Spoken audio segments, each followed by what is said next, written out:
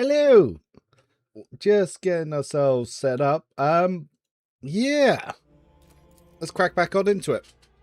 So, ended the stream last night after about 10 hours. I actually went back over and loaded up early to work out how I sort of softlocked the game.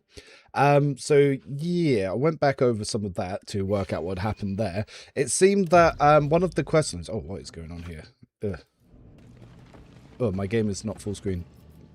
So, yes, I had managed to softlock one of the quest lines by... Oh, I can't access the bomb keys here. But yeah, so I'd managed to softlock one of the quest lines. And then I had to go back and undo that. And I worked out what had done it. There was a certain NPC that I needed to talk to be able to enable a trigger. And a different NPC that if you can actually lock yourself out of the dialogue with him. But I've managed to fix that now. So I've got back to the last fight I did before the end of the last stream. And we're just going to go in and redo it. Because, well, some people might want to see a battle straight away. And I bought the group companion this time.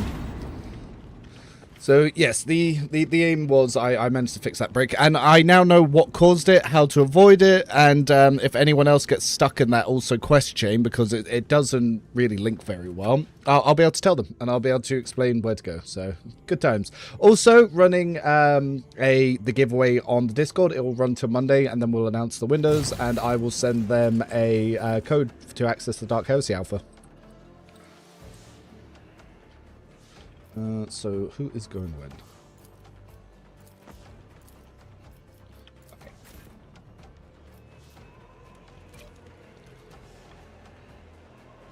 So, yeah, that will be all up fairly soon.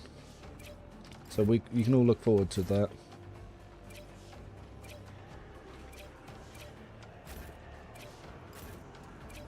Right, let's get everyone sort of set up.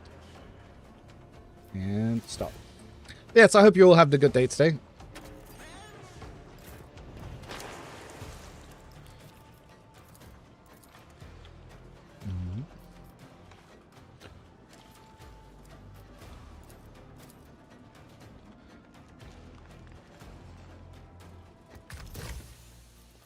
Oh, we can aim for the legs, but our to-hit chance is not the best. Oh, let's just stop. See what kind of damage we can do out here. Ah, and the little birdie gets involved. That's nice. And we got exploits on there now. Alright, so, Pyromancer. Doing Pyromancer things.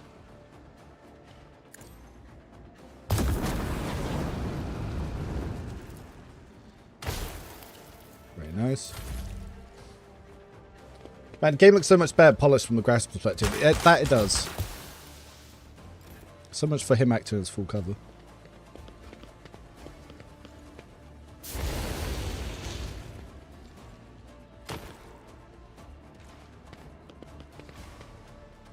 Right, they're lining up beautifully.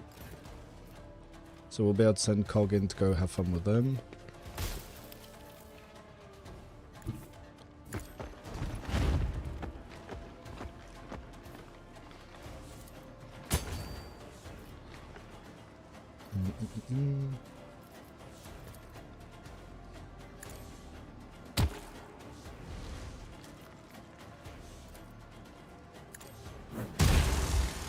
Very nice.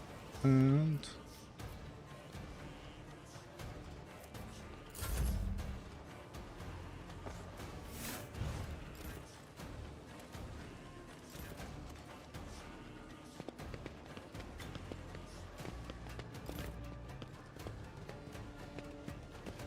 but the crew companion is available in the alpha. It's literally there. You can literally see her.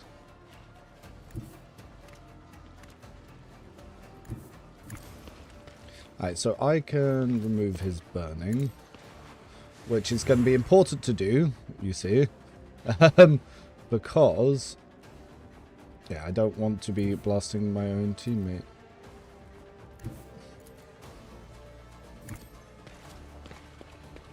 One of the weapons I'm going to be using as well is the melter, and melters are actually really good in this, because they armor strip. very, very well. And it breaks enemy concentration also very, very well.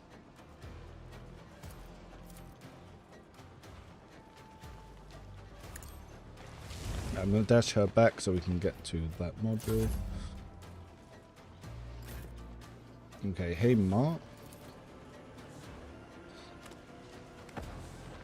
Oh, technically, I could drop him here and just go burst these guys.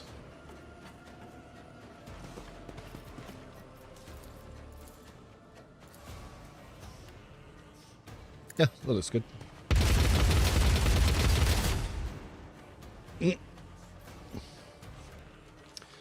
These burst shots and area attacks cost +1 AP. Well, they did not survive for a second one. That's for sure. And then I can just dash him back up to get him out of the way.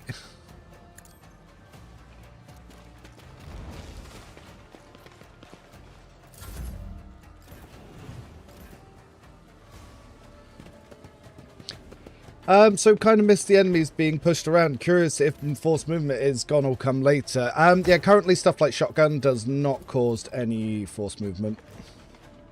But we'll have to see where that goes.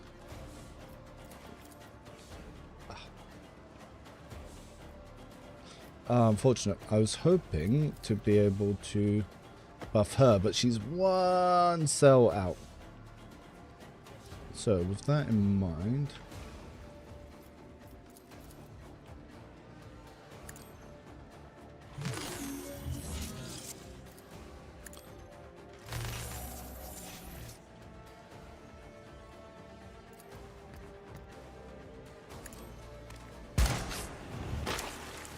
Ah, we miss.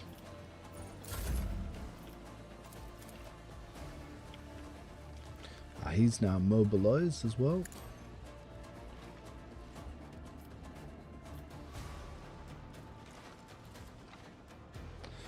We can shoot someone's arm up.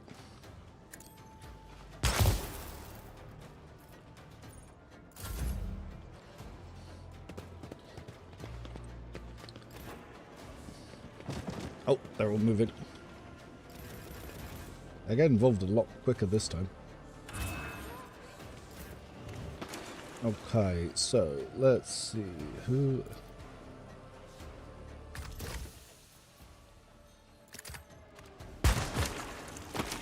Nice. So we're spreading some exploits around, and then we can start trying to pick off the exploits in the next turn.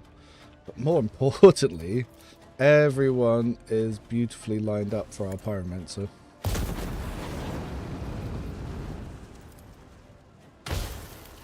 Pyromancer's so good in this. Cog's morale has been very badly hurt. But I think that's more to do with these litanies going on here. And that's what's buffing the enemy morale. You kind of need to try and get to that turn 1, really.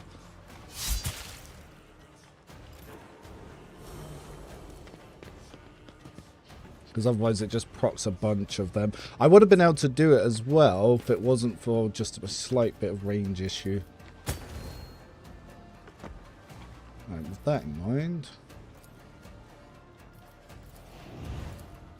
Alright, so when they don't have armor, these attacks will also put on bleeding on enemies.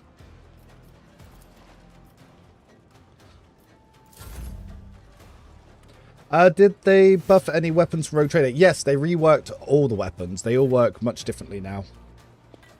They all have very different roles to them as well.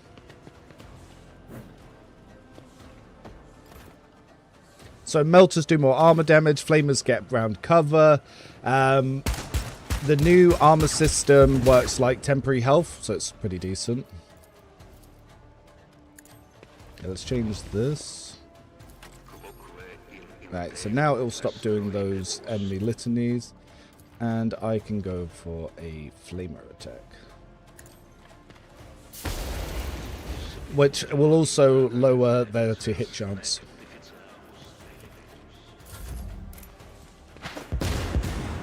As you can see, they can set up ready actions to do all sorts of annoyances as well. Alright, so a bunch of people are still coming. So let's position ourselves to get a burst fire on there.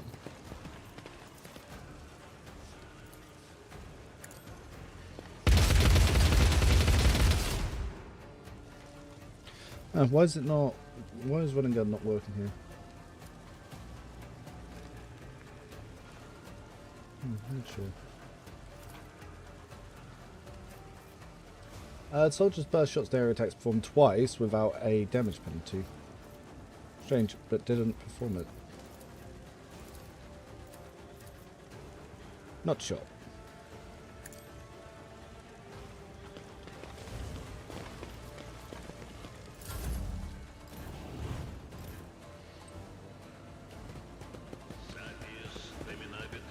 Afternoon. Shotguns are much weaker. If anything, I don't really consider shotguns to be worth using at the moment. Right, let's get... I was hoping to get some burning off here. So shotguns now don't knock back, and they do way less.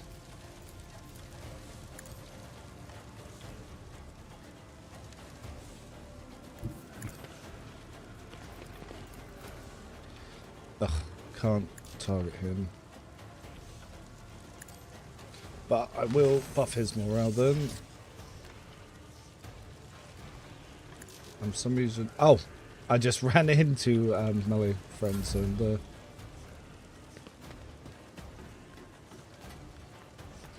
Who introduces you now? Whoever I tell to. It's funny, that meme, because Abelard stops introducing you after Act 1. Alright, so this will give us morale now. Ooh. So, let's try... let's see what kind of extra damage we do here. Yeah, operatives are still really bad. There's no other way to really put that. Operatives are not good.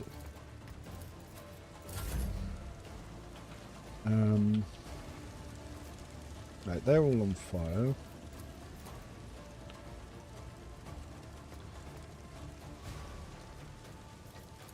Yeah, let's start doing some damage then. But if I use the burning ability, that will also affect allies, so I won't do that for now. I saw that they started streamline leveling. Do you feel like it's simpler now? So it's definitely less deep, but we'll have to see how specializations work. But I'm probably going to drop the operative from the party because they don't add anything still. They're less than underwhelming. If anything, they feel weaker than they were in Rogue Trader. Hello! But yeah, yeah, the operative problem still exists. Low damage, single target, not really any niche that they fill.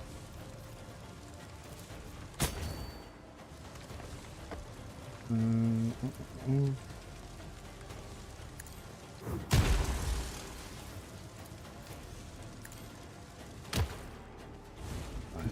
So it's time to move these guys. Let's go for a big meaty thwack then. Yeah, operatives just not very good. Not very good at all. Nope. He's got heroic. But melters are much better. Flamers are much better. Okay,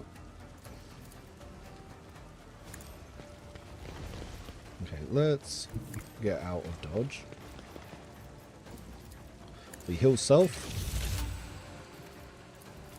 We heal ally.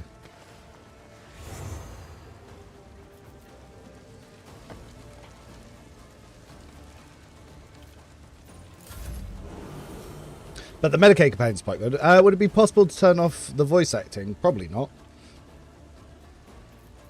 Alright, so why attack not work? So this is meant to burst fire twice. Not sure. For some reason running gun's not working.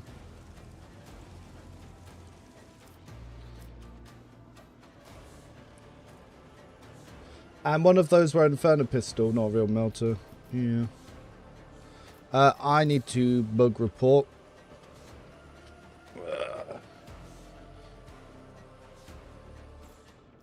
Critical.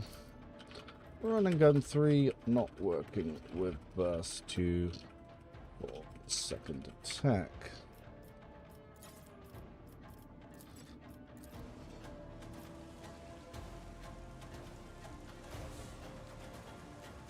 Yeah, the alpha's very, very, very buggy. There are entire quest lines that are broken. You'll get soft locked in places. The combat counters are vastly overtuned. Enemies get infinite heroic acts, and it means every couple of turns they just one-shot one of your guys without earning it. So it is, yeah, it's a bit annoying in places.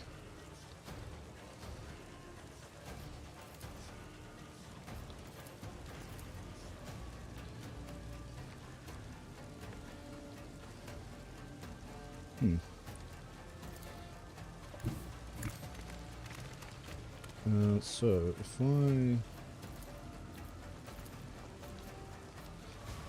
So the damage one potentially could hit both.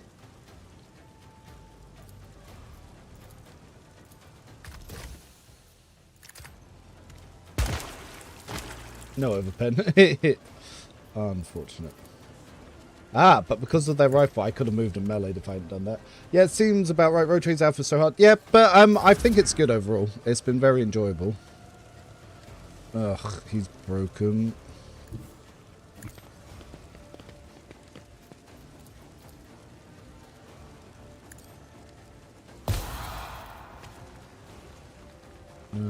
Yep, now he's burning. You're still burning when you shouldn't be, because... so my Medicaid ability to remove burning didn't work. My other character's ability... Oh, now there's a demon there. Yeah, one of the things I'm definitely finding is operatives are still unplayable. They're just not good. They're low impact. They don't do any damage. So, yeah, operatives still need a lot of work. But there's no place for them in the team. They don't add anything.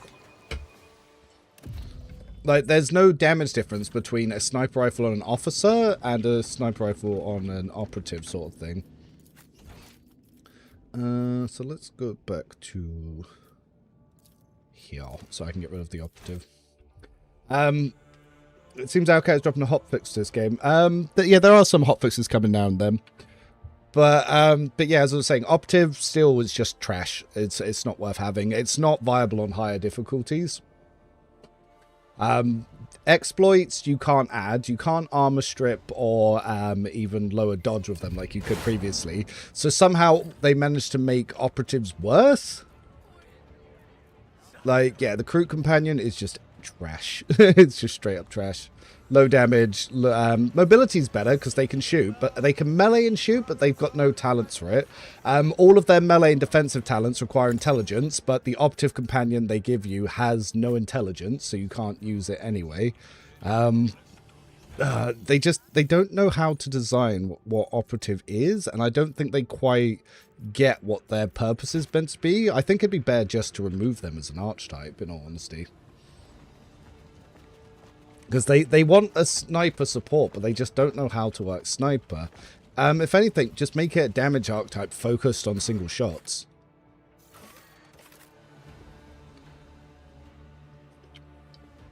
I really hope they just build operatives for using the cooled shot system more efficiently. So the thing is, the precision stuff, it doesn't add anything because you can't land your shots. So you get a -40 penalty to hit any body part, and armor prevents criticals anyway. So until you've removed that armor, it does nothing. And once that armor is removed, you don't need it to do anything. That's the problem. So it's just one of those things that they haven't implemented the system well.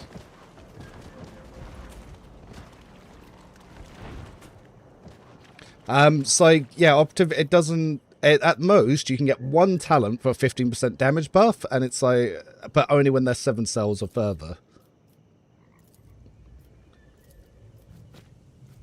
So it's, yeah, it's just one of those things where they just don't They don't add anything to your game plan.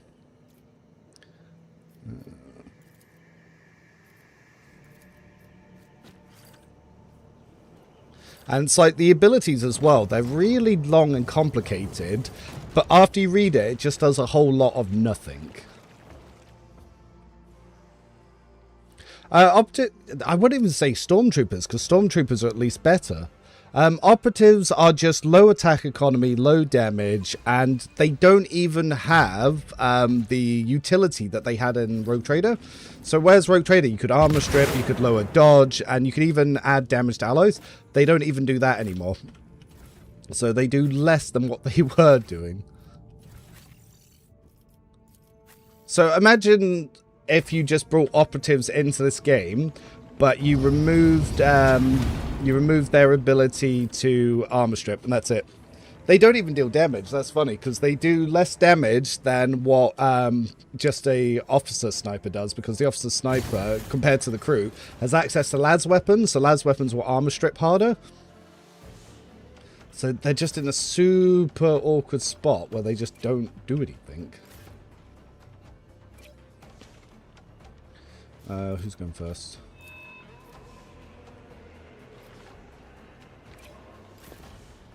Oh, in that case, well, I still want you up, though. Whatever.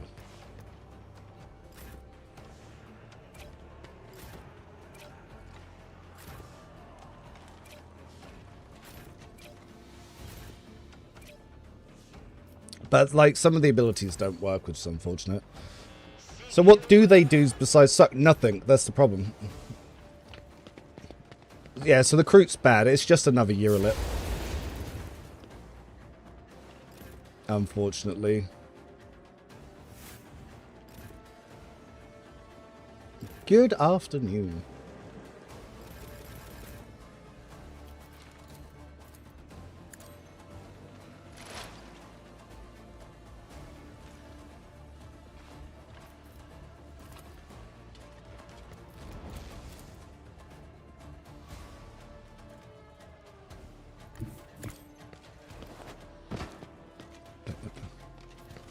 The Wayseeker's pretty good. That's a problem. I can't get as far as I need to go. Which is, it does a mixture of precision attacks and other stuff.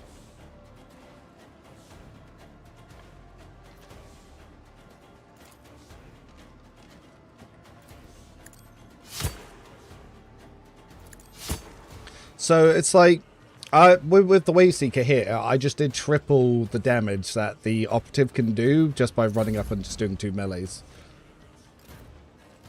Yeah, the alpha's available until the beta. Wayseeker has movement abilities. It doesn't have Cassius style abilities. There's nothing as powerful as Cassius set up. Oh, he's getting fucked up.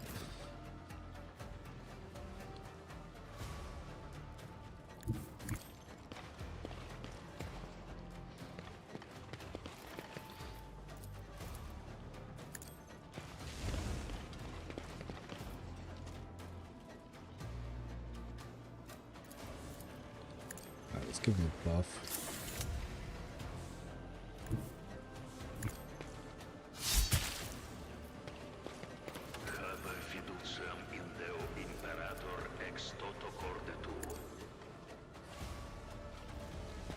But yeah, the movement specialist, yeah, it moves. That is definitely something it does.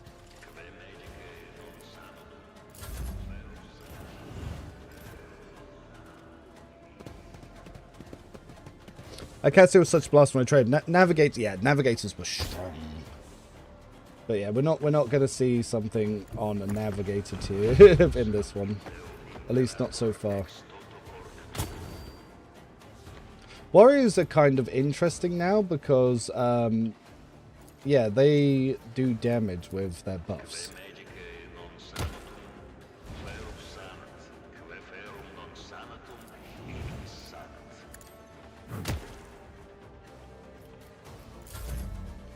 And again, all the other archetypes have ways to double attack or triple attack, whereas Operatives don't. Again, same issue as before. Low attack on me, low impact.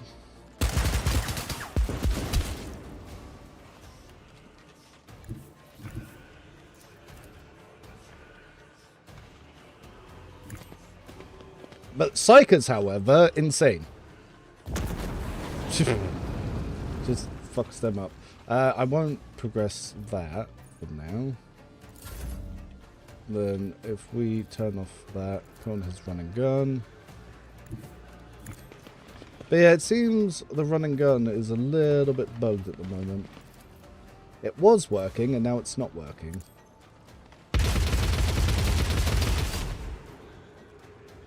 He's meant to do a second attack, but he's not doing his second attack at the moment. Don't know.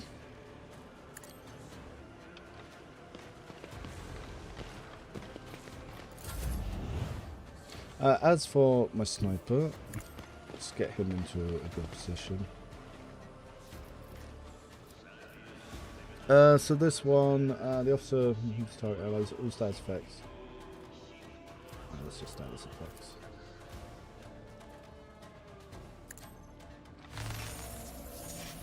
Alright, let's give him some positive morale.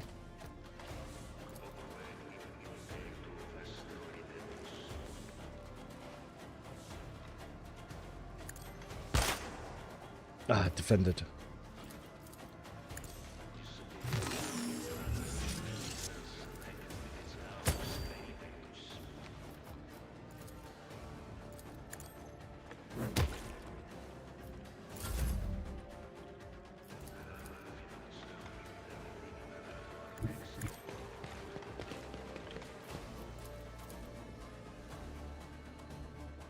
Doesn't seem to want to let me to debuff from there. It's fine. Oh, best view is gross.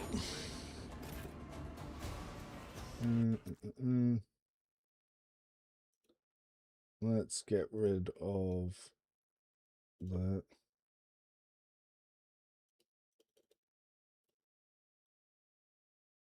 Blah, blah, blah, blah, blah.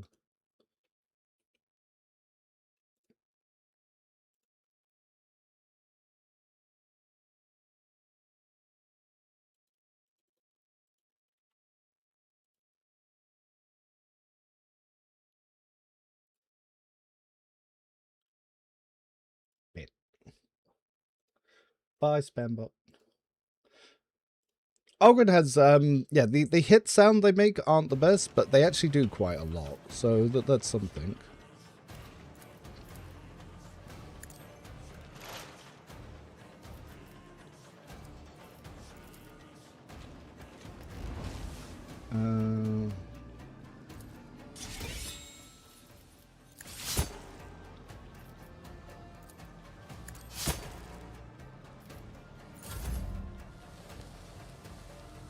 So how are Psychs OP, both human and Xeno? The Xeno's not very OP. He's like a telekinesis and a movement specialist, and he can get abilities for damage mitigation, whereas the Pyromancer is insanely OP.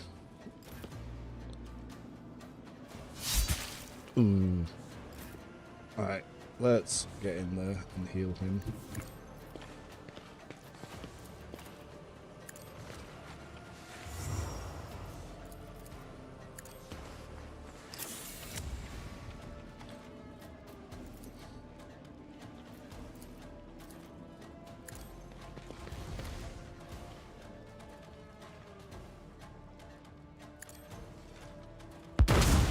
Melters, like I said, they do great armor strip. I might need to get over that to change that. Alright, so yeah, they've changed it to a beard him. Fortunately, the Ogren still suffers from movement issues. I can't path. So this is meant to allow me to get past enemies that I can't move around, but even then I still can't do it.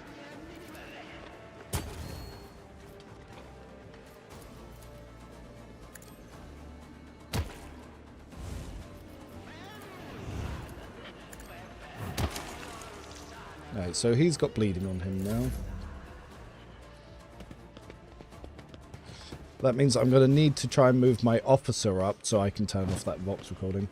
Ultimate Psychers, and yet they hit like a wet noodle for the past 20 years. Psychers in this hit very strong, and they do really powerful AoE. Like, and you can choose to ignore hurting allies, which is pretty good. The thing that's currently holding me back is because he's on fire, I'm not using his follow-up ability.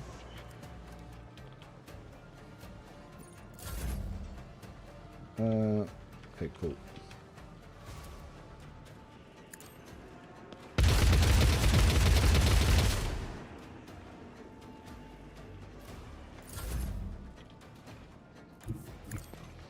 So, I want to try and get to her to give her a movement turn. Ugh, still can't get there.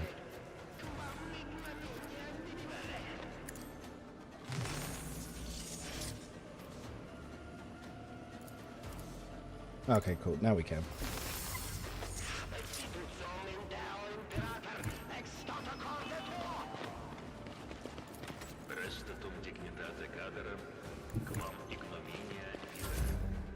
Cool.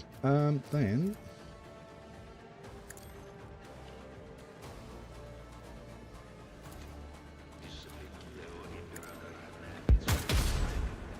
Ooh.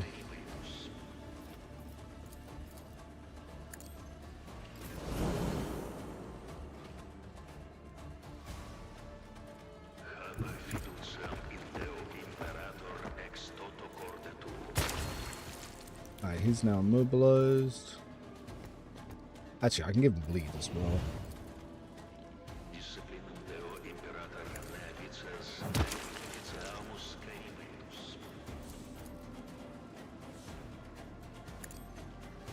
So it's a bit funny about where you can end up to actually move, so I was just getting him here to threaten this one. Oh, now I've got more movement? Interesting. But we can use him as cover as well. I really hope Demstacking isn't as OP in this game. Yeah, it may be, it may not be, we'll have to see.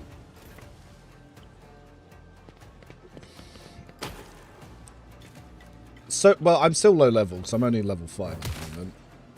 But it feels a lot more balanced, at least.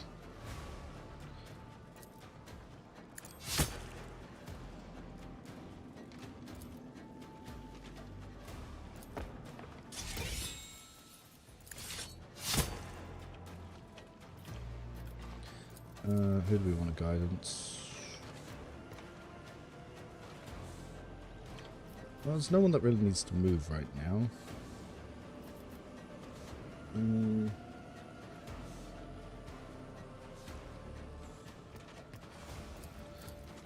Let's keep that on cog so we can actually land some hits.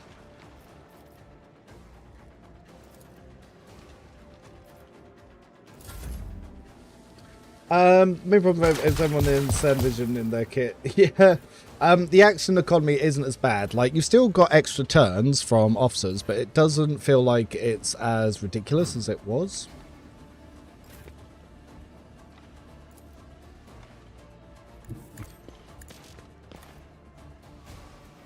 Oop.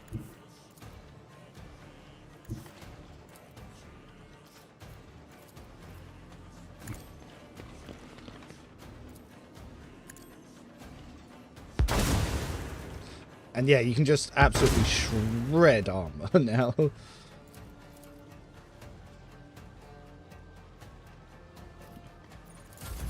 Yeah, melters are good for that.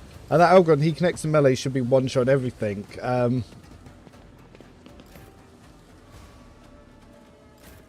He does quite a bit of damage.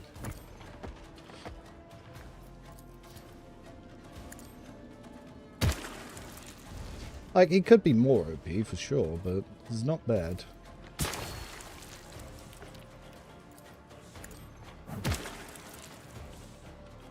And the warriors have some very good upgrades.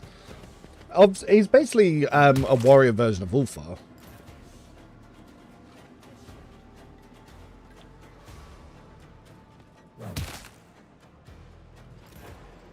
Them setting my ally on fire, though, has sort of prevented me from clearing the map with my Psycher. Because he can set things on fire and then do follow-ups that do extra damage to things on fire, but it does not differentiate between friend or foe. Yeah, so I can up their burning and insta-proc it like an executioner, but as long as he's on fire, I don't want to do that.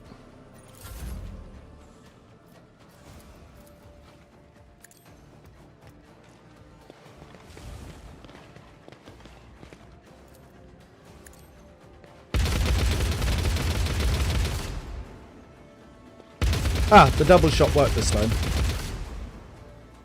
So that's good.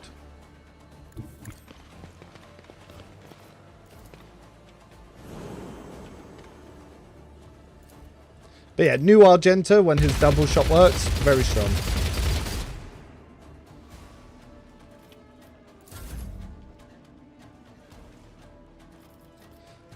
So, let's start getting some ally design up.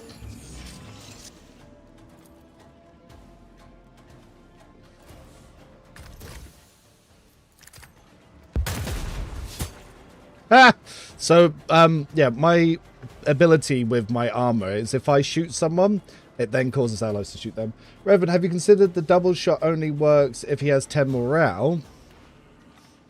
No, because I've been using it for 20 hours. That's not how it works. It's... Unless that's a change of the ability, but...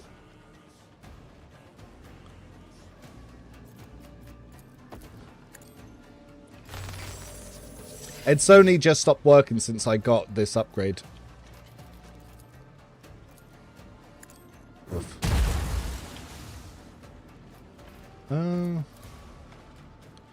Screw it, let's kill something.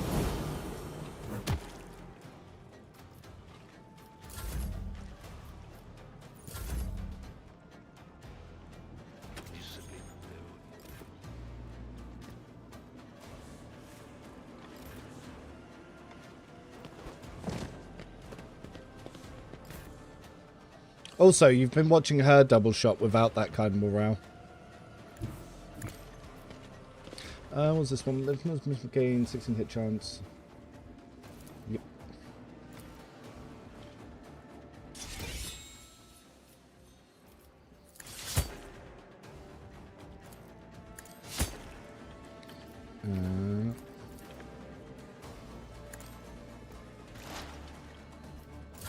Yeah, but Luna, I've been playing for 20 hours and it worked before 10 morale before, so don't try to gaslight me.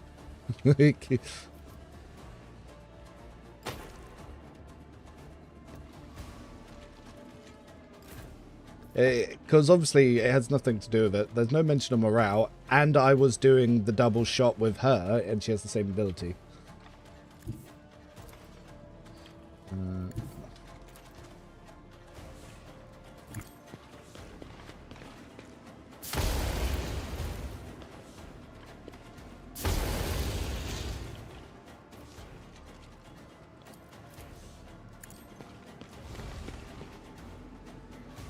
The Ogren attack's actually pretty good. I just realised on my Cherugian, I actually need to apply some of her abilities correctly. I'm going to try and get this burning off, so I can actually use the rest of my party's abilities. Okay, now the Pyromancer can be unleashed. Now that they're down as well, I can move him down here.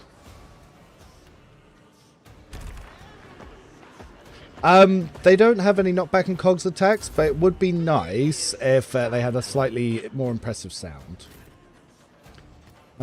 So you're all on fire.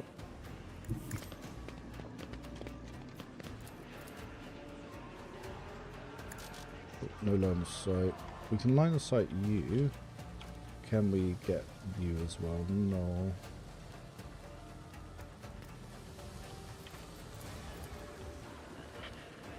I'll just get you then. So yeah, the cool thing is you can map wide up the burning, so the inflammability essentially, it's very good at kind of just tearing people down.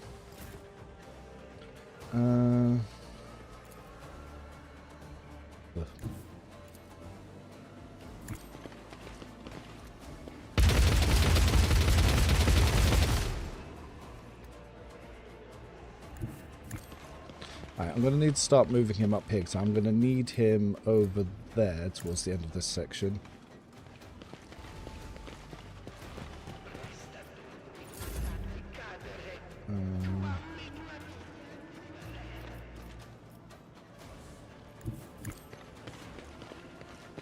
I can switch that as well.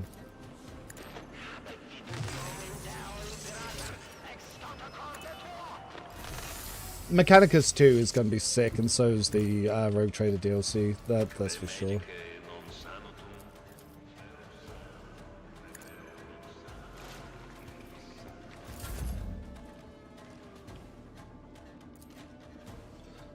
Don't think I have line of sight to anyone at the moment. Okay, I'll save that heroic act, because whilst I have the maximum heroic, I can give buffs. Yeah, the heavy stubber sounds good. They've definitely improved that for sure. Okay, let's go stab some of these guys. Battle music here sounds rather reminiscent of the fight music. Yeah, the battle music in this is actually pretty cool.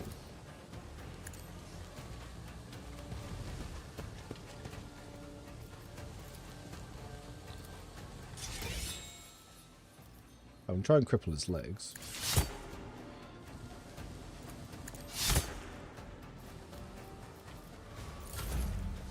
You'll see the second phase of this encounter in a second.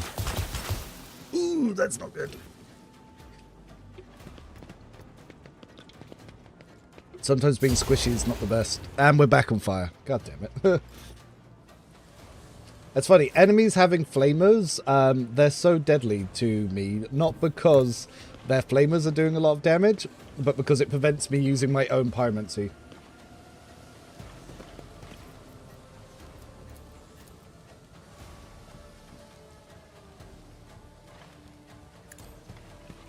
The other cool thing is you also have abilities that increase your range now as well, that are pretty nice. So you can choose to have like more range, or you can choose to have more damage.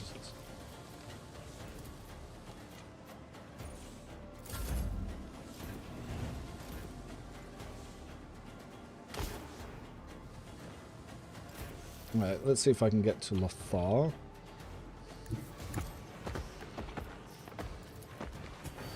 And we're once again back on fire. God damn it.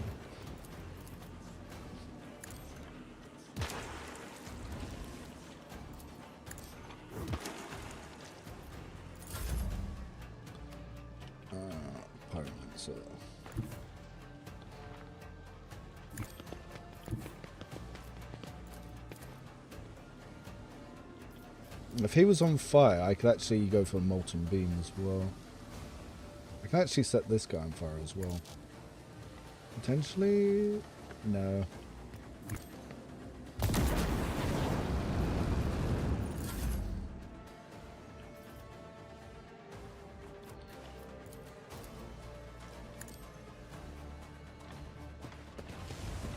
Oh, what's this? Divinity Original Sin 2? No, it's Rogue Trader. Well, not Rogue Trader, technically Dark Heresy, shall I say, but...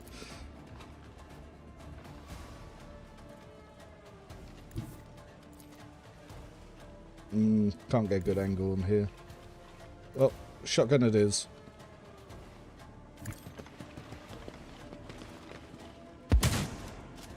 See, shotgun's working, it's just sometimes the burst attack isn't working.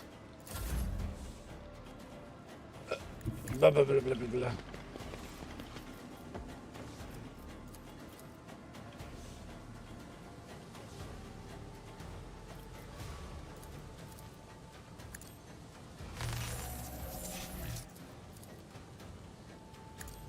So you can give them movement turns where they get some AP to use their passives, or you can give them action turns. I've obviously gone for movement turn, so I can get up here to use her healing ability and her buff ability on him.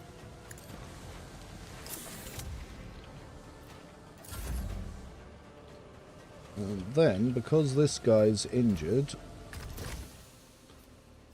let's see if we can get a headshot in here to do some extra damage.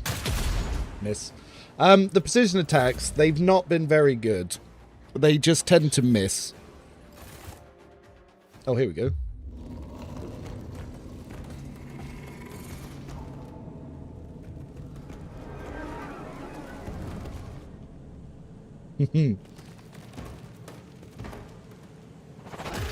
Yeah, demon. Here. Goddamn. So.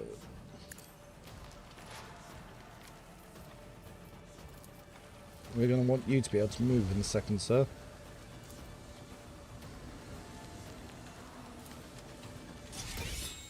Yeah, there's no point. It's not going to even do anything.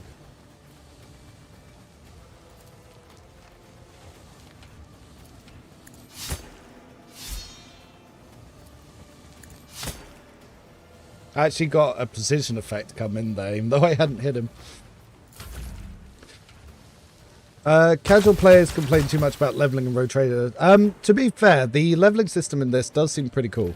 I haven't had any complaints about it so far.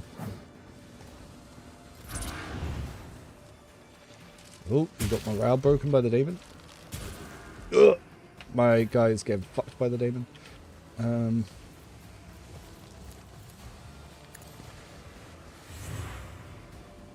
Her, however, I need her to spend most of her stuff shooting this. So I can buff him first.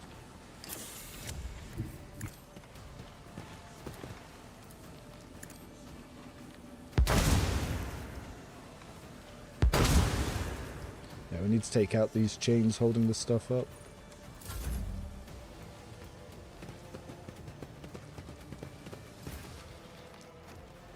As for Cog, my boy.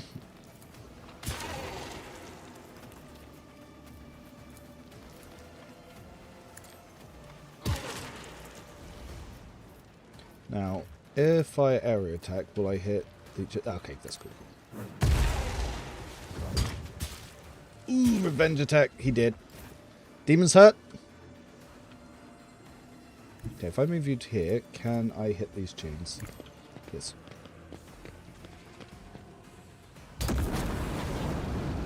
On that point, I believe that none of my guys are now burning.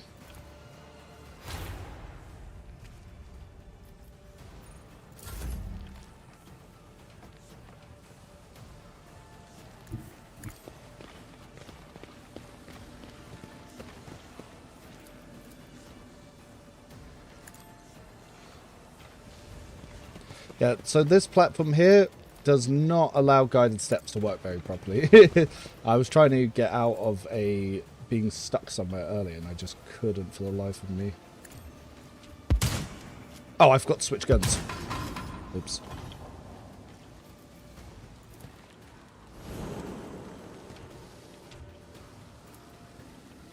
No. Don't have the range.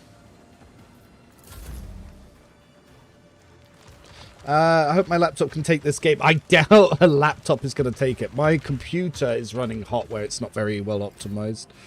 So yes, I think you will struggle with a laptop.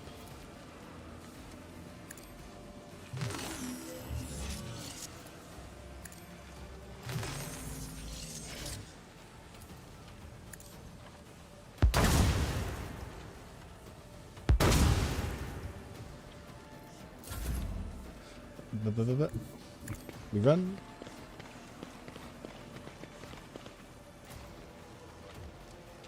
Can't hit that one. Can't quite hit that one either. Could give her heroic term. Might as well, just so I can get rid of this chain. The quicker we can do it, the better.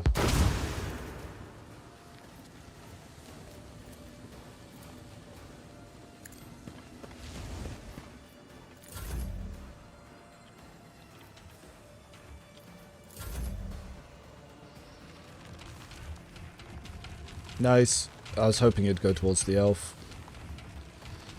Oh, he's going towards them. Interesting.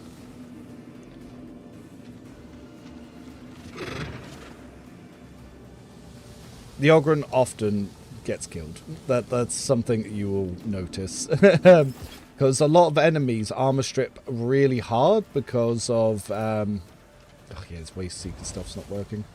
Yeah, they armor strip really hard. las weapons being super common makes it so that, yeah, they tend to get destroyed. Oh my god, can I really not shoot that?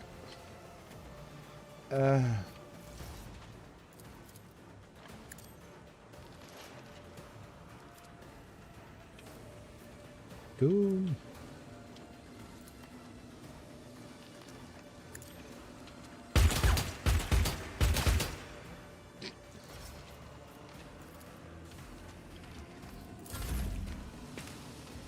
Oh, one of them burned anyway.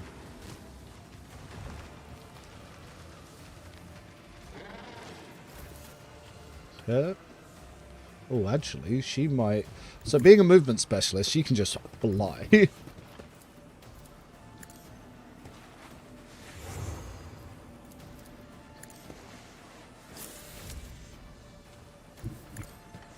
Yeah, movement specialist, definitely been enjoying that.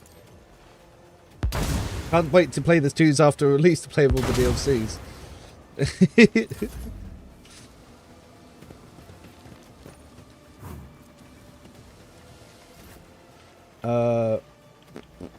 Pyromancer can't really get in on that. Oh well, let's go damage some demons then. Let's rhyme it.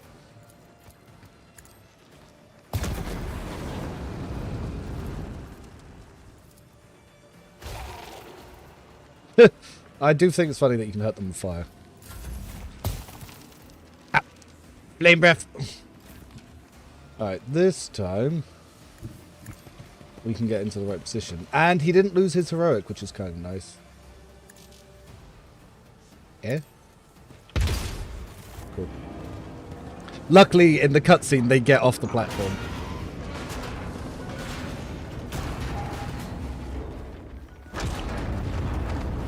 See, Remortus really likes the Operative companion, but he also really likes Yirle and thinks she's one of the best characters. So we definitely have different opinions on Operators. Like, I don't even want to use the Operative because it just feels weak and unimpactful.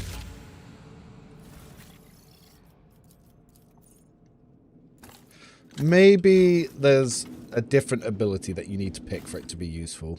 Don't know. Oh damn, overwhelming auto gun, that's cool. Distracting les gun, distracting flamer. Yeah, I've already got a distracting flamer.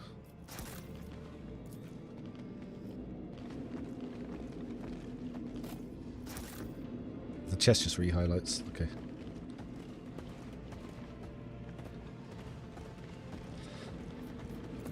So, this little mini game, you can only highlight things where your mouse points. So you gotta try and find stuff that way. Now, if I remember, over here there should be a chest.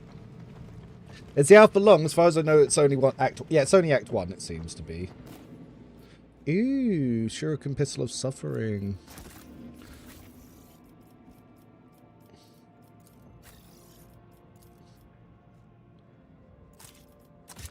Oh, it's actually a pistol as well. That's cool.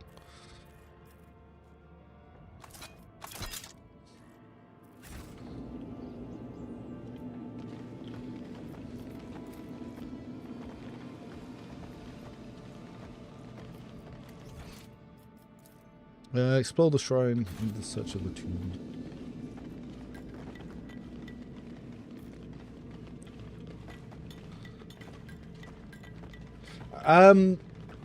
Yeah, so if I just quickly save this, post battle,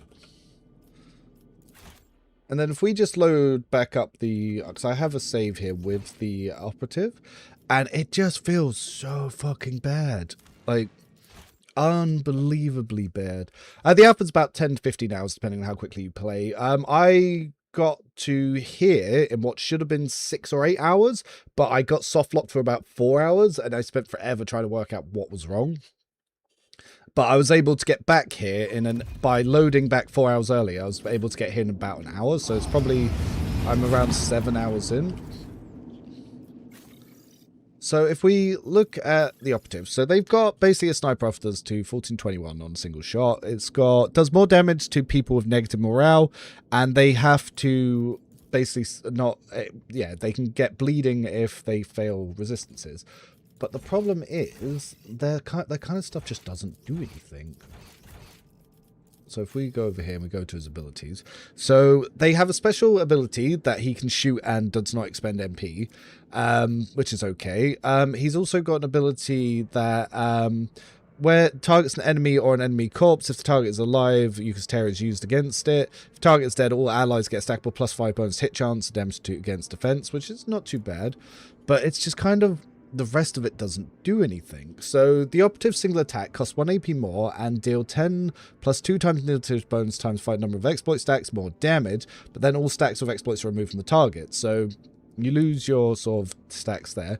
You've then got the exposed weakness. The operative single attacks cost 1 AP and do 20% less damage, but their hit chance is increased by 5 plus perception times number of exploit stacks and inflict 1 plus more exploits. So you build exploits, you remove exploits. So you need 2 attacks to do it. And it increases the cost of your attacks. Then you've got precise aim, which is your precise attacks cost 1 AP, but each inflict more stacks of exploits before the attack rolls. So this one only applies to precise attacks. So obviously this passive doesn't apply to anything. Another one, does this one work yet? Nope. And there's your movement one, can go to here. So I forgot to give her abilities. So when she dashes, she heals allies, which is really strong. Which one's this one? All abilities scale on intelligence instead of other characteristics. We can give that to here. Yeah, that's actually really strong. I should have put that on earlier. Ogren Pommel. So if 1 round target's defense is reduced by 12, that can only go on smash. So apparently it had fallen off. If the Ogren kills an enemy, all enemies from one side must pass or suffer morale. Which one's he got on here? Ghastly Mutilation. Yeah, that's that one. Ogren Pommel. Yeah, that's now on smash. Wild Swing. Whenever Cog hits enemy cover with this attack, he gains 2% damage reduction for 1 round. So we will... We can put that on Forceful Strike, or we can put that on Area Attack. Yeah, it's probably going to be best on his Area Attack. All abilities scale based on Fellowship. His Fellowship isn't exactly good. Which one's this one? Ally damage is increased. Oh, that one's not on anything. We'll put that and bring it down. Sometimes the modifiers won't apply. But yeah, these are some of their traits and skills and stuff. So yeah, we'll go back into this combat. So my healer's going to be way more useful. Now that she can actually heal. On dash as well. So she can dash and heal and then use her stuff. The rework 2 stuff looks really cool. I definitely agree with that. Right, so we'll move you back up to here. We'll get our sniper back to here. Officer can go here. Jungle Boy, you're probably going to go down there. Right.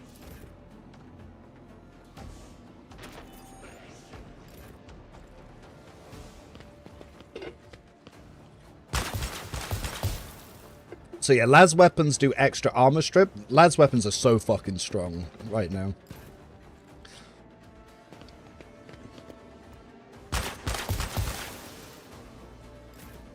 Alright, so let's move Cog up. We do that. Do this. And smash applied. We've got 2 more AP. Right, so his armor got sundered. Sundered reduces their damage reduction. He's obviously going to set Cog back on fire again, which is annoying. So it means that my pyromancy ability can't really be used. Yeah, melters seem super solid, especially for the armor strip. Shotguns do a lot as well, but they seem to cost 2 AP to fire, so shotguns I'm a bit iffy on.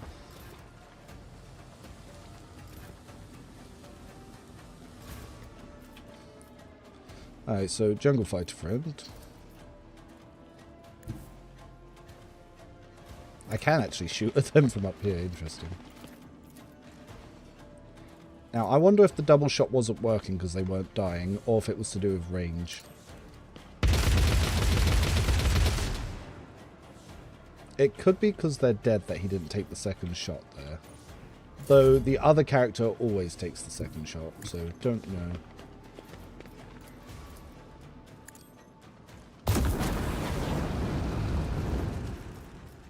So for now, can't really follow up because he's on fire, so that will hurt him.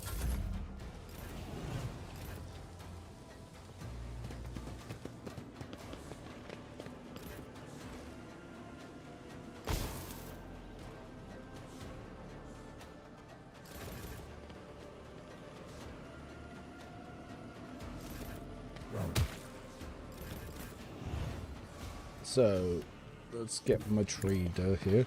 So I'm going to try and fix my allies' morale issue. So first we do this. On the leadership. So he's currently broken.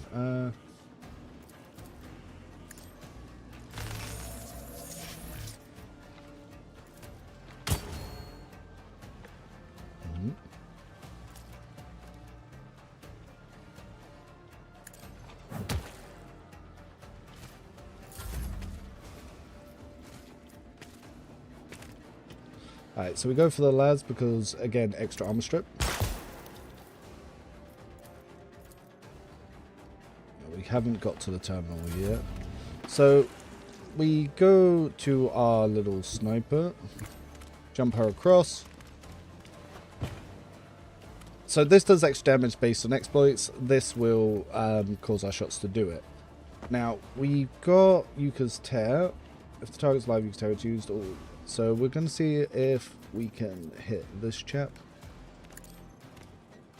So bird comes in, does a little bit of bleeding, which is a-okay. Now, he's not going to do much damage here, but he'll set up some exploits. So he missed, but he still got his exploits, and then the bird attacked. And that's kind of his turn done, really. It's...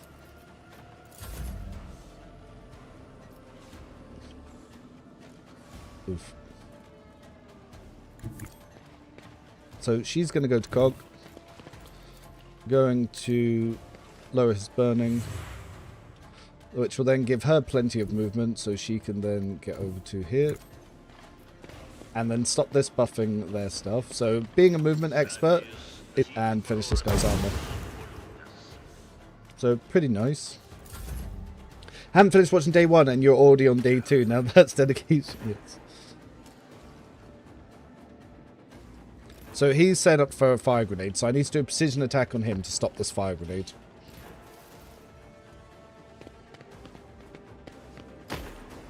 Enemies on daring at least gain way too much leadership. They get like +4 a turn. It's crazy.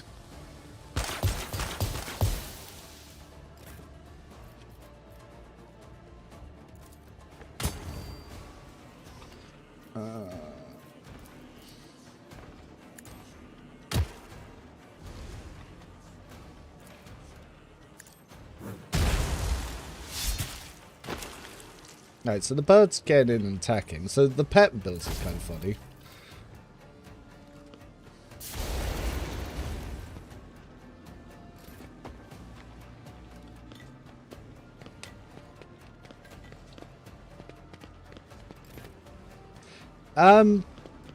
Yeah, I've not seen any forced movement. There's stuff to stop enemy movement, but I've not seen anything to force the enemy movement. Oh, damn. Can you get a burst on these guys?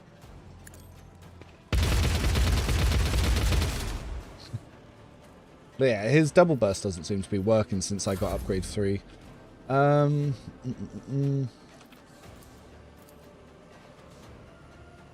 Pyromancer are just eating good. Again, I don't want to melt her armor off by upping it. Though, as tempting as it is. So enemies having flamers are the easiest way that they can stop your Pyromancer from just clearing the battlefield. Which is kind of funny.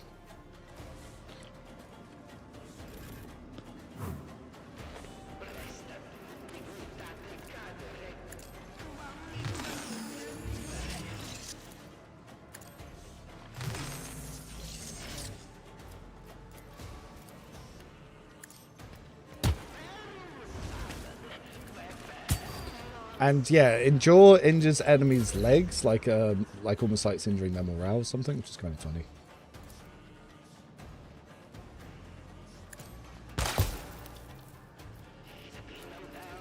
So you saw how much damage his sniper rifle did, and then when we go over to the Birdman's, it's not going to be as impressive. Potentially we could actually take a targeted shot, and then no wait, no, it's only single shots that don't get moved by my stuff. So yeah, look, 8 to 11, 8 to 11, 26. Like his to hit chance is also very low.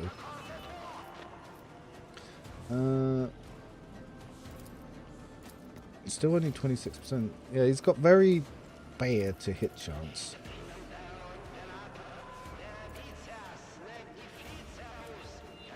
Does anyone even have any exploits? These guys have 2 exploits, but even then, our chances to hit are pretty low.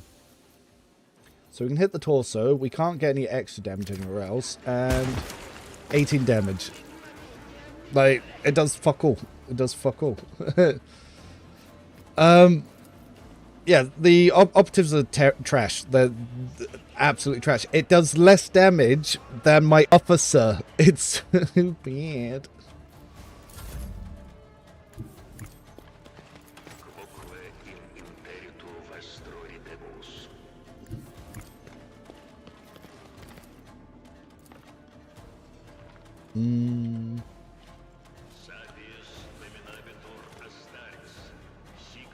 Can I do this without hitting my ally?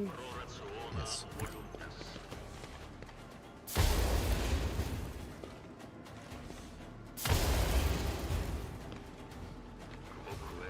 So, yeah, basically, as I was saying, no reason to use operatives. They're shit.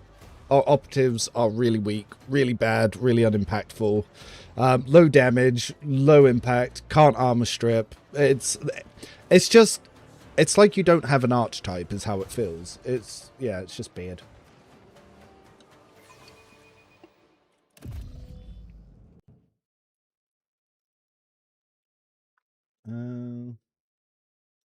Oh, developer news. We've just had a little hotfix. So, let's just quickly switch over to screen catcher so I can just quickly reset the game. Oh, not screen catcher, webcam. That's the one. But, yes, whilst I just quickly apply the hotfix. I don't know what they fixed, but it's probably something worthwhile.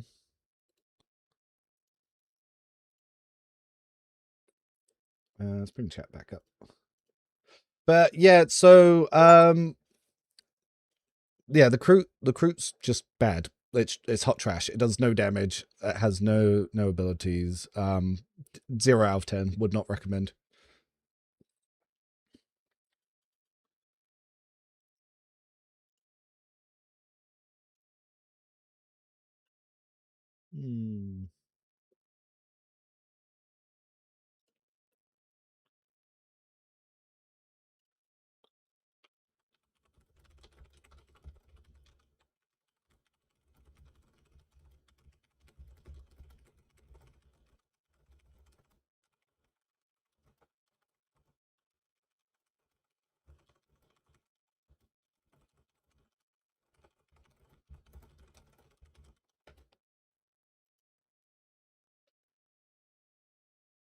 Nope.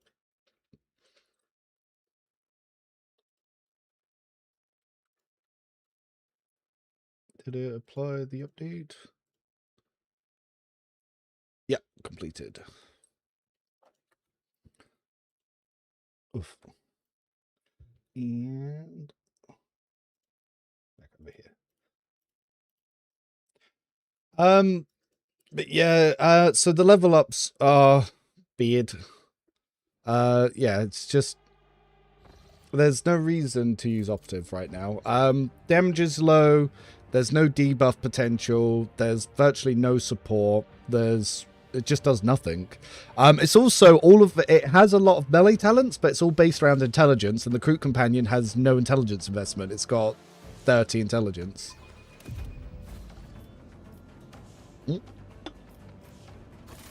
Let's swap over to the post-battle.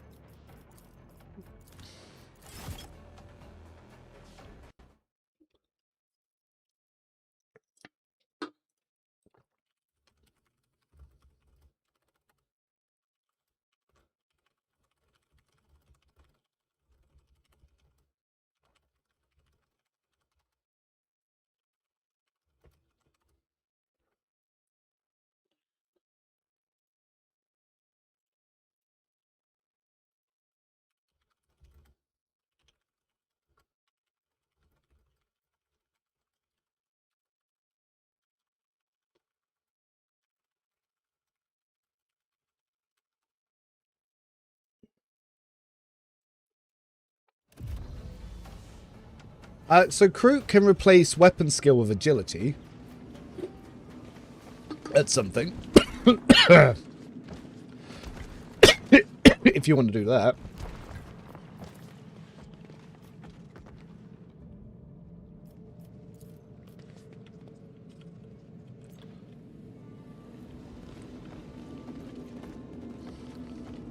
Oh, what is my formation like? Oh, it's one of these. Okay.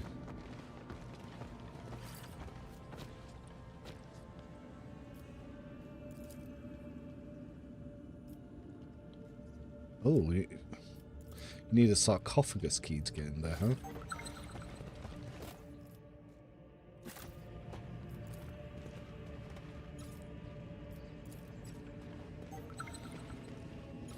Ugh.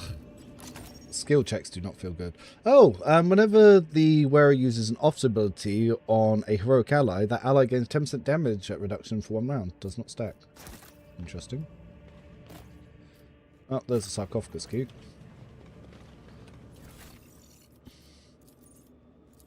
Yep.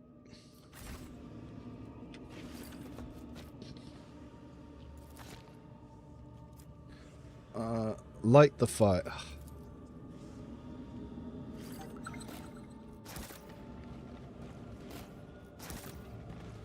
Okay, this time we've got the stings.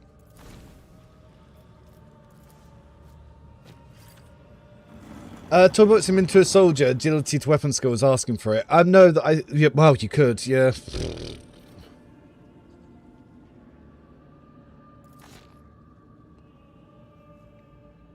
Nope. Let's not go an item yet. Graphically, the game looks much better, yep. No, the game does look pretty dope.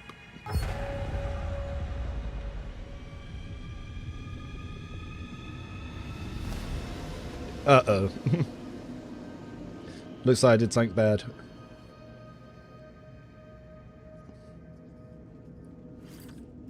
What's going on over here?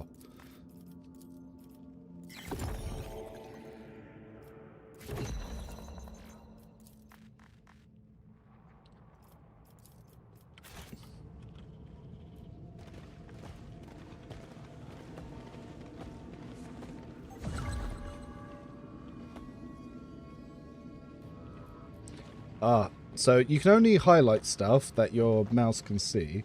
And you can only move it when they stop moving. So that means you have to get them in position, and then you have to look. They do something when the light touches them.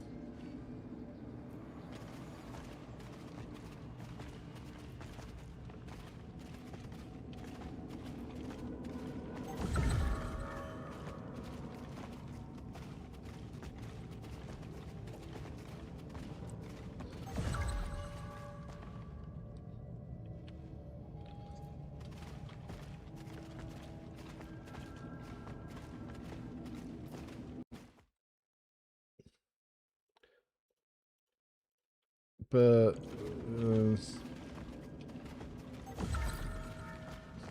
uh-oh.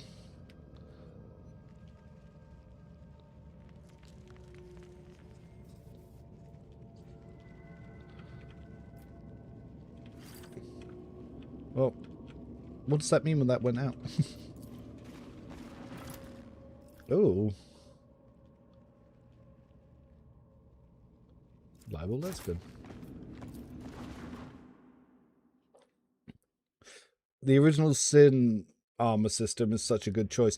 It's not the same. It's not the same because obviously Divinity prevents certain abilities, and Divinity Original Sin's armor system, the second one, the armor system was crap in that because having the magic bar and the physical bar was horrible. This one, it's basically temp HP is being used for some other stuff. What's the purpose of the servo skull? It's kind of like a pet, but it's mostly just used for investigations, and it follows you along.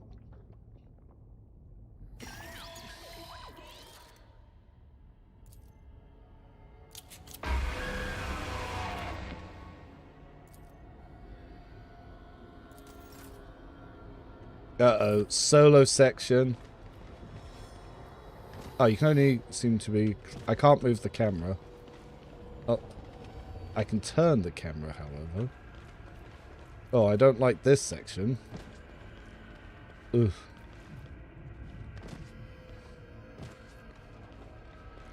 Oh, I'm having to manually do this. Ugh.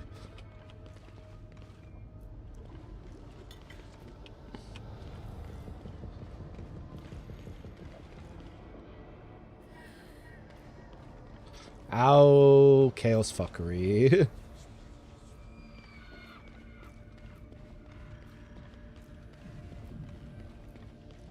Wee.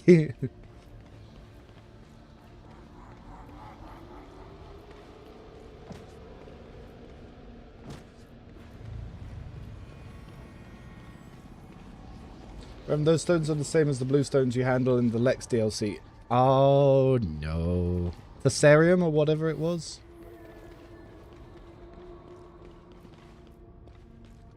Oh. That's Hamar. Whee!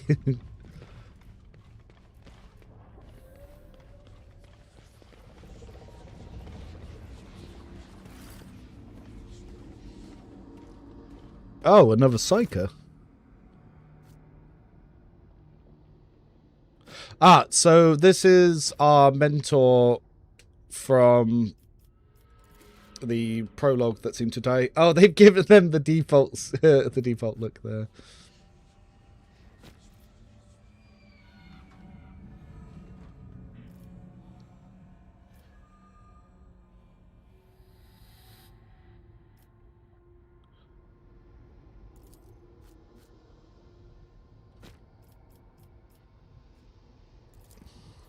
Cool.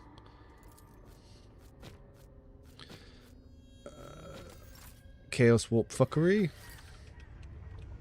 Oh, we're still stuck in this awful camera mode. Oh my god.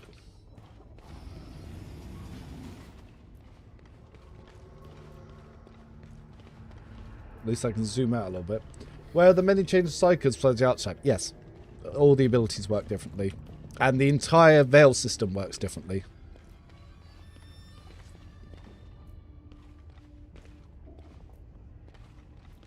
Oh my god. I already hate this section. I don't like that the camera's locked to me.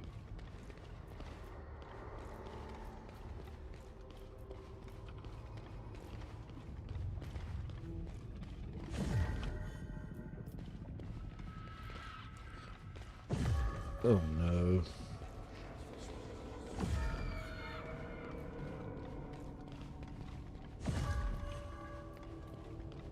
I have no idea where I'm even trying to get to.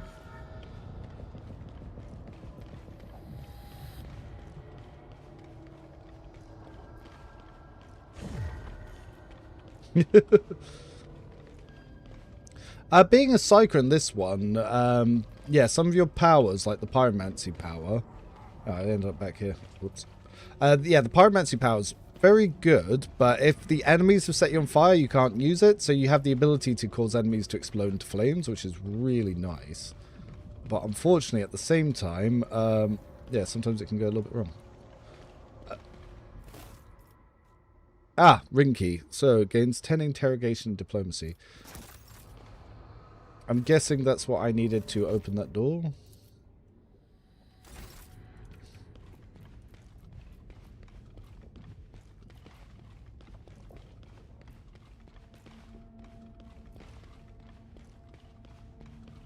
going to guess there's a corpse with a ring. Yep. Oh, there's another part of the corpse. Depths Mechanicus Tech Priest. Oh, it's the other half of the dead body that we found in the first area. So it was heretics that did that.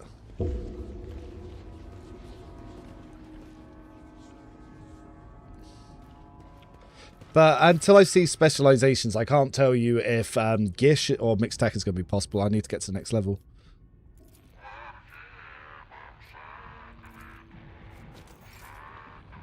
What's my XP at? Oh, we're close to level 6. Hopefully, I can get to level 6 without starting the second world state. Ugh. Oh, what's going on here?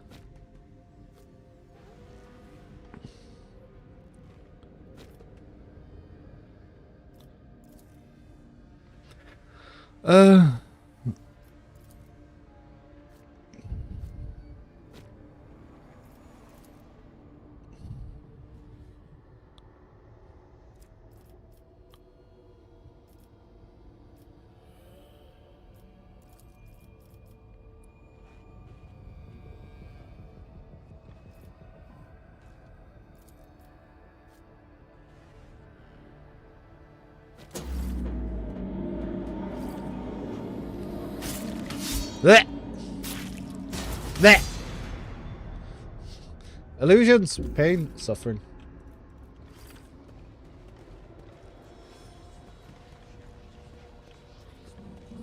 Oh my goodness. Do you know by chance when the beta starts? No idea. Okay. So we leave, I guess? Ah! No.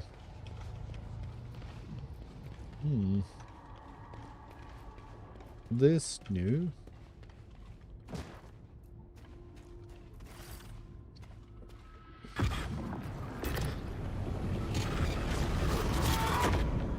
We'll probably have until after DLC 3.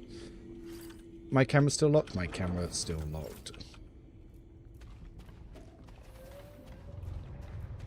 I just want enough XP to see the specializations.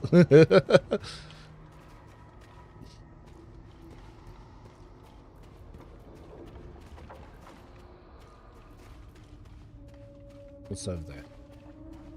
That looked like a doorway of some description.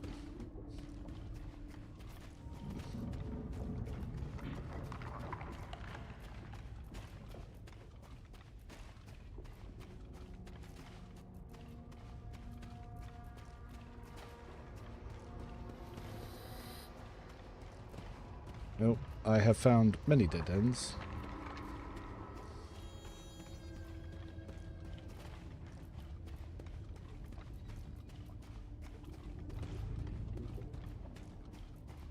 Well, well, well, well. Ah, the way I came in is closed as well. Ah. Now what?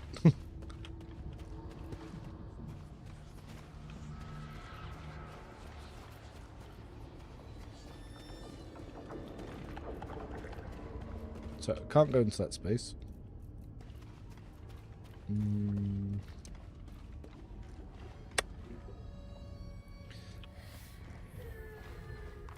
The maze doesn't bother me so much as the camera being stuck. Like, for CRPG, it's kind of annoying.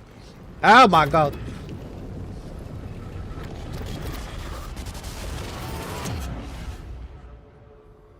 Fucking Chaos Gods!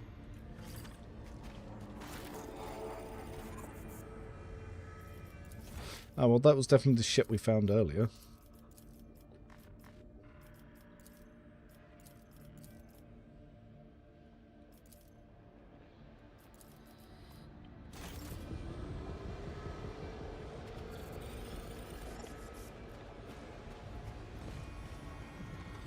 Ah, we are back to this, are we? Oh! Well, we found some of the missing workers.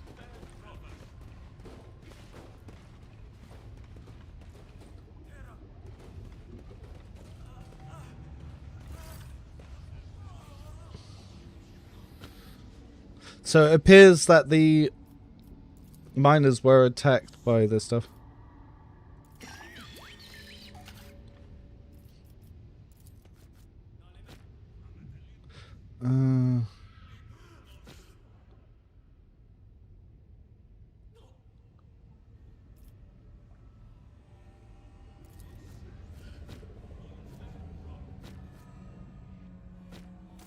Nope. This is some Event Horizon shit going down here.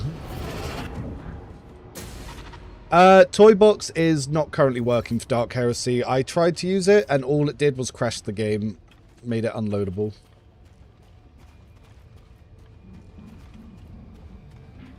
Did they change the what?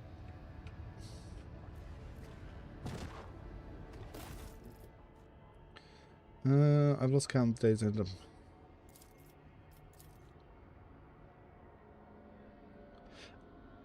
Oh, the initiative system. No. It's still just as hot trash. They're using stat blocking. Yeah, unfortunately, initiative is still hot trash.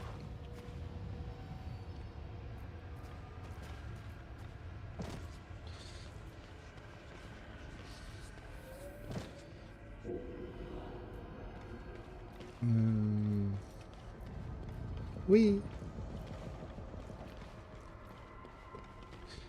Unfortunately, the camera's now zoomed all the way in.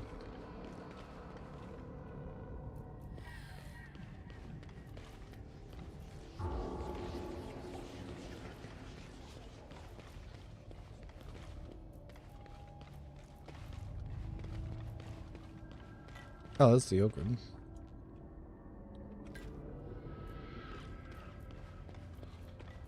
Hi, Cog. Bye, Cog. Who the hell is hidden? Interesting. As a pwn. Wait, who's a pwn talking to? Oh, she seems to be trapped in her own nightmare.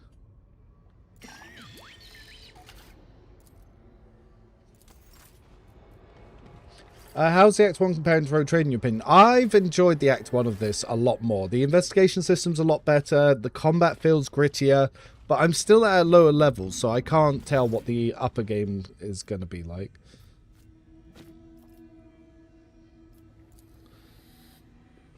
Oh my goodness. They said 2 files were missing. Apparently it works now if posts are to be believed. I tried it last night, so I don't know.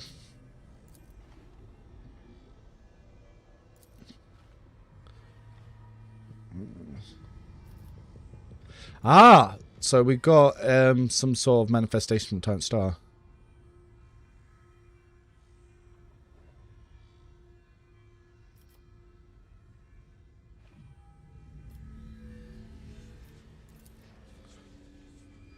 Since I was...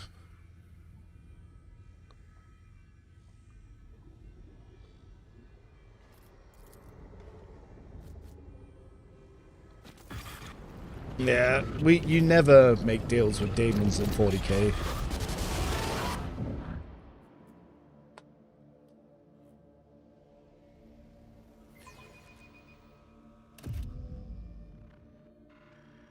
What's happening?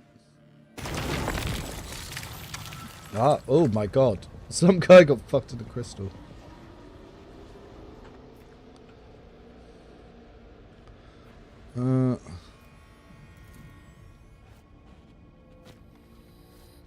But this is really trippy.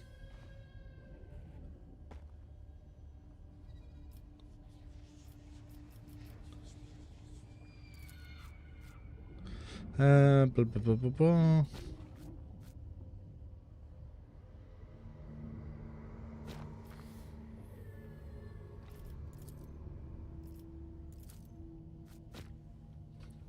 Oh, if you go into Toy Box, by the way, you can see what Saris's portrait's meant to look like, but who knows if that would be the final one.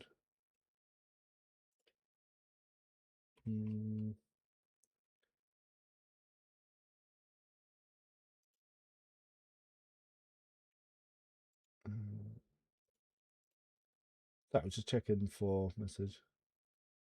What was that? Alright.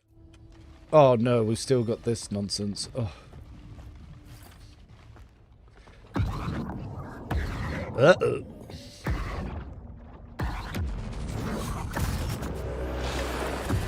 Oh, that looks so fucked up. You can tell they've got in more with the visuals on this one. Yeah, that does look really bad. Oh! Oh. I'm guessing this is some sort of dome that I need to get to. Immune to any damage dealt from the outside of the side dome. At the start of each turn, the Acolyte and the allies suffer... Ooh. So, it's immune to damage from outside the dome, and inside the dome you take damage by the looks of it.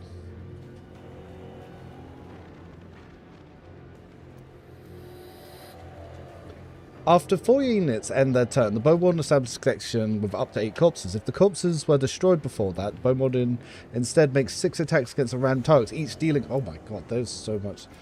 There is a lot of mechanics in play here. What the fuck does... So these are some corpses here. I'm guessing if you had knives, you could kill them without going through that armor. That's obviously the commander. Explosion. Bone Warden drags up to 8 corpses to itself and concentrates after 3 units end their turn. It launches the corpses towards the Acolyte and the allies. On hit, they explode? Jesus Christ. Alright, it's going to throw a lot of bodies at me. Is this Act 1 at the moment? How long have they said Act 1 is? It seems to be 10 to 15 hours. The fuck? So we have to get inside the dome to be able to damage it. So he's going to be going first, so... I don't even know how we even cross off. We can just walk through this. Alright. Let's move people up and spread them out a bit, I guess.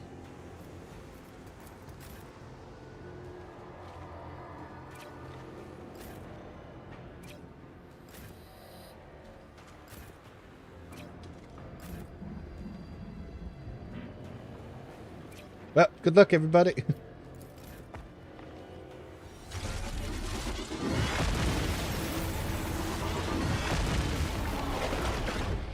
Oh. Well.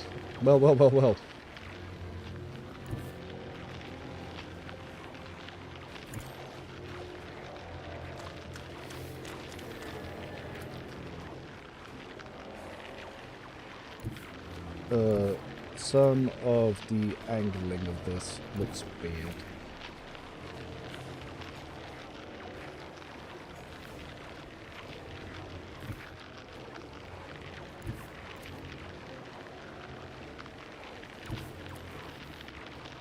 Ugh. Trying to get a correct angle here kind of sucks. I can't seem to... Ah, so technically this counts as inside the dome. Interesting. So I'm going to want to do this. Ah, it counts as melee as well. But, well, if I go here... If I dash to there, I'm still technically going to be inside. Okay, let's try to hit these ones.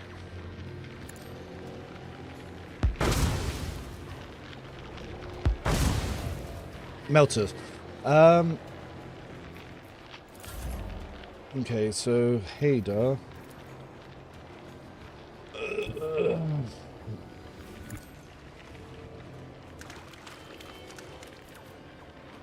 We need to try and get to that thing to damage it. Hey, did the double attack. Alright, so attacking them seems to break the link. Now, I can't remember. Do I want to be inside the dome or not inside the dome? Blah, blah, blah, blah. Inside the side dome, units are immune to any kind of damage dealt from the outside. At the start of each turn, each unit except the Bone Warden and the corpses suffered. The dome is immediately removed if any condition. The Bone Warden does not control any corpses. Bone Warden use corpse. All characters are inside the dome. Okay, I need to get the entire party inside the dome. I'm going to try for that for turn 2. Oh.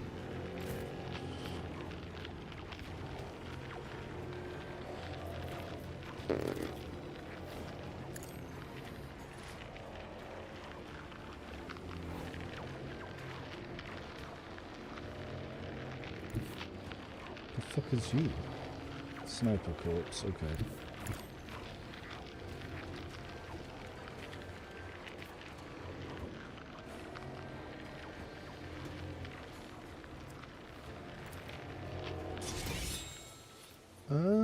Okay.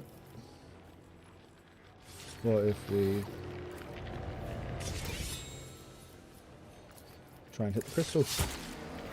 We hit the crystal!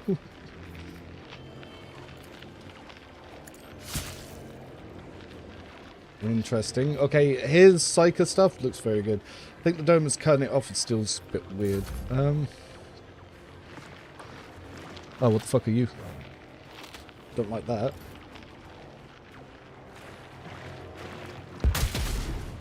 Also don't like that.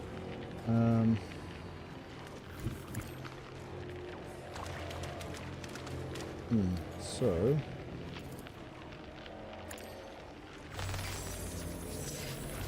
you're technically a melee, aren't you?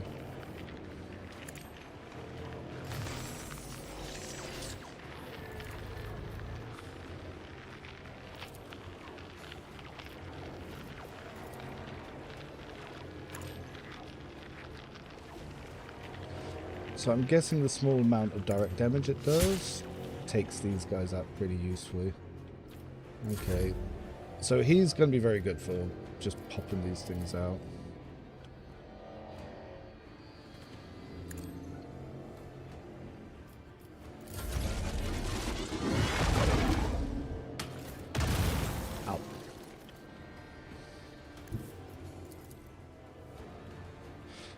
I have a feeling Cog was going to find moving in this combat difficult.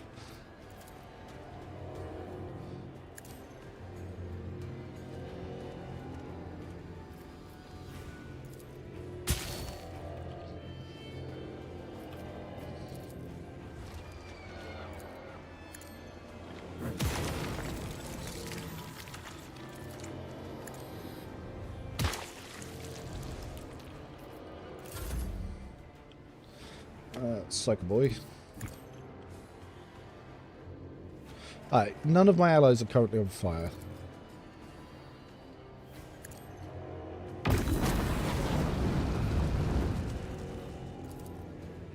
Just joined. What the fuck is that thing in the middle? Some sort of demonic crystal. Bone Warden, it says.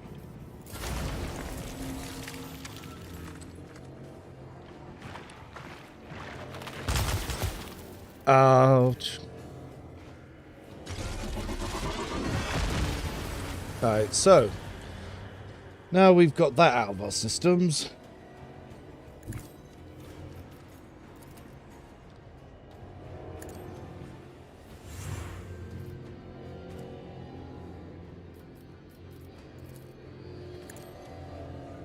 Let's start moving people in and trying to fuck this thing up.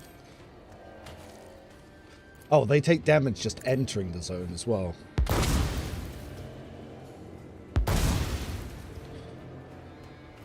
Ugh.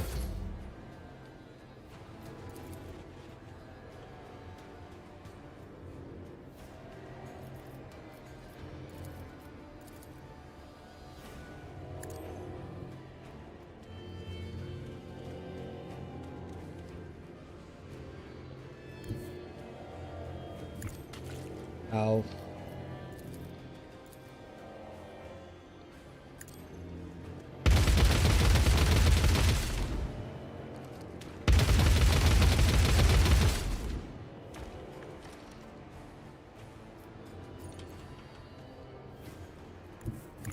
Move him a little bit over. Oh, so he's still got his heroic act.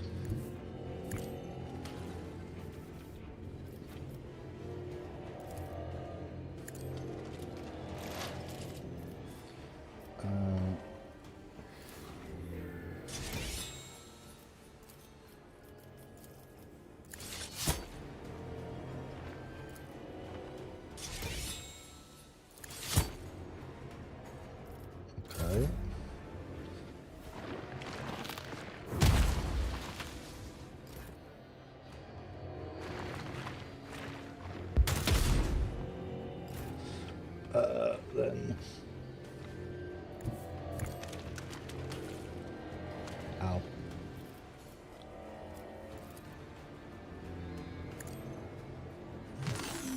Make sure we buff Cog up.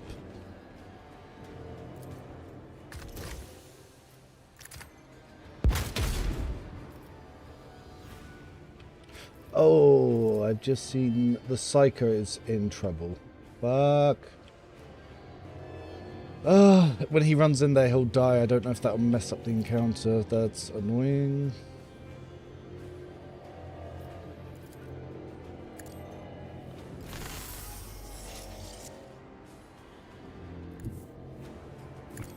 Alright, let's see if we can heal him then.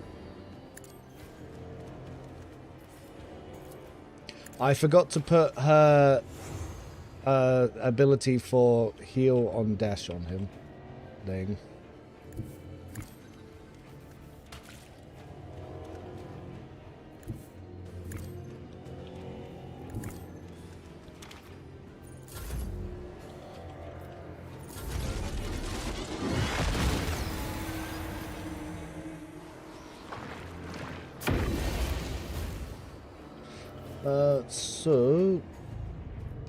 Cog can't move at the moment, but I might be able to get in the dome. Cool, we made it. We're in the dome. Funny, no?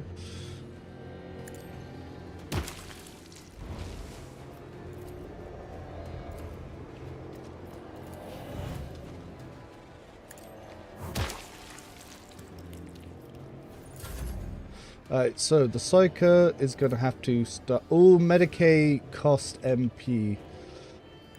He might just die. He exactly dies. How does the app feel? The app is pretty fun. But, that sucked.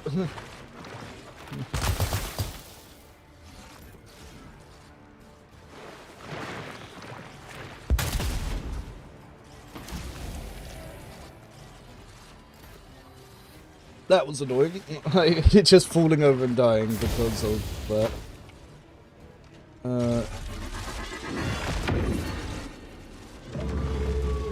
All characters just dying. Can't do anything about it. Ugh.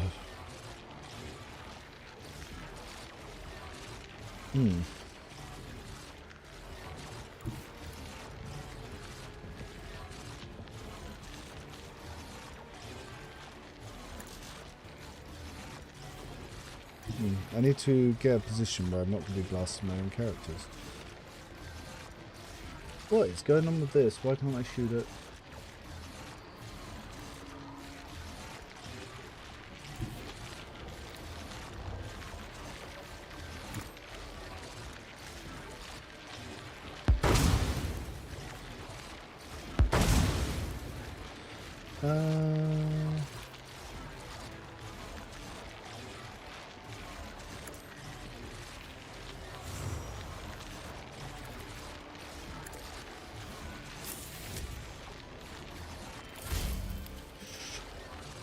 I think that sucks. What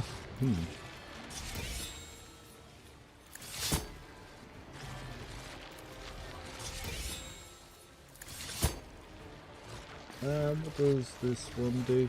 Hadar went down, which doesn't help. He's the main damage dealer, but something.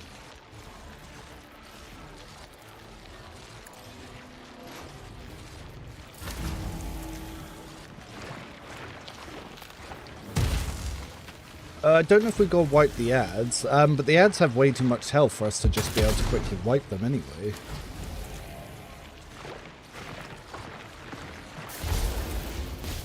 So I don't know if it's going to be better to just try and burst the boss down.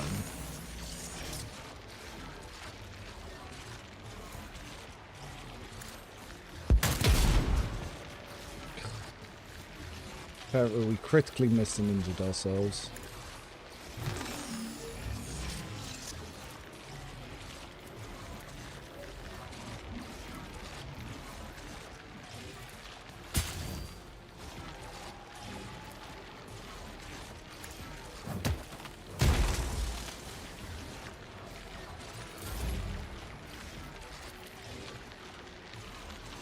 Can we lower its morale? Let's see what his desperate measure does. Until the end of the combat, the officer's ability range is reduced by 50% and cannot be less than 1 cell. Ability costs are increased by 1 AP. I don't know if I want to do that. Okay, I kind of want to stop this burning.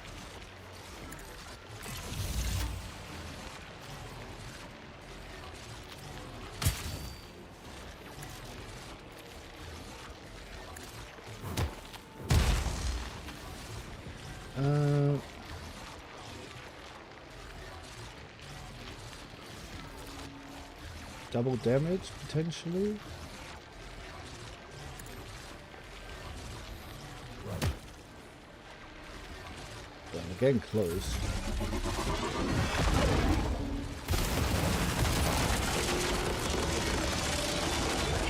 Killed itself? Okay. I hope that Blade Dancer is deleted. I don't think it's coming back. It was too broken. I don't think it's coming back. Woo! We did get the level up. The fuck up Clip Surge's Thunderhammer. Thunderhammers are pretty dope. Distracting Flamers, las guns, ornate dagger, whatever hidden is. Alright, so we will quickly save, so we can see what the specializations look like.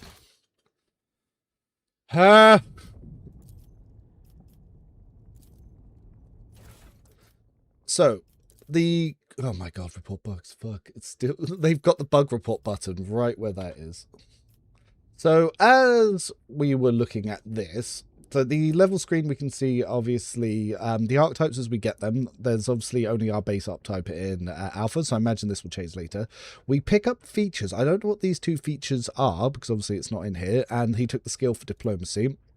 So we didn't get to choose the combat morale specialist, which is what they chose, and they chose a fellowship increase. I took the ability voice command to be able to buff morale, and then obviously bring it down. I upgraded because you can get upgrades for your different abilities. Talents, I took personal oversight, so I can give allies more MP, and I can also give them more willpower. But then we get our specializations and modifications. So what we're going to do is see what our first specialization is.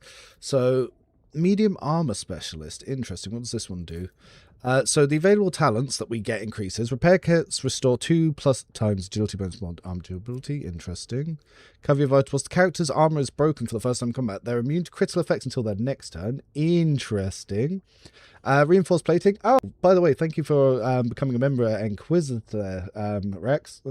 Thank you very much. So we've got demoralized specialist here. So this one, oh, we get something here. It's humiliation. So it increases our stats as well. So we get buffs to our skills as well as to our stats. So that's interesting. So I don't know what humiliation does yet, but we get our modifications as well. So these are stuff that we can change. So available talents. Brand of Shame. Whenever an enemy's morale is broken, the character gets +1 morale. Interesting. Show of Supremacy. Whenever an enemy fails a willpower metal test, all enemies within their influence suffer one morale. That's interesting. At the end of the character's turn, all enemies within their influence suffer 2 morale.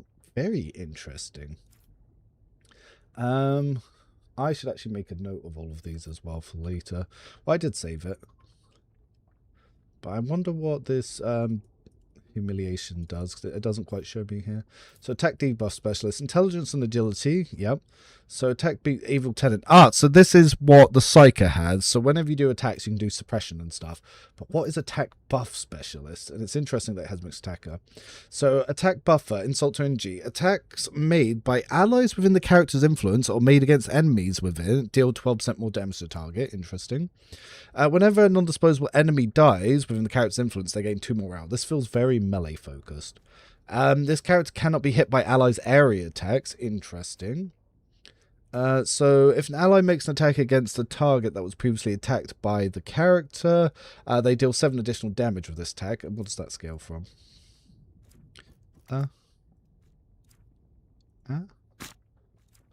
It scales from fellowship bonus. Interesting.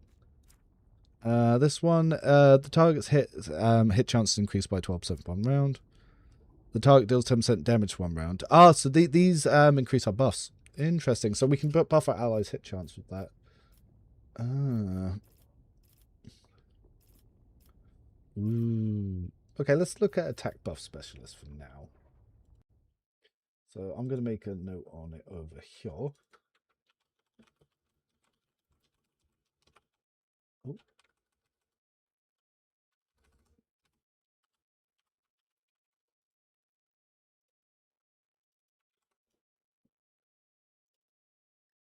Oh, we need to turn on text wrapping. So that's very interesting. And then the modification. Ooh. Ooh. This is also interesting.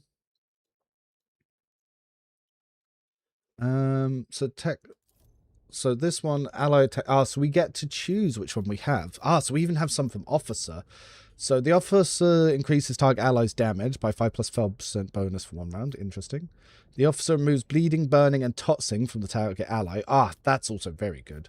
That would be very useful to have when I get back in the fight. And it shows you what stuff it can modify as well.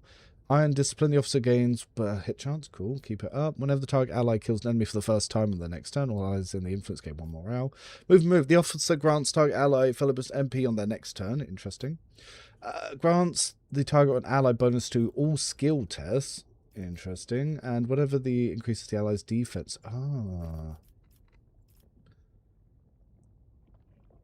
Using this attack grants the following bonuses. On hitting target, plus 1 morale. Cool. On inflicting critical, 2 morale, 3. Nice. Combat morale in a core. For 1 round, the target ally of this ability gains 2 times allies' morale defense. Okay. All allies of this ability get plus 1 morale. So I can really stack up morale. So combat morale determined is another one that I can use to buff this stuff. So I can give an ally plus 4 morale with this. So this one seems like the good one.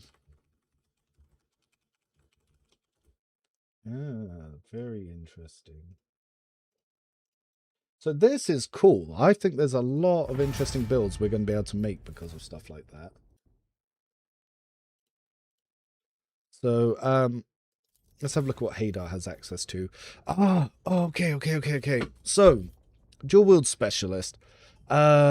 So this one is the 2-weapon fighting one. So second strike follow-up. Second attack against the same target deals 8% more damage. I'm guessing this will work for pistols as well as melee. Second attack type, single precise aerial burst, yep. So this is going to be for your pistol style stuff. It gives weapon skill and ballistic skill. Interesting. So if you want to do mixed attacker, you need to go into your weapon specialist. Cool. Tactical movement specialist is quite good. Because obviously what we get combat yeah, yep, that's cool. But he's already got burst fire specialist. Let's see what anti-armor specialist does. Attacks deal additional damage to the target's armor equal to 13% of the missing armor durability. Interesting. The character's attack reduces the enemy's armor durability to 0. That enemy suffers 15% more damage from any source for 2 rounds. Explosive destruction. Once the character attack reduces the target's armor durability to 0, that target and each unit within its influence suffer 13 damage. Wow. So this gives you bulwark, so you sometimes get abilities as well. That's what obviously Cog has. Yep. So we could give him medium one as well. And we can even use tactical movement. Tactical movement is really good. So the more you move, the more MP you get. But he's probably designed for anti-armor specialist. So for now, we're going to put in anti-armor specialist. So this is how they're thinking about changing stuff, which is really cool. So let's see what he has access to. So burst fire specialist, the target suffers minus 4 defense against ranged attacks 1 round. So these are the modifications that you can put on attacks. Target gains plus 4 defense against ranged attacks 1 round. Pierce and volley. When attacking, this character does 13% more damage to armor. Oh, that's pretty good. So this is, yeah, target suffers 5 plus. Cool. Frontal assault. Target must pass into the text to suffer perception bonus additional damage to its armor. So more damage to. So you do perception plus intelligence bonus to more. Nice. So this one is one that ups armor. So agile until the start of soldiers next turn. They gain agility bonus to defense stacks. Thick of battles. What else does the soldier have? This attack costs -1 AP if the previous attack hit at least 3 targets. Interesting. The enemy's defense against this attack is reduced. The soldier's hit chance against enemies in 4-cell radius is increased. Cool. Stores that and supplements. Oh, the soldier just deals ballistic skill bonus more damage. Interesting. You could obviously put that in run and gun. I like that it shows you where you can put it to. So this one, 3 plus ballistic skill bonus. So our ballistic skill is what? 4, 5, 6, 7% more damage there. This one, 8% more damage to armor. So it's almost the same. So yeah, I think Unstoppable Onslaught's the one to go for now.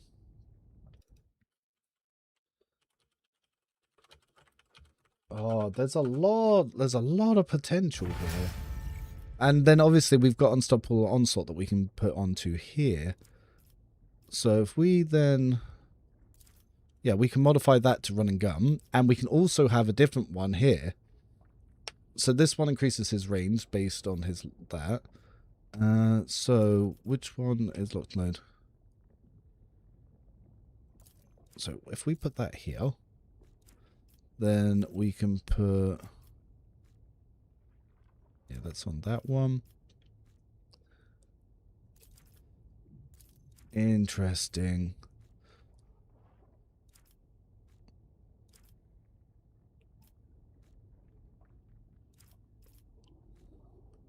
The fire rate of all weapons is increased by 25% for 1 round.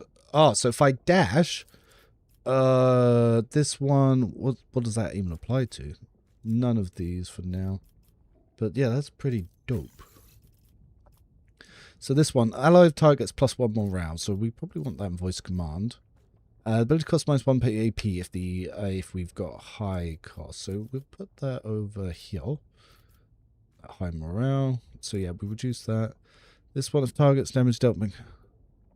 actually, no, we want that one there.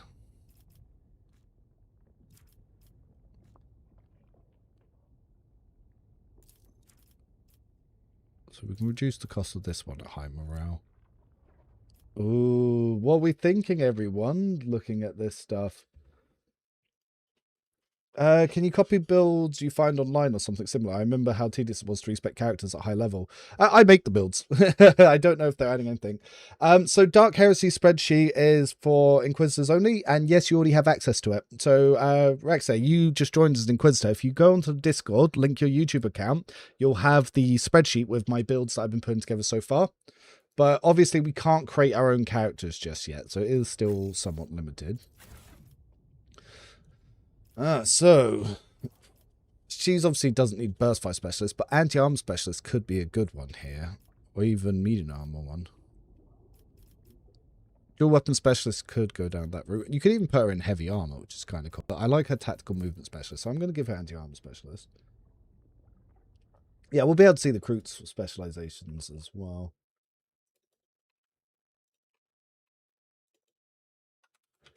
But yeah, anti-armor specialist just seems like a really good one for soldiers. And then, so, let's see what she gets from other areas. So, tactical movement specialist. Breathing space. Restores agility or toughness bonus MP. Interesting. So, she can get MP back from using stuff. Type must pass the translation test to become immobilized. So you can immobilize enemies.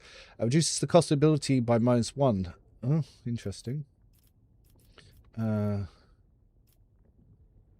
This attack costs -1 AP if the previous attack hit at least 3 targets. That's pretty useful. The enemy's defense against this attack is reduced. Yep. The soldier's hit chance against enemies in a 4-cell radius is increased by agility bonus. Yep. I like Unstoppable Onslaught for her as well. Let's have a look here. Targets ally deals to enemies with more... ah, so you can buff the allies there. Interesting.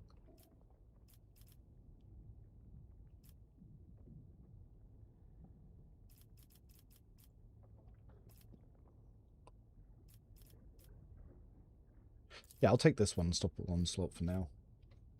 Which was exactly the last one I took as well. So I forgot to put her field surgery on her dash. That's a whoopsie daisies.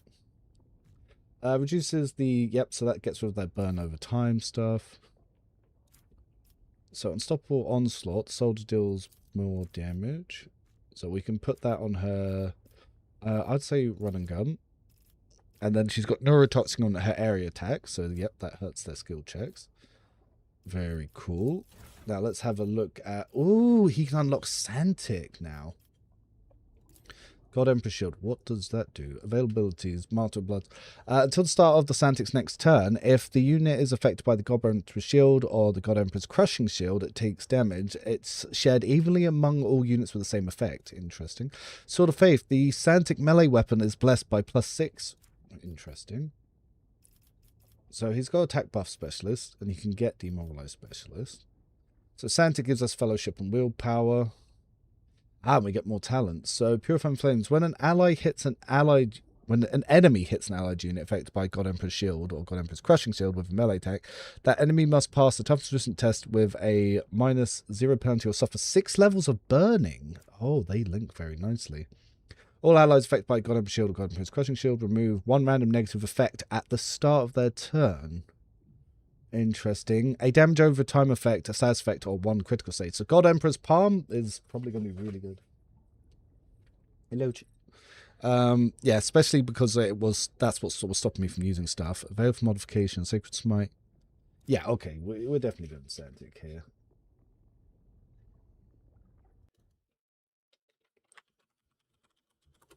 And he was playing to the God Emperor, so you can tell he likes that. So let's have a little look at. Let me get the chat back up so I can see that. New game. Yeah, this is Dark Heresy. So it's we're playing the alpha for the spin-off. So you attach talents to skills. You attach modifications to skills. Yes. So here are some other ones. So Burn the Witch. Whenever the target uses a non-attacking ability or psychic power, it suffers veil degradation levels of burning. Interesting. So that's one way to stop enemies doing so. Fire Shield decreases the target's bleeding by willpower bonus when it gains what? When it gains a fire shield for 1 round. Whenever this character suffers damage from a melee attack, attacker receives 2 times damage. Cool. Inflame. The target suffers 1 veil degradation levels of burning, so you can build up burning even more to enemies. That's cool. Blessed Ages. If the target of this ability is affected by the God Emperor's Shield or God Emperor's Crushing Shield, they gain 1 defense for every point. Cool. The target takes 9% additional damage from enemies affected by God Emperor's Shield or God Emperor's Crushing Shield. Okay, we need to read what God Emperor's Shield is. The unit gains willpower plus veil bonus deflect. Ah, so we give our allies defense now. Interesting. If the God Emperor's if the Psycher is affected by that, this ability deals plus... Oh my god. So Sacred Smite is pretty strong. I might put that on Firestorm. Okay.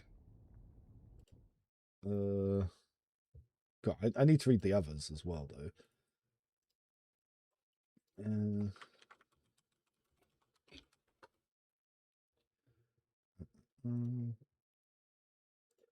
So Sacred Smite looks strong. Crippling Impact, so telekinesis here. Any creature hit by a melee attack must pass an agility reflex test, penalty, or a stackable penalty to tenacity. Meh. Veil Breach. Veil degradation increased by 1. Weakens the victim. Attacks deal veil degradation and additional damage to targets affected by any common. Yeah, the cleanse also looks nice. Spirit over flesh. The damage dealt veil degradation is increased by 1. When attacking, the mystic deals additional willpower direct damage. Interesting. So that will bypass armor. Defense to their target. Cool, cool, cool. Hit chance reduced. And this is the buff morale specialist stuff. So crippling impact is pretty dope. Well, not crippling impact. Wrong one. Yeah, blah, blah, blah. Where was it? Sacred Smite. That's it.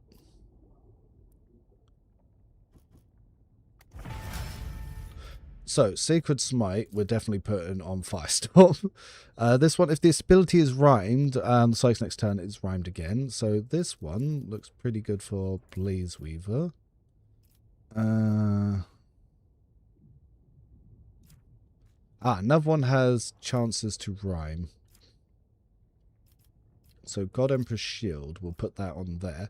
So God Emperor's Shield is the Phantastic manifests its image of the God Emperor in turn and gains God Emperor's Shield effect for 3 rounds. If an ally appears with Phantastic influence within the ability act, it also gains the same effect for 1 round. At the start of the next turn, the target of the Psych power must pass willpower metal test. Penalty if failed, the enemy cannot target the Psycher. Oh, everything is so good. This can only apply to a sale, though. Quick question, is the alpha not voice acted? There's no voice acting in it. The full game will be fully voice acted. Okay, that looks so dope. Alright, so let's have a look at COG.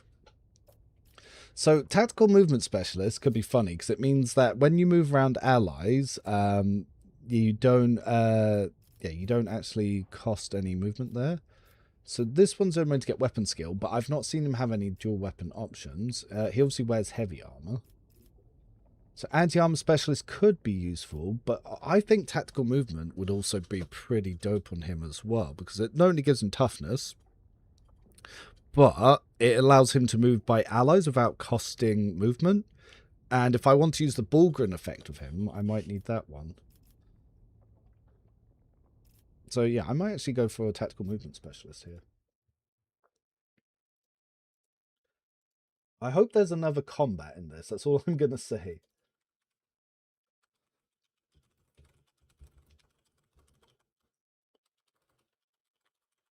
So tactical movement specialist looks like it could work here.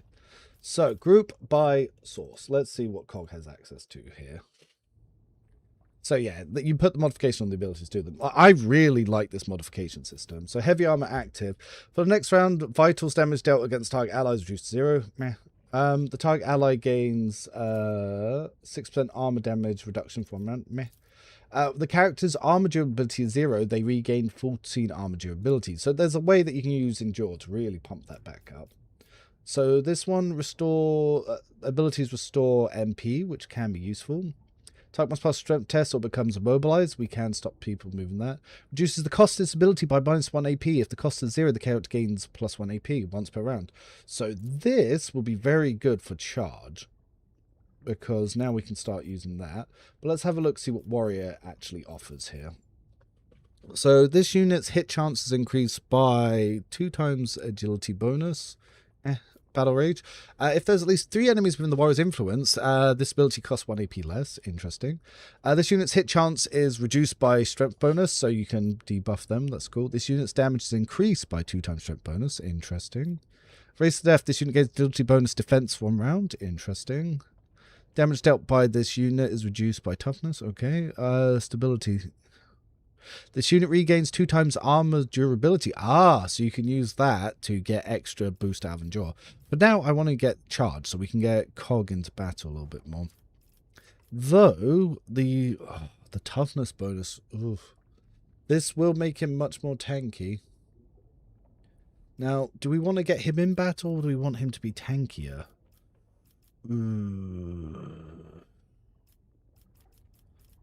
It's hard to think. Actually, let's go for Warrior Stability. Let's make him tankier for now. The good news is you can start at level 5 if we go to state 2, so we can actually experiment with this a little bit more. But obviously we get stuck with whatever they chose. So Warrior Stability, yep, we'll put on Endure, so that will get more out of that. Ogren for the Emperor, all ability scale based on Fellowship. Nope, don't care about that. For 1 round, the target's defense is reduced. Yep, so that one we can put on Smash. So Wild Swing, COG hits the enemy or cover with this attack. He gains 2% damage reduction for 1 round. So yeah, we'll put that on. Then we've got Pummel for 1 round. Yep, so that's up here. And yep, his attacks are. Yeah, so if a single target kills anything, we'll get good stuff out there. Oh, actually...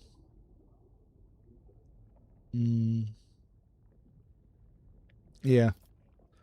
Yeah, that'll do. And now let's have a look at the Wayseeker. So, he... okay, so he's not really had many of them put in. He does have Precise Attack Specialist. So this is what the Operative has as well. So this one is... we get more agility, more perception, which is stuff that we want on him. Yep, Precise Attacks gain 19% hit chance against targets the character's already hit this combat. Yeah, we get a bunch of stuff for that as well. Tactical Movement Specialist could be good, but it's not really what we want to do with him. His movement's already great, so let's go for Precise Attack Specialist. Is that a name reference to Elden Ring? I love...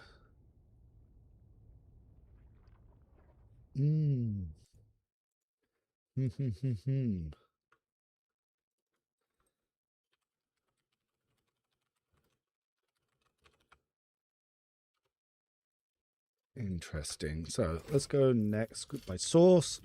Wayseek, open pathways. This ability grants a target's perception bonus MP when used on next turn. Q. Wayseek Soul Conduit. I like that it shows the ones you've already done as well. Dual Weapon Specialist. What does this one do? For 1 round, the attack subsequent... that one I didn't like. So Feint. Target ally deals 12% more damage on their second attack this turn. Interesting. Full of Battle. Once per turn, if the character kills an enemy with this attack, they regain 1 AP. That's pretty good. Is this one... okay, so this is the same as Mystic stuff. Then we got our Telekinesis ones. We already read through these. And then we've got, obviously, these new ones. So Vitals damage against the target is reduced by 50% for 1 round. Vitals damage dealt with melee attacks increased by +9... with ranged attacks by +6. So yeah, Precise Attack, Precision Strike, that one we need to get start getting our damage up.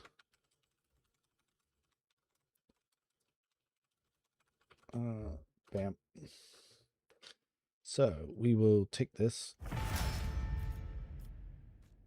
And so we will put that on our single hits. Yep, that one, and then this one for 1 round, that unit's attacks nor 7% enemy. So we can put that on ourselves, or we can put that on allies. But no, I like having that go into allies. Oh, actually, we can put it on both, so we can get it, and I think allies can as well. Yeah, we'll have to go check, see what the bird ally gets as well. But that's pretty dope. So I'll keep that saved just so I can inspect stuff later.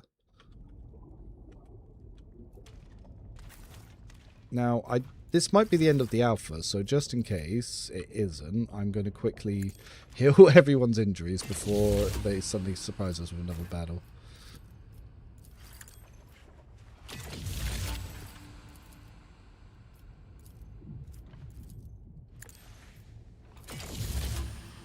I love that Medicaid removes traumas. Oh yeah, we still have plenty of Medicaid. I barely used them.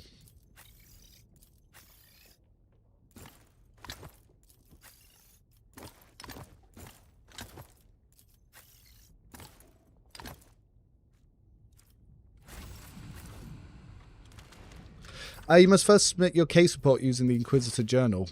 Oh. So, have we worked out what did it all?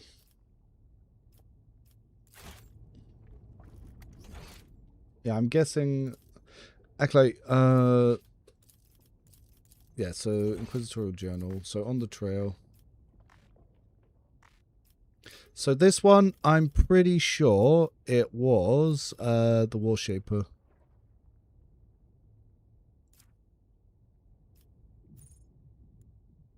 So submit that report, deliver that report. So missing persons, make a report. Transparent results to mob justice against residents resulting in numerous deaths. The flock was homesteaded by a preacher who had scorned the teachings of the Ecclesiarty and God Light Emperor, which was experimenting on the population and restoring through endless torture. Yeah, well, we found them here.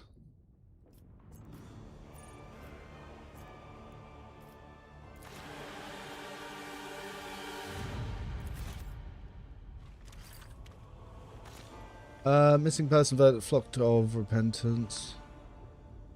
The late Professor Eridims was later found guilty of dismisses of mental list. The flock of the repentances was once called tenant that had been put together before.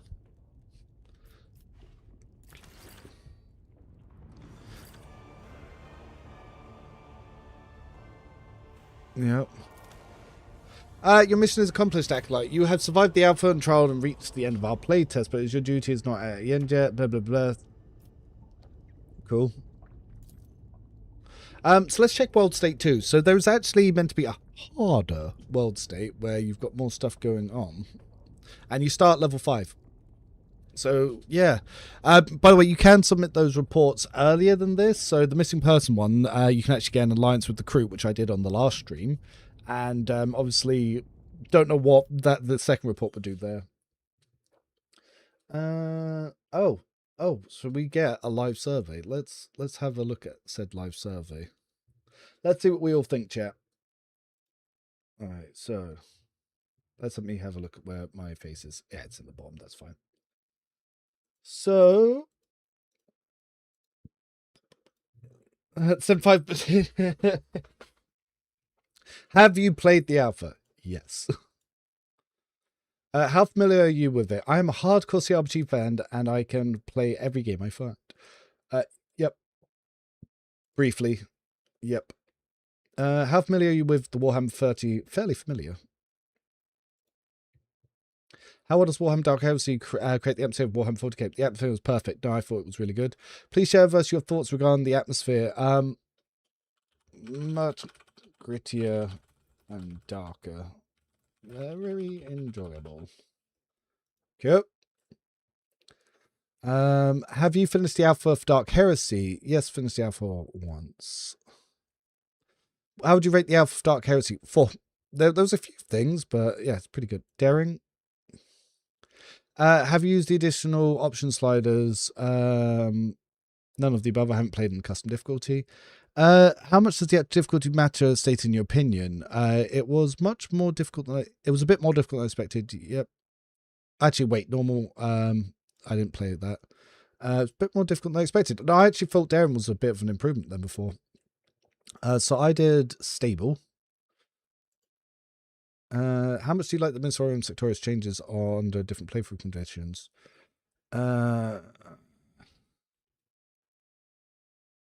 Cool. Didn't do that. How do you rate the degree of differences in sub-locations? Well, here and there. Would you replay the game if you knew the world could change significantly based on decisions you made? Oh, absolutely. Well, I replay anyway. Would you like to add anything else about... No, not really. How do you rate the new inventory and character sheet? I rather liked it. Yes. Would you think about where I was cutscene? Loved them. Before the fight in the Corpse Nexus, we used a visually experimental cutscene. Please share your thoughts on it. I love it. I thought it was really good. Visual glitches and flashes, rather like it. Color scheme, loved it. How clear was everything you needed to do next in the game? Mostly clear, but sometimes unsure about my next steps. So, following the flock of the footsteps required talking to an NPC that neither the log or game indicated soft locking quests. Yeah, that was a big one. But good morning, everyone. So we're going to go back through on the second world state. So, yep, excellent. Like the companions, like the investigation system, like the combat encounter, like the NPCs. Dialogue's good, sounds good. Location, animations, yeah, like them. Okay, so no, I thought it was all fantastic. Have you experienced any performance optimization issues? Yes. Please share your GP model in the one below. Oh, I have to remember. It's a RTX 3700, I think.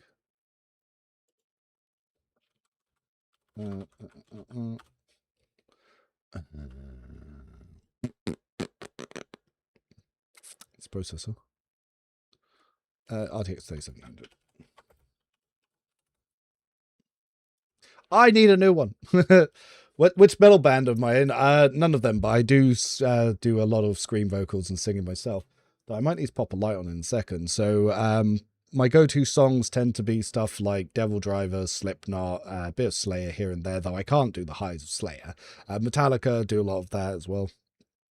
I also like some punk bands like Anti-Nowhere League. Which companion have you played with? Yes, yes, yes, yes, yes, yes. Companions. General impressions. Excellent, excellent, excellent. Piss poor. Excellent, excellent. If you to rate companion attractiveness. Oh, no, this is just their attractiveness. Okay, okay. No, they all looked great. Narrative-wise, good, good, good, good, good, good. Companion skills, abilities, and potential builds. Excellent, excellent, excellent, terrible. Excellent, excellent. Rate the effects of Canvas in combat from weak to overpowered.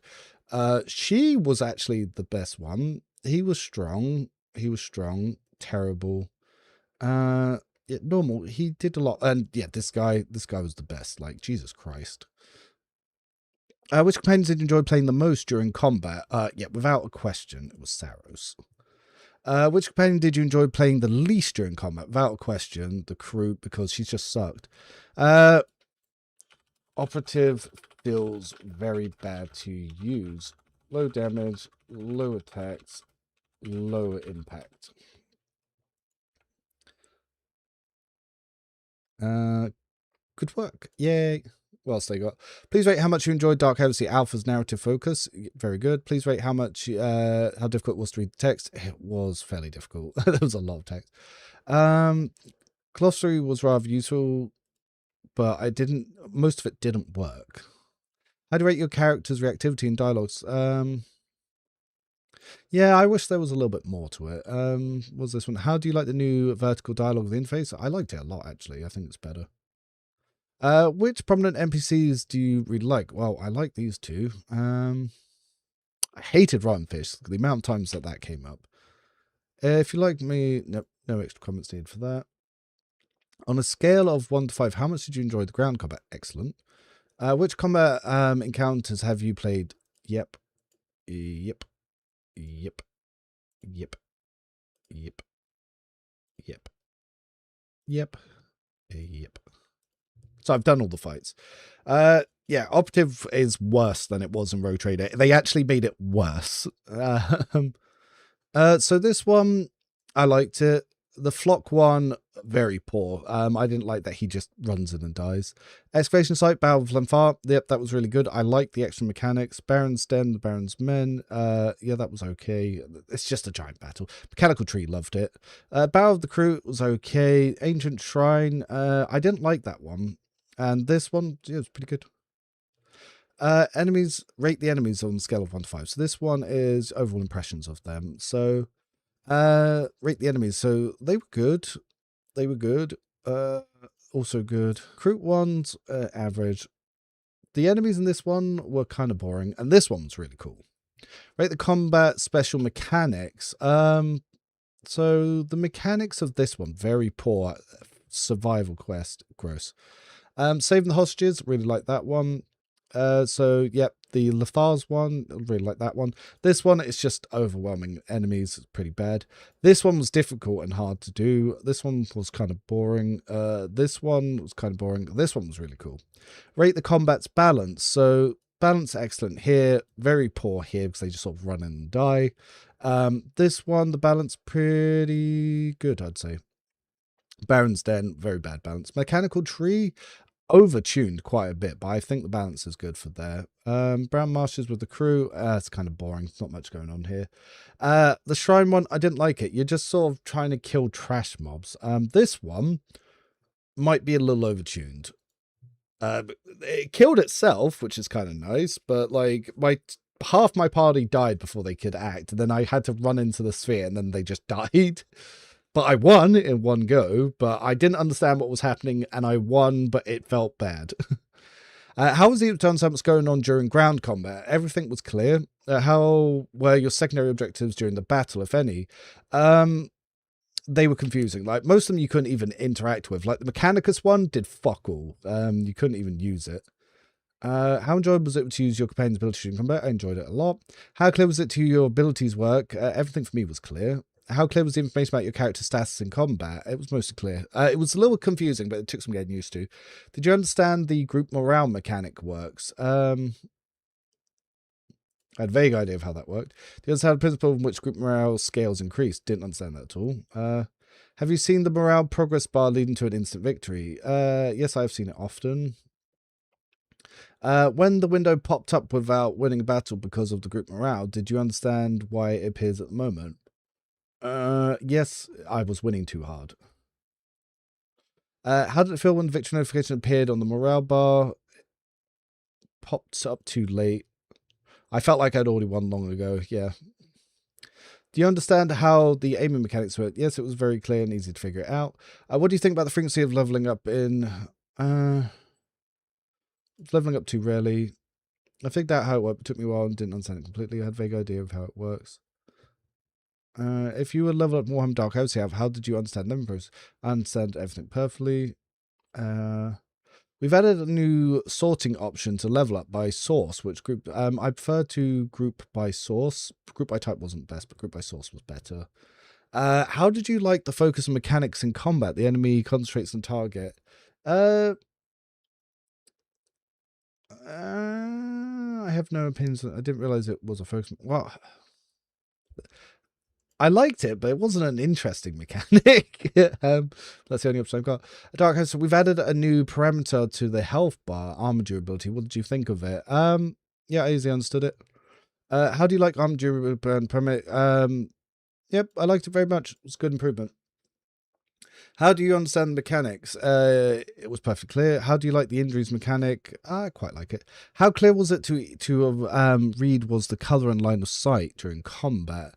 It was mostly clear, but there were some occasional issues. How sufficient was the information provided during combat to indicate numbers of visuals? There was mostly enough information. Sometimes I lack details. Please rate the visual text information to combat user. UI tooltips mode. How clear was the visual and text? Mostly clear. How often did you use the inspect mode tab during combat to highlight interactive objects? I used it constantly before almost every action. Yep. You're almost there. Cute. Do you have any chance to try the investigation system? Yes. Scale one, but how do you like? I really like the investigation system. I feel like it'll be tedious on second runs, but for the first one, pretty good. Yep, everything was clear. How clear did you find the connection, the evidence, and the conclusions could be drawn from it? Everything was kind of clear. How convenient was it to work with the investigation? Yep, I liked it. How would we capture the atmosphere investigation? Yeah, very atmospheric. Could you pop the light on, Summer, whilst you're there? Yeah. How did you approach? I clicked through every interactable air and dialogue options to gather more information, but it was kind of boring. I was sure to solve all the case that I knew it was. I guessed it was time, but I'm still not sure I collected all the information. Yeah, the game told me I had to do it. Please help me share the impressive interactive investigation abilities. This one was a bit average. Detecting the footprints, I didn't like that. Identify informants or suspicious appearances, didn't like that. Scanner was okay. Exploring the dark thin flashlight was fine. What was the most important and valuable to your investigation gameplay? Deep case, multiple lines to investigate. Yep, I like that. Would you like to share your thoughts on the investigation system? No, the investigation system. Sorry, ask me more about the companion mechanics. Yes, I played with sound on. Yeah, the sound was good. Music was good. What locations you visited? All of them.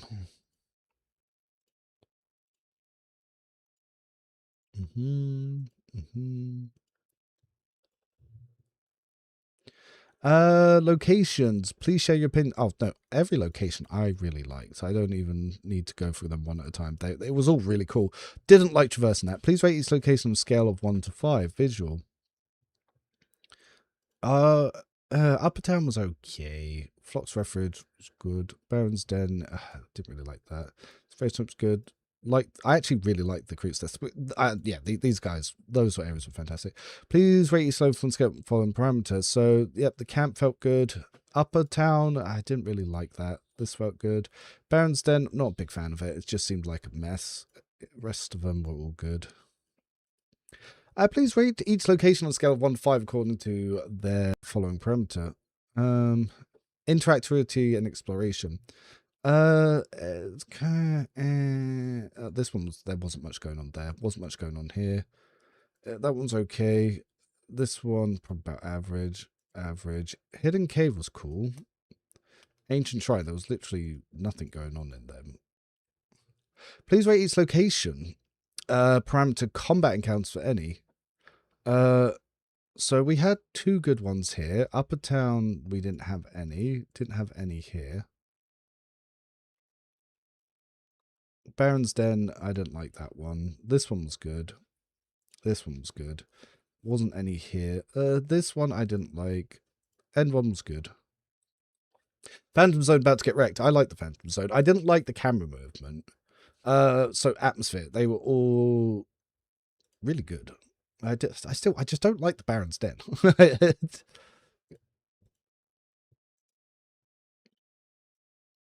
How convenient it was to navigate the large locations. It was okay, but I had to use the map. No, there was a couple of times I got lost.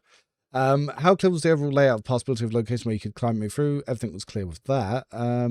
Lower town, upper town, location of a lot of vertical movement with legend stairs to help scale it. Yeah, it was just about the right amount. Some of the areas had vertical movement where I just didn't need it. The mini-map, never used it. How would you like the... Didn't even know there was a mini-map. Used it constantly for,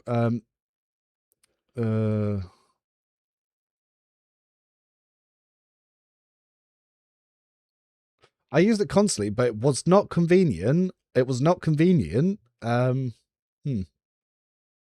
Difficult to say. How easy was it to notice interactive objects and understand which ones had already been entering? Yeah, had to rely on tab for everything.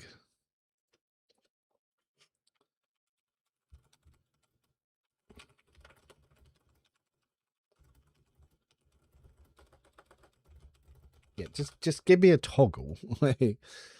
Conclusion, share any thoughts about Warhammer? It still feels horrible to play. Everything else was great. Done. Cool. Now, let's go on to State 2. So, State 2 is where things get a little bit more fun, because we start at a higher level, so we might actually get to play with some of those specializations. Plus, we have to work out what they leveled up.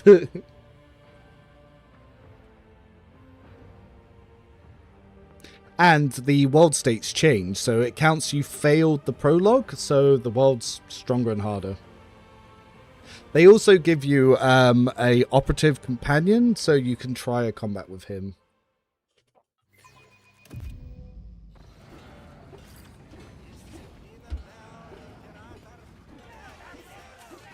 But it looks like there's going to be a lot of deep diving with stuff.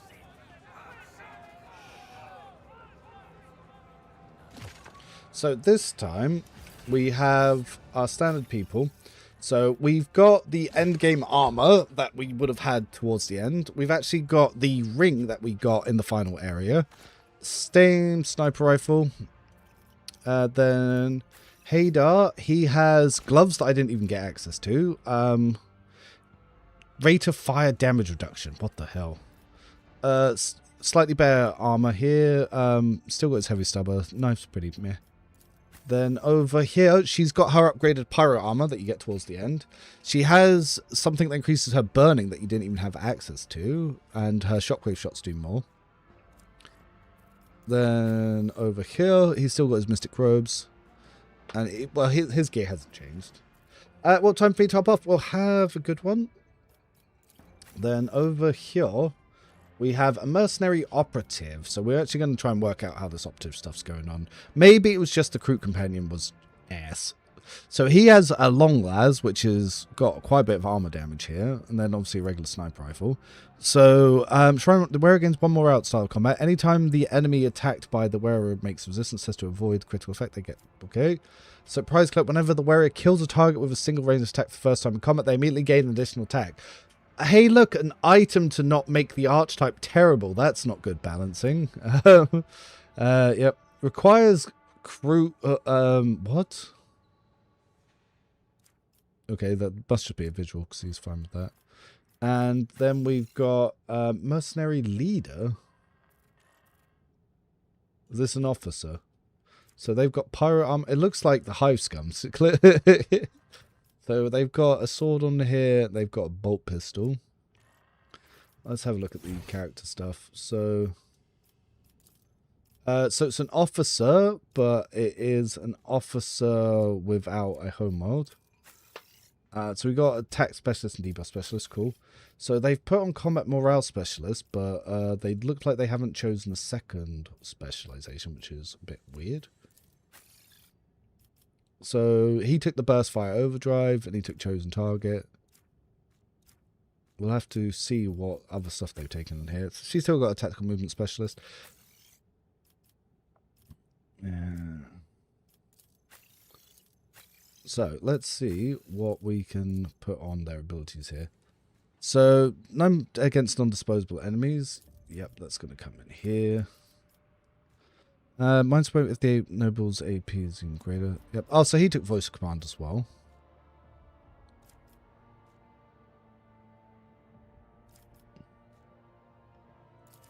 Okay, we can pop that on there for now. So Haydar, the ability range is increased by number of lock and load stack. Well, that's not going to do anything there. Though ability range, I'm not sure if that will even affect that at all. Hamar, when attack him against weapons rate of high bonus damage reduction from. Yeah, so they put that on here. Oh, so this one can only go to exploit surroundings. So what does this one do? Until the start of their turn, whilst the soldier is in cover, attacks made against them automatically hit the cover. Okay. So you need a special ability that you didn't have to be able to use that. Interesting. So they gave her dash and field surgery, so that's smart. So her abilities use her intelligence instead.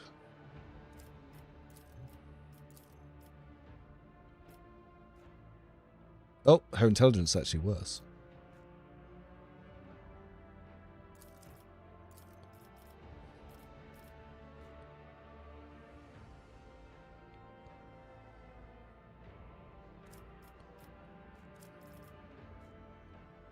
Yeah, neurotoxin's fine there. So what have they given him this time? So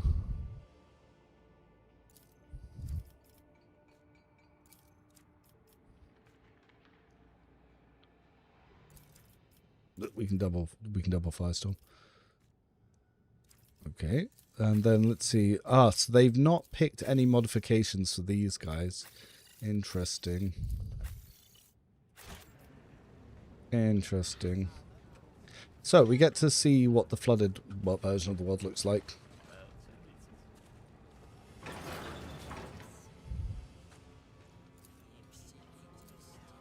Alright, so this is same basic tech that we had before. Right, let's go get our Ogrim buddy. Oh, so there's a lot more flock here. Okay, so the layout's changed. Ow! And this whole zone's flooded.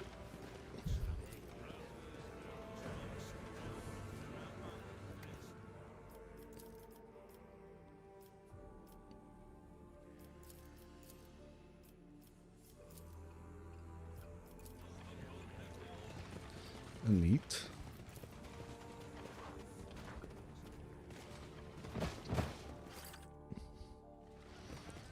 Oh, new cutscene.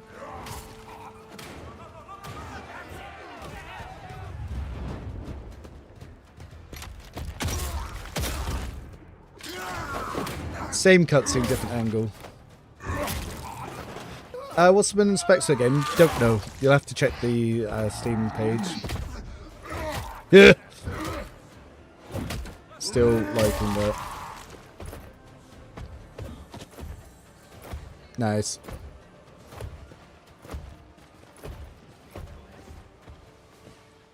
Very nice. Yeah, that's still such a cool intro.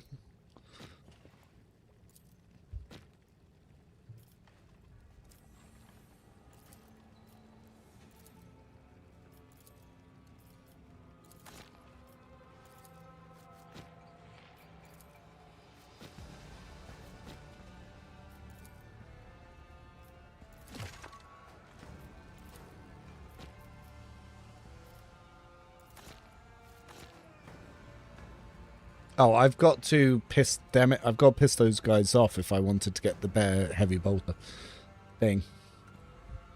That was the wrong option. So yeah, we'll get rid of the mercenary commander. Ah, Cog, we actually get to level up ourselves, it seems. So I went for Forceful Strike last time. Went to 20% more damage to enemy armor. Yeah, I do like to take out enemy armor.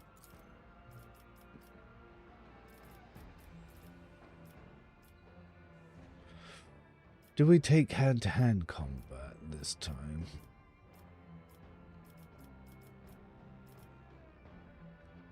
Or do we take Indestructible Shell? I'm going to try Indestructible Shell. 31% extra armor is pretty big.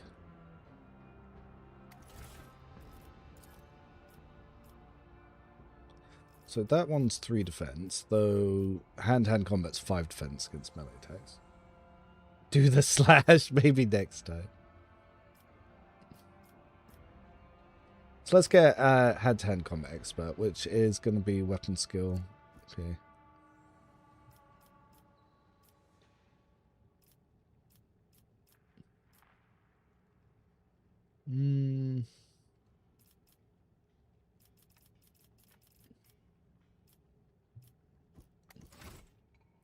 Alright, so this time... So I was taking the stuff for that. But the warrior gains... no.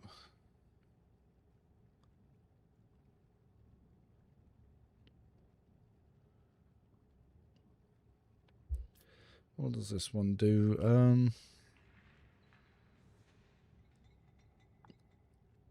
Warrior's influence suffer tough and strength bonus damage to both of them. So this will add his strength into this. Let's try and dual upgrade one. Because we ended up using that way more than anything else. And does his gear come pretty standard this time? Yeah, it's the same as before.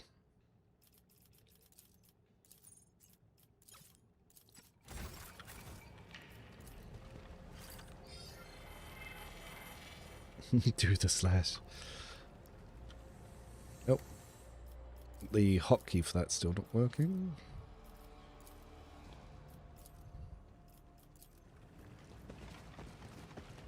So that's where the first combat encounter is, but we can't quite get there yet.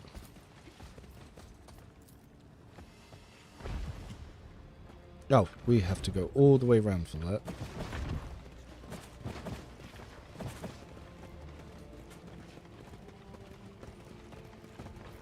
I mean, at least they've simplified it a lot. A rope is needed here. Okay. Ah, there's Zolda. She was not available in the previous version.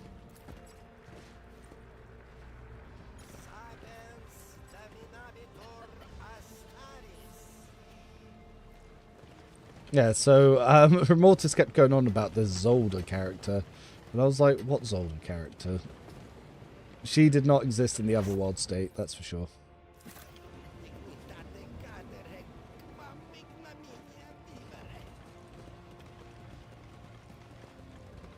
So this is pretty dope that all this could be messed up.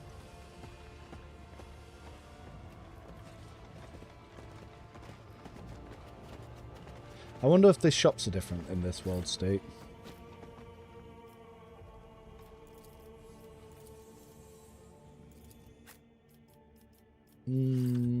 Shop appears to be the same.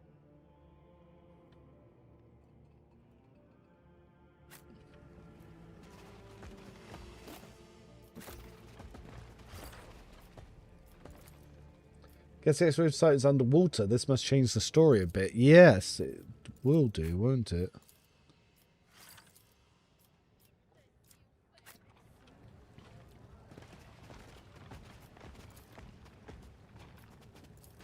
And obviously, because you start at level 5, you'll get to level 6 quicker, so you'll get to play with the second specialization more. And you'll get to try out these new things and these counters. And there's even a different path over here, which is interesting.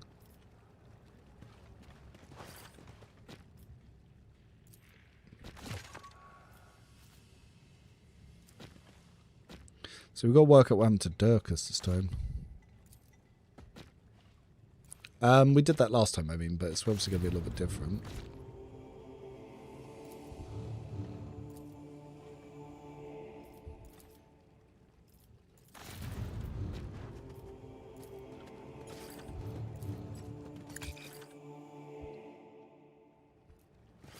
So this time we can now go... we probably have to come around and clear this path from the other side. Okay, okay. There's the woman in rags. Again. Acolyte, I have business with you.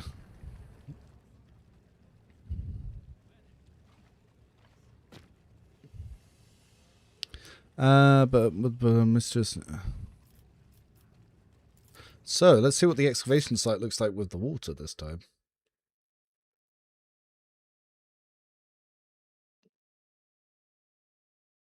Yeah, I imagine this is going to be somewhat different.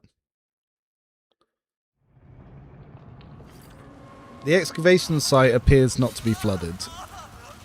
But what is there then?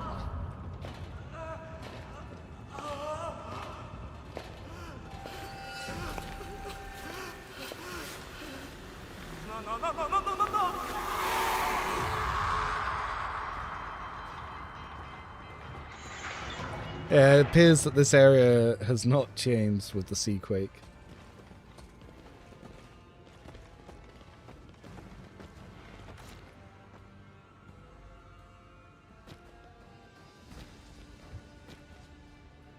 Yeah, boo!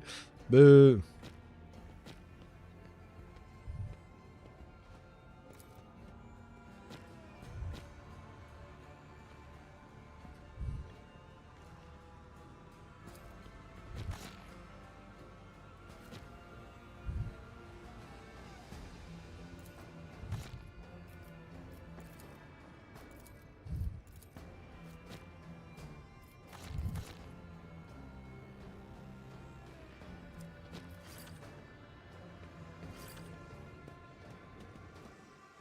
Yeah, it's a pretty mean old dagger.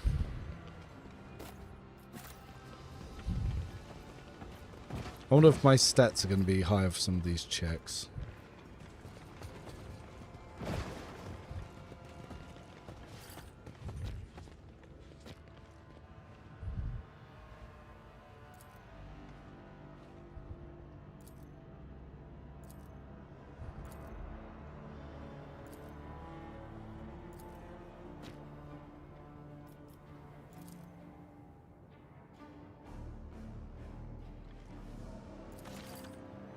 No witnesses.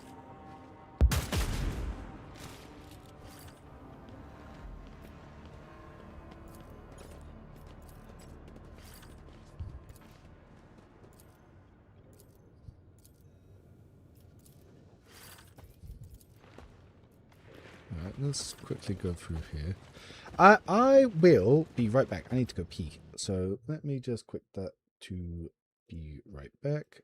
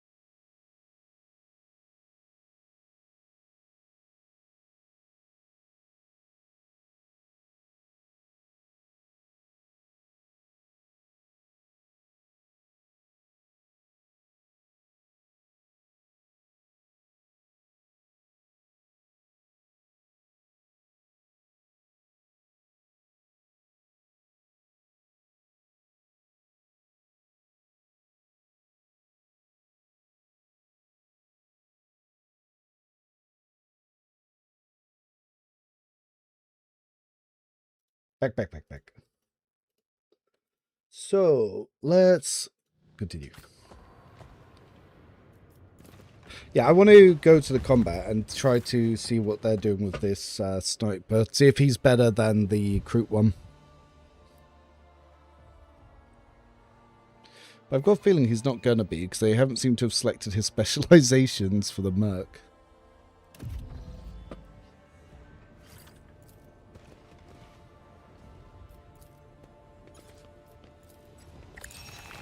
Yeah, we didn't fail that this time.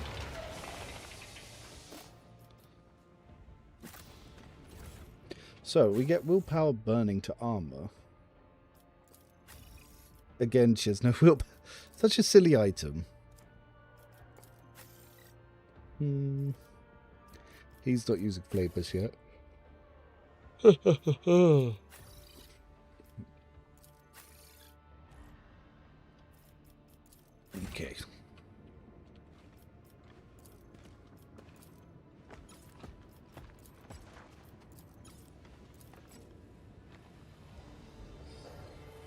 Yeah, I do like the increased portraits and how much easier it is to click into them.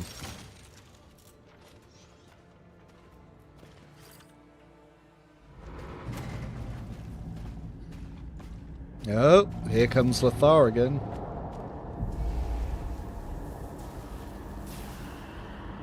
Talk about being extra for no reason.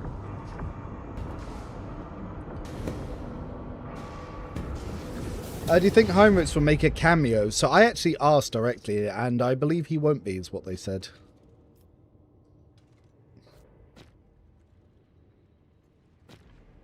Nope, he does his own thing, and he dies out over there.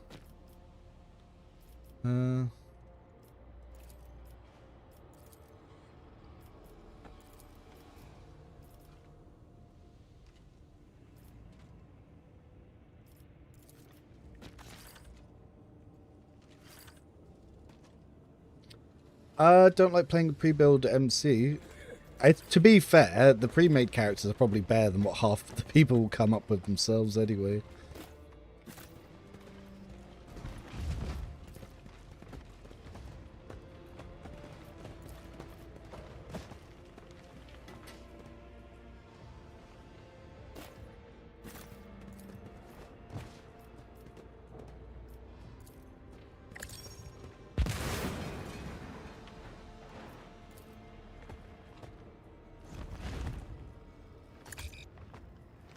Ugh. That's the point. Their pre-made operative doesn't actually have that much intelligence either, or perception.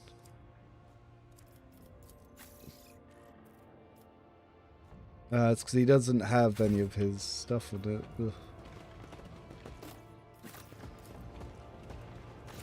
Yeah, there's half of the guy. We found the other half of him later.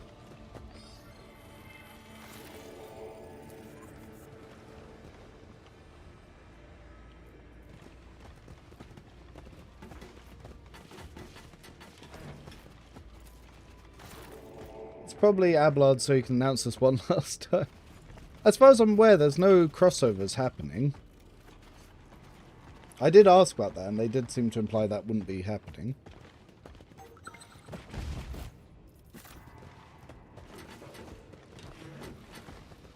Yeah, Alpha's more if you just want to play test it itself. You're just paying extra to get involved. So... Wrong one.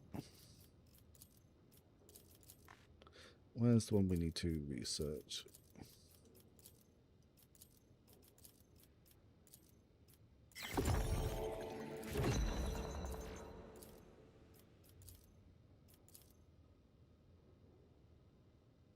So, teachings of the flock of repentance.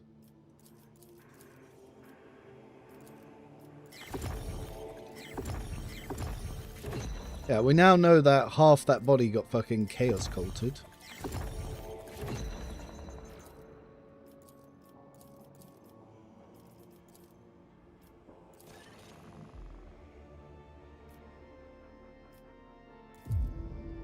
So that's the obvious initial answer. But we now know things are a little bit more complicated.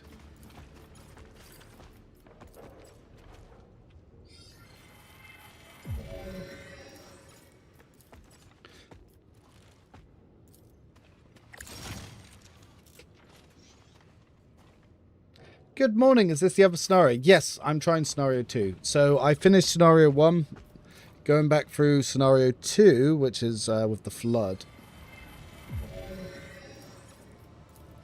And you start off with an operative companion, and trying the crew companion, operative feels worse than rogue trader. It feels worse somehow.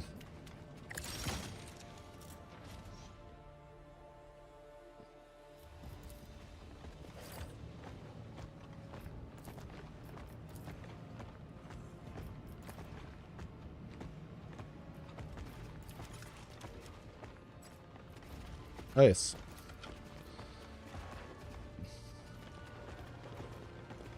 Oh, what's down there?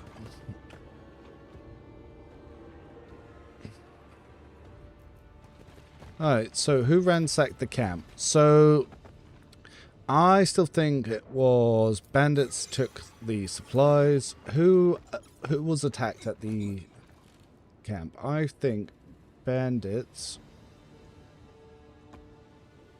were attacked. And I think it was the bog beasts that attacked.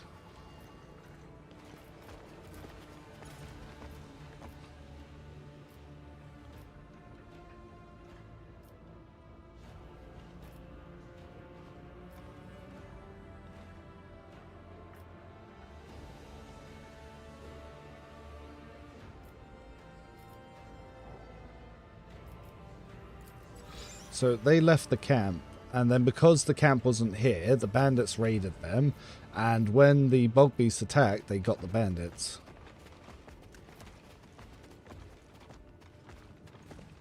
But whoever put this... So someone tried to falsify Heresy, but there was actually Heresy that happened, so...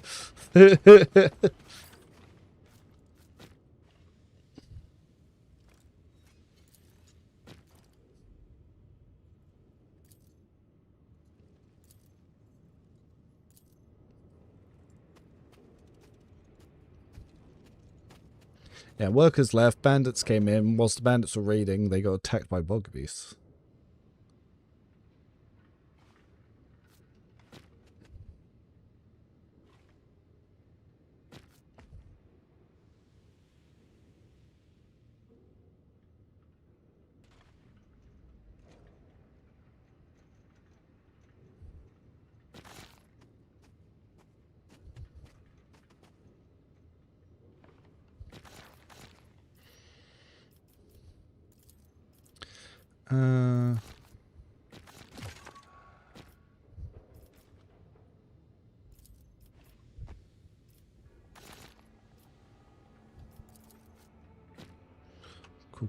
Cool. And now let's... Oh, we didn't even speak to Liftar, did we?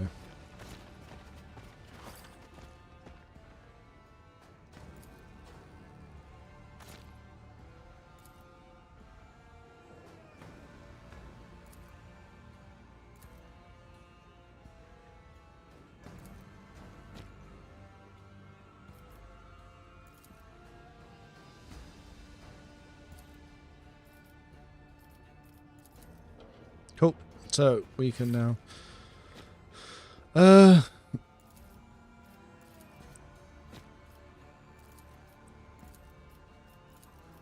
we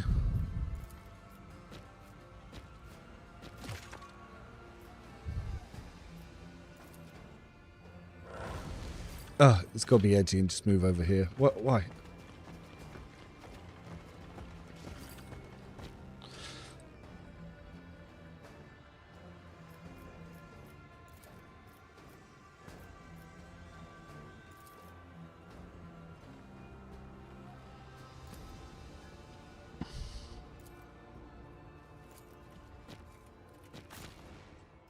So, ooh. Okay, I'll level up Lothar, then I'll go change him out afterwards.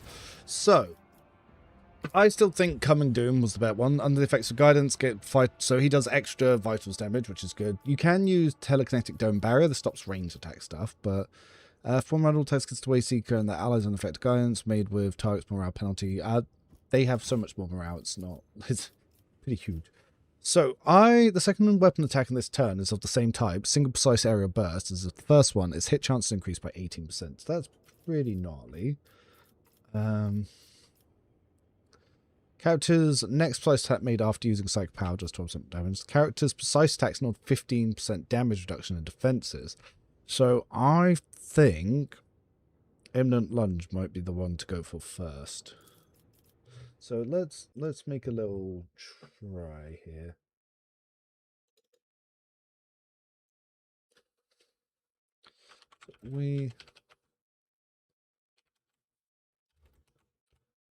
This might make his stuff, his precise attacks, better. And then the second one, I could always take combat flexibility. Yeah, so you can double reduce their defenses. Sorry, I just saw a question pop up, so I tabbed out there. Any info if this is fully voiced? Are we looking at... So the whole game's going to be fully voiced. They've announced it several times. Question, do we know who is romanceable yet? Oh, don't know, but not really something for me. So the second talent. Yeah, so I think getting this one, combat flexibility. So its hit chance increased by 8% if it's of different type. Target's defense is reduced by 18% of yeah, for a different one. So this might guarantee some of these precise attacks. So that's why I want to test. The way Seekers allies under the effects of guidance gain the guided steps, allows the unit to move to the target side without phone attacks. Opportunities can move through enemies and allies if needed.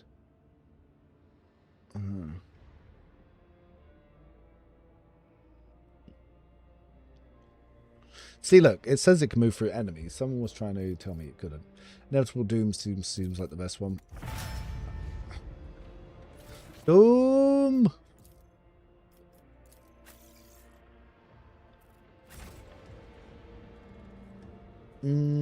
Must have missed that.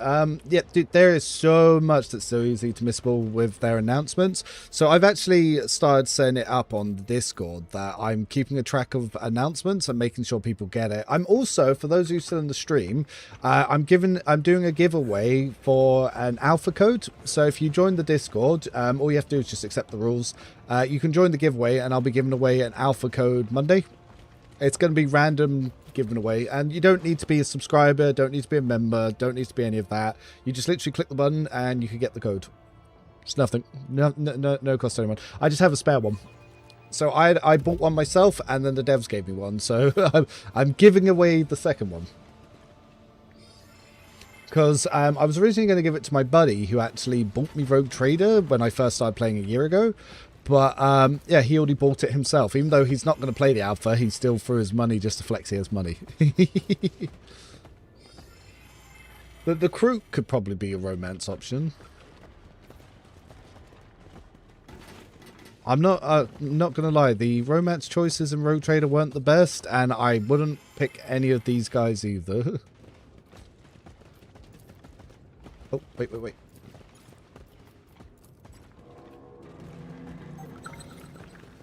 Yeah, I almost forgot that.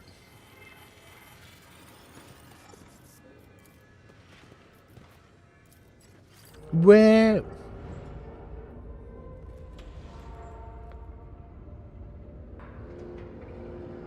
I do like the visual upgrades here. That they are really good. So open case. Yep, gonna go search the missing person. I was kind of hoping for an Aldari. Well, we do have the Aldari, but depends on if Games Workshop will allow it. Because obviously they've probably got some strict rules on that.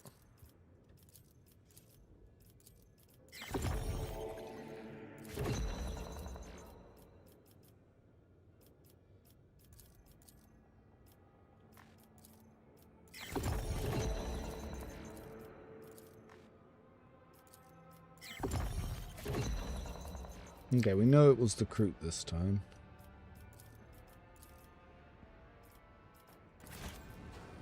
Only fun romance in Rogue Trader was Jay. To be fair, Jay was the only one that felt like a romanceable companion. The rest, they felt really shoehorned in.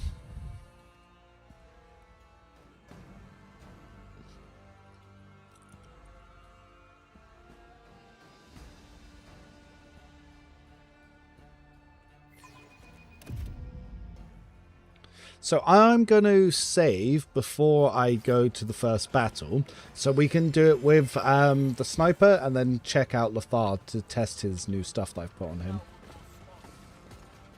Oh, damn. I wonder if the items are also different. Whereas ranged precise attacks gain ballistic hit chance. Okay, so we have an item to make the precise attacks better.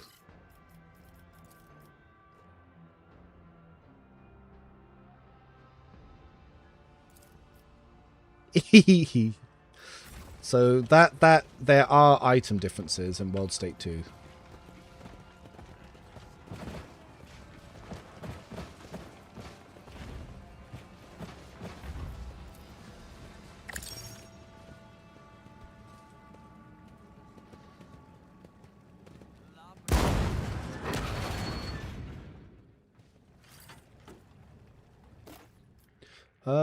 Oh, a Croup Blade. Interesting. Well, our Operative gets access to that when we recruit her. 40k pit vipers.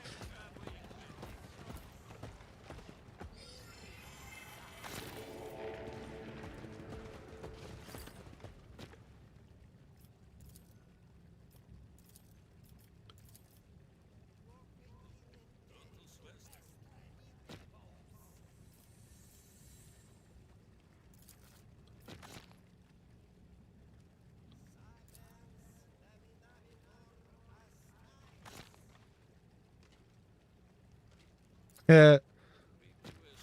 Shoot her, take her jacket. That's what you get for not being in the other setting when someone said I had to find you.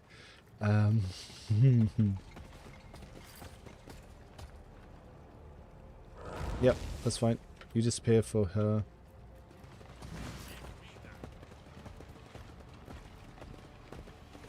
Alright, we still need to get some rope for there, but we can buy some rope nearby.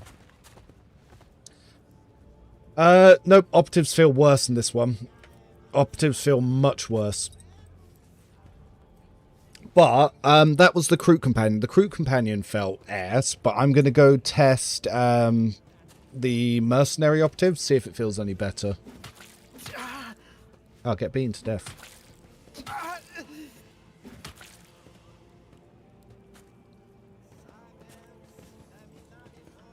Oh no, they're beating them to get through this area. Interesting.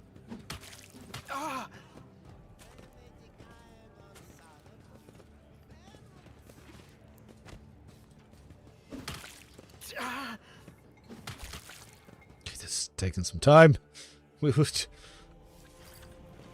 Alright, so I'm going to save it here to bring in the other companion. I'll go do a test combat, and then I'll swap back and I'll test Lafar's new loadout. So, oh, we can't drop him? No. Well, Haymar's not the best in the first encounter anyway.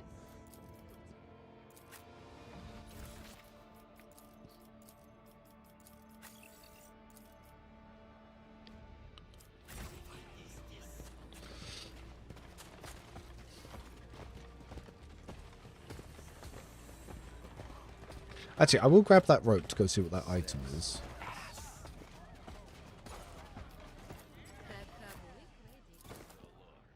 Oh.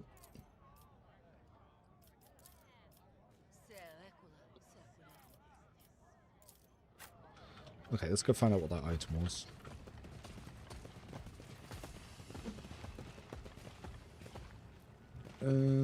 Was it... Oh, there it is.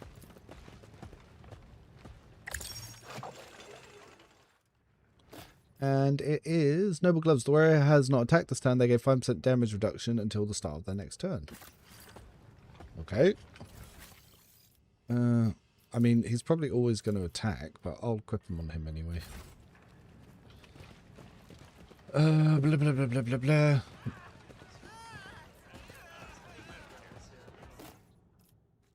Drugs.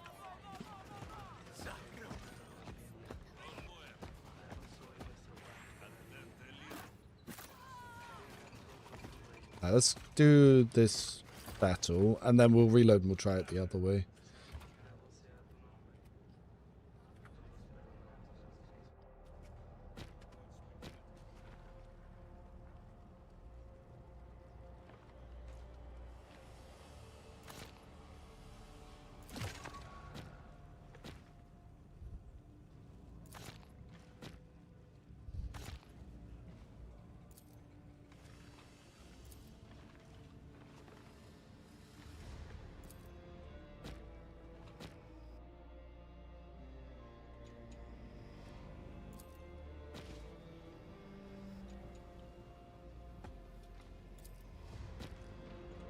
Alright, we're going to go attack them. And we'll see what the operative can do here. So, initiative, as you can see, is still blocked. So, it's not the best. So, we're still going dead last because welcome to a blocked initiative. So, Cog will put here. Our sniper boy will move up to here. Keep the Aldari there. And we'll have her here.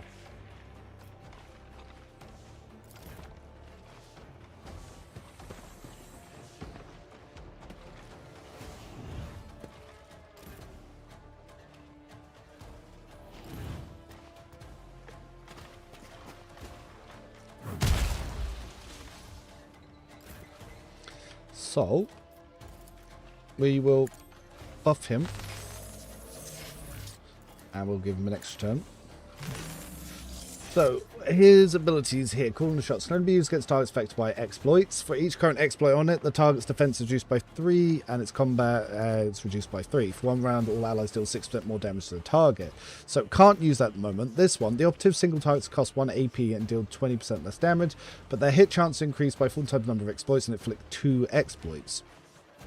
So, this will increase our chance to do something. And then this one, the operative single attacks cost 1 AP more and do 16 plus 5 times number of exploits, stacks percentage more damage. So 21% more damage when they have exploits. So at the moment I can't aim for this guy, and if I wanted to aim for this one who's trying to do a button, I need to try and hit his arms. But it's still predicting that I'm not going to do... I'm going to do possibly 25 damage. So I can get 20% damage on top because of this exploit mechanic. Yeah, it's not very good still. But I was able to stop them closing the door, so that's something. Then, potentially, I can try and hit this chap here. And the thing is... Oh, let's swap to the Las one. So, just using a Las one, I'm obviously predicted to do roughly the same damage.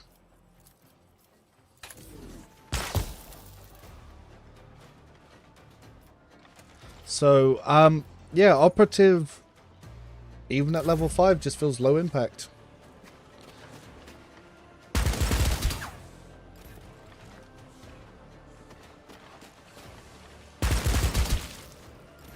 Oh, they don't have las weapons. They have auto guns. So the harder world state is easier because these guys have less armor shred because they're using auto guns instead of las guns. Isn't that interesting? The harder state's actually the easier state. Anyway, so we can put on her running gun to do a double fire shot here.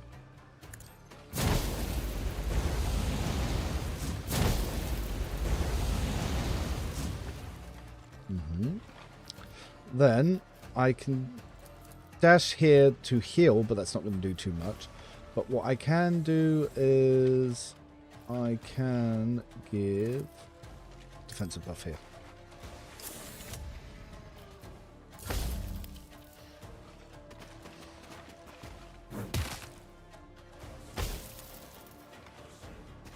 Oh, John, by the way, thank you for coming up as an Inquisitor. If you get yourself set up on the Discord, you'll get access to my early sheet.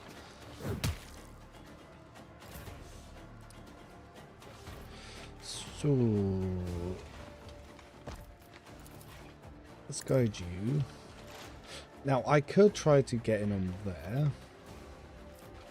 Potentially, I could go here and try to move around there, but I don't think I'm actually going to get too much out of it. Cog could deal with that, and what I can do is I can technically...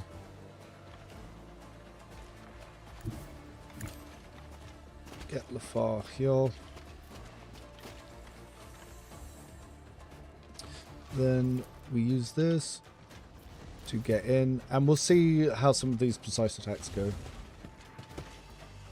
So he has extra stuff for his precise attacks. So his defense for it, if he was going for the arms, about the same. Head, that, about the same. But he's doing the same damage as the sniper, but actually, if anything, he's doing more damage than the sniper because he's got 2 attacks. So yeah, the operatives don't feel good still. Like, it's like they're not sure what they want to do with operatives, and it just, yeah. Shred, ooh.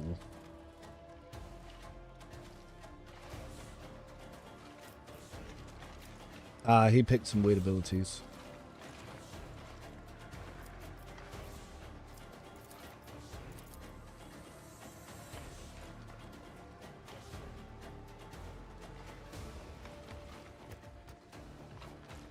No, don't stand this area.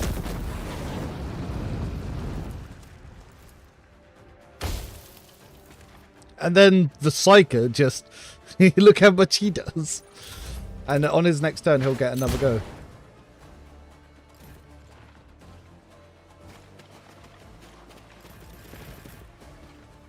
So, down to the sniper's actual turn. So, again, none of these enemies have exploits on them, so I'm going to have to do the thing that applies exploits. This one will lower their things, so allies will do more damage to the same target if I pick someone, but they need exploits already on, so I can't even do that this turn. So that means I need to shoot them first. Now, I could move to here first. He's got no armor, so if I wanted to then try and go for him here, 66% chance to hit the head, and potentially we could get 16 vitals damage. So let's see. 32. So 32 with a crit there, and that's not more than what Lafar was doing. So again, it feels really unimpactful. Now, because he's got exploits, I can, for my ally, use this ability. So his defense is now slightly down. Now, Cog, let's move him here. Get some of his armor back. That guy died.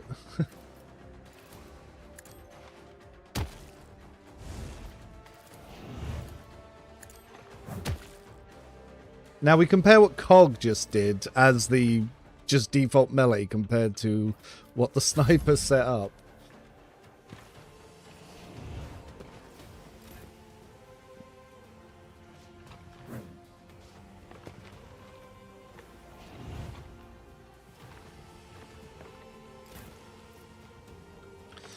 So then it's the officer's turn.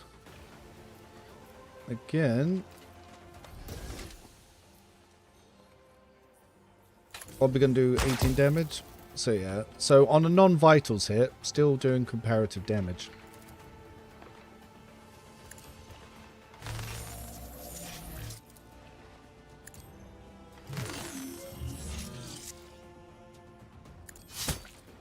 So we're able to kill him. Then we'll probably want her to be able to move. Then I'm going to use his movement ability on when it comes back around. But yeah, operatives still don't feel very good.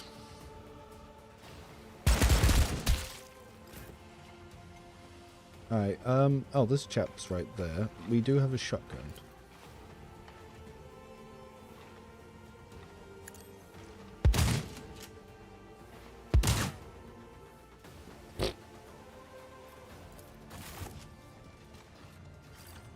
And saved everyone.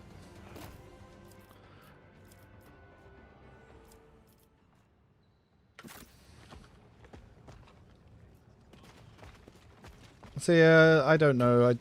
I still feel like operatives are low impact and not very good.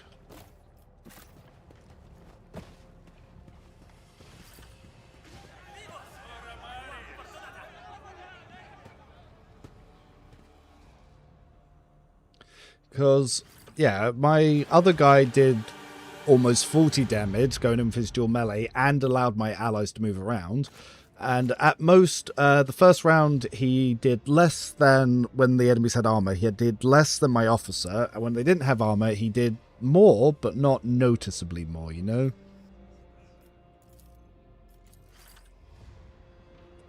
So with that in mind, tick off.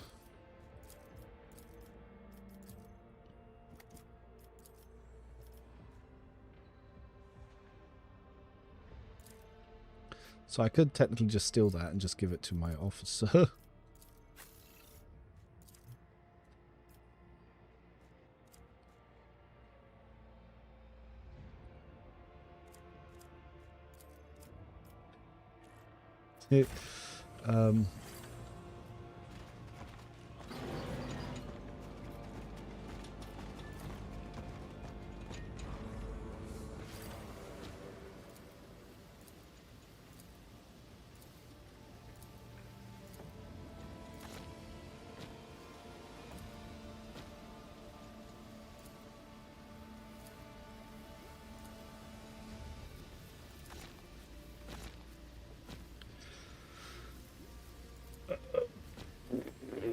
Yeah, I was thinking, oh, by the way, for the guys over on Twitch, hello. I know it's a bit quiet there because most people are active on YouTube. I'll probably have to set up an overlay to try and show both the YouTube and the Twitch comments on the screen at some point. I'll try to work out how to do that so everyone can see what everyone's saying.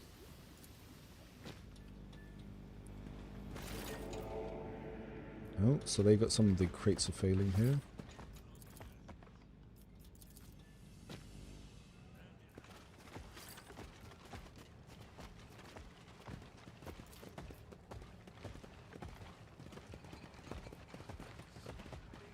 Alright, then we can open the quick route back.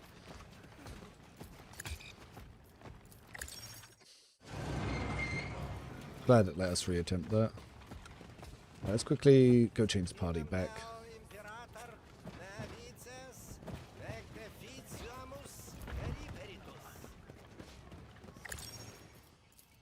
Actually, I will rob his items as well.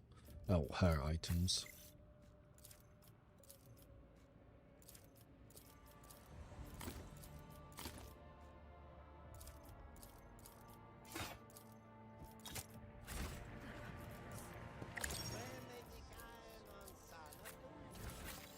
So, Haydar, what do you have at the moment? So, anytime the enemy attacked by the wearer makes resistance test to avoid critical effect, they suffer impact bonus penalty. Yep. The wearer's plasma and melted weapons attacks deal more damage. Don't need that. We do like the flak chest plate. Let's talk about his influence. I mean, Come On Kibbs is actually quite good. Cabela's a really good character. If you're talking about Cabela, you must be really behind on where we currently are on the stream, because we haven't talked about Cabela for a long time. The wearer deals additional number of exploit stacks vital damage. Yep. Oh wait. You can't even use that. Whenever the wearer uses any officer ability to take any fellowship by muscle or defense. Yep. Ah, we've got a brutal shotgun as well. So regular shotgun costs 3 AP, brutal shotgun also the same. Yep.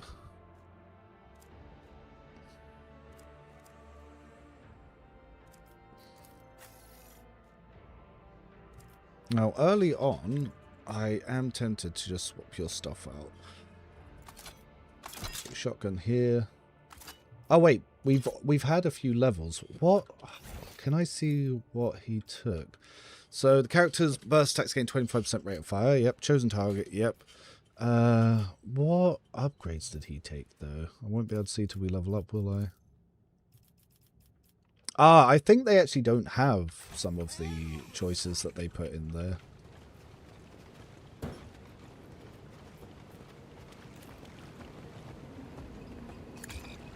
Arms injured. God.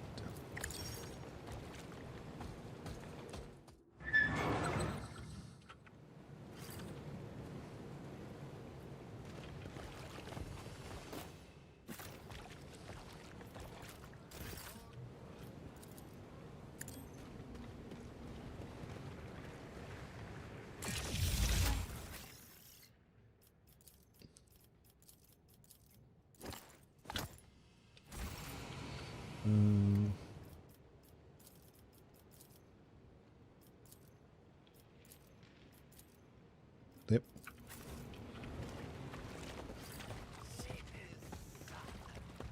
We can probably go straight to the Mechanicus fight, actually. So let's progress the footprints, I guess, and then I'll go do that.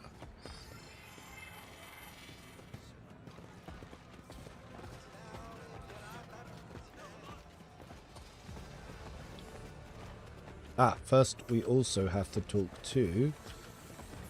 There should be a cowering diver.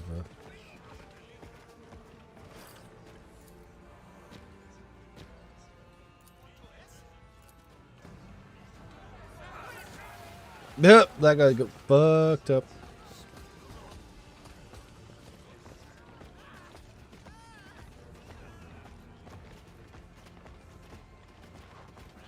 Oh, let's not forget that we have an item here.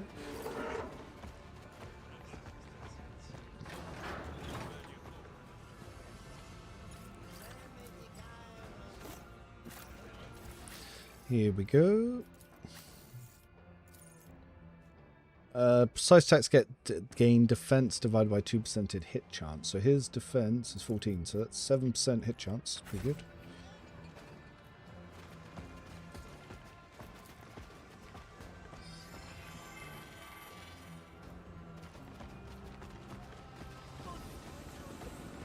Oh.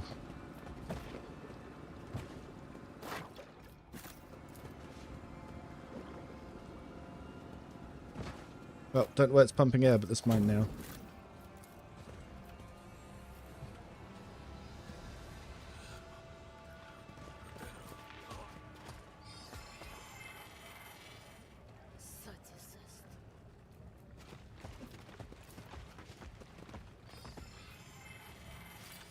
Well, it looks like the footprints go to the marshes. Oh, this is new.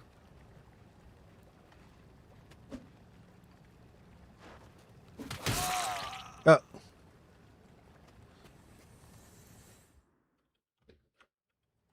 Oh, what did he kill him over? Oh, Fuselit jacket. Interesting. The wielder restores toughness bonus durability at the turn start. Oh. And it also gets agility bonus to defense. Oh, very interesting. There's definitely better items on this run. Ooh. That's cool. We're Heinrichs. Not in this game. This is Dark Heresy.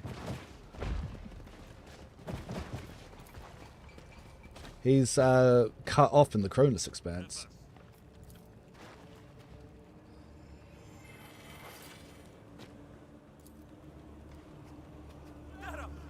Yeah, Heinrich's a good boy, though.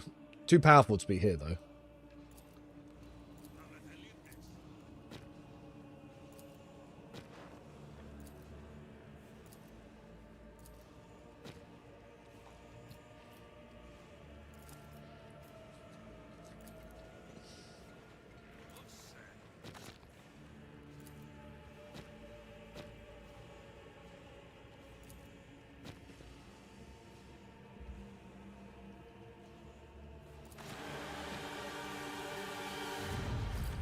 Oh, mine now.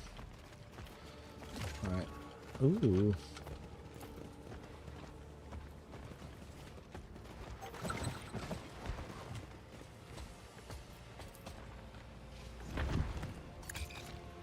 Arm's injured, of course. Oh, what's this? Frozen ejectors. Whenever the wearer's melee attack kills 2 or more enemies, the wearer gains 2 morale. Requirements Wayseeker. Interesting. They're definitely experimenting with some items here.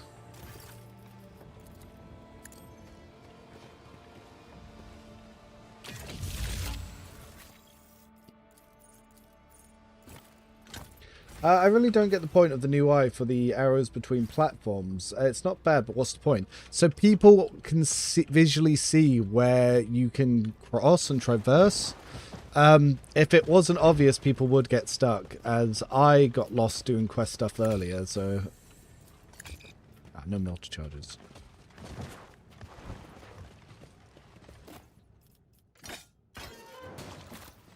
Oh, interesting. You can build bridges. Ha! Look me, new game, build bridges.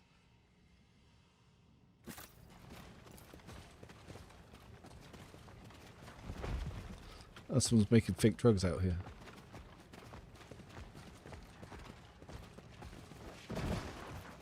Oh, Lethal's ritual, huh?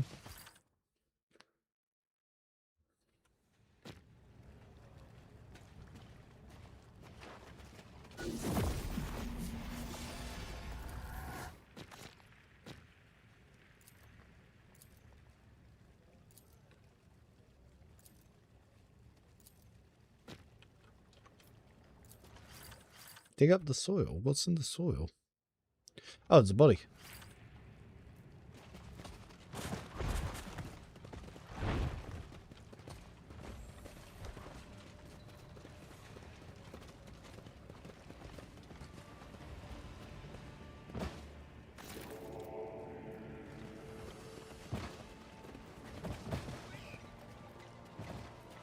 Oh, what's... Ah.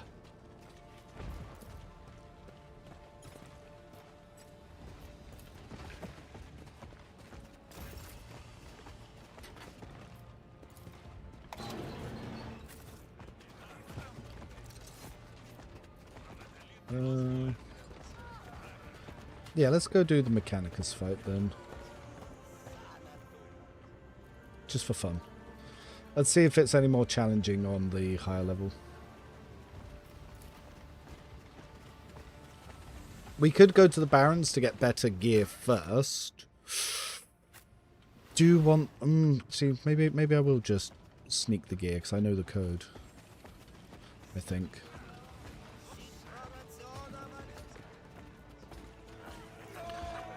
Just a little sneak.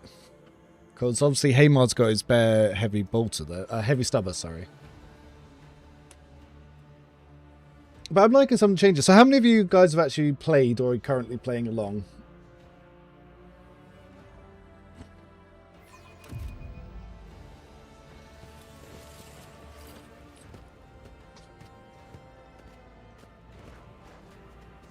Hello, you.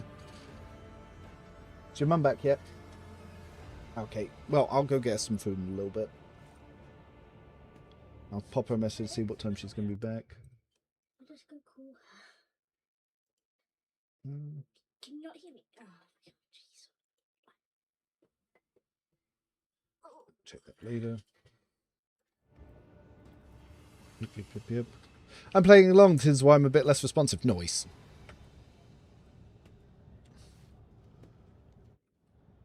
Okay, okay,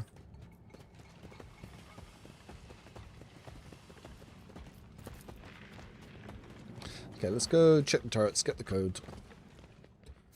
Baron's Den. Free stuff.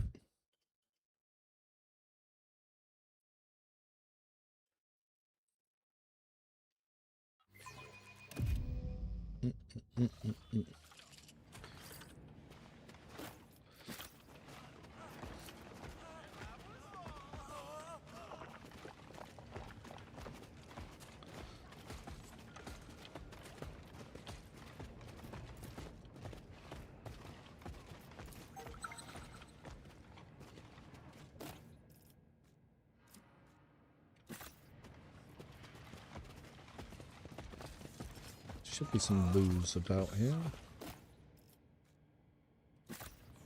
Aha. I think it's the one up there that has it.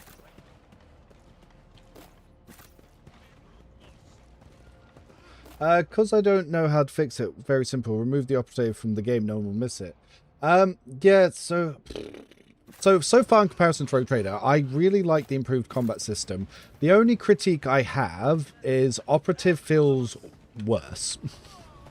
Somehow Operative got worse. Here we go. So it will be 245986. 245986. 245986.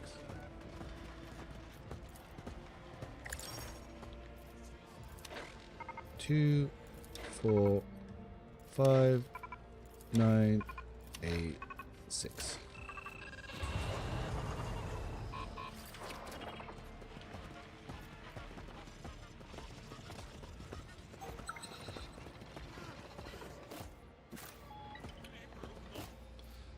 Oh, there's a lot more drugs here this time.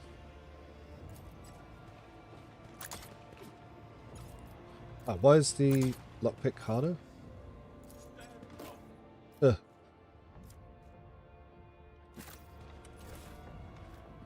It's actually annoying. Crime Lord Operative as a gunslinger was the first thing I tried in Rogue Trader. And Crime Lord is a melee origin. So yeah, that's how much the game wanted to support that playstyle.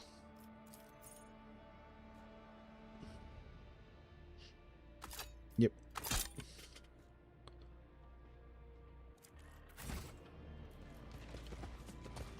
Oh, gotta be careful here.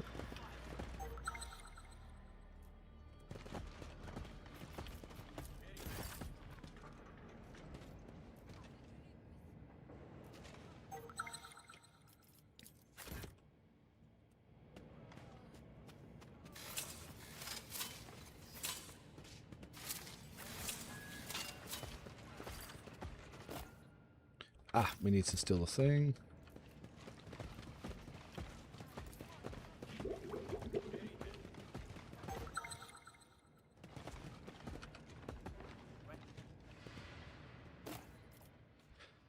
So officers ceremony boots of whenever the wearers hit for the first time around, they get +1 morale. Happens to Medicaid.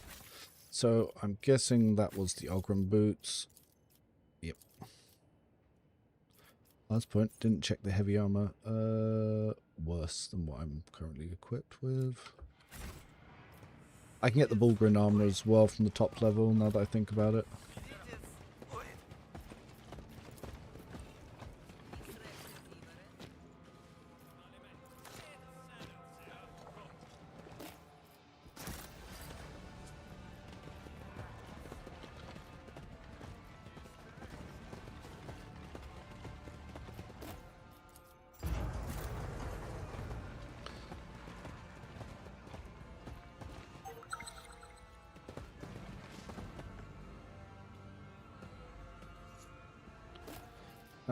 More pirate armor. Ah, +5 fellowship gloves. What gloves we do here? Yeah, the damage reduction one I'm not going to use, so let's take the 5 fellowship ones. We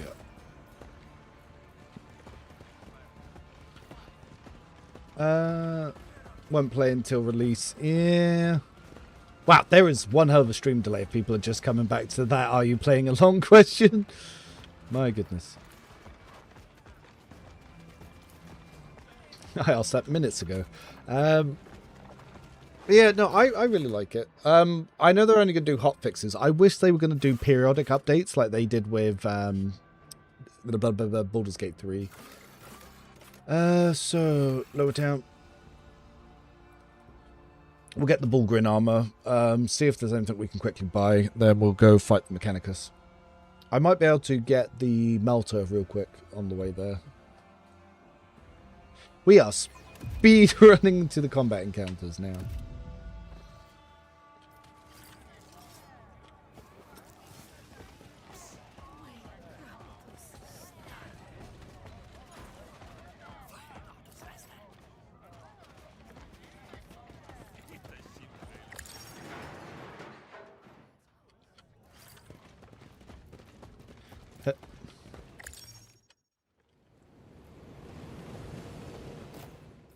There's the Bulgrin armor. So if you didn't suffer damage, you get morale. Who's not got a cape? You can take that one.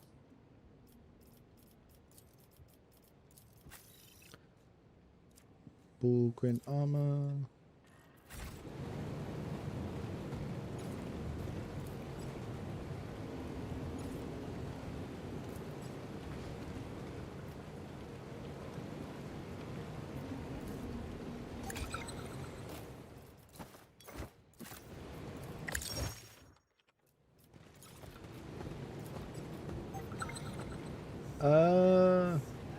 Stream delay tester posted 1712.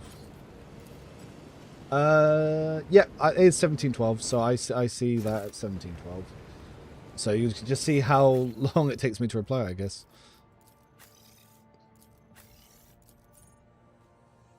Ah.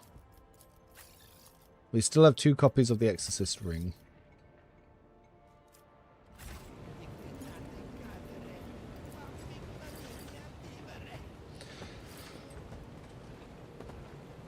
But if you're planning to get Dark Heresy no matter what, it is worth getting in. But if you don't want to spend the money yet, then that's a perfectly valid choice. Like, 100%.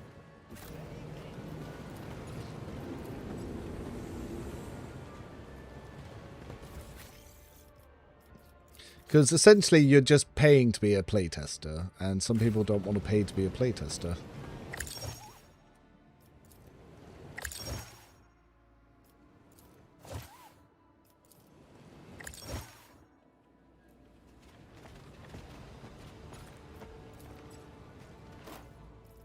What we got here? Officers' ceremony boots. Whenever the wearer gets there, they gain more defense till start. Whenever the wearer uses any officer abilities, they gain 3% more defense. Oh, it's the same boots. Same boots twice.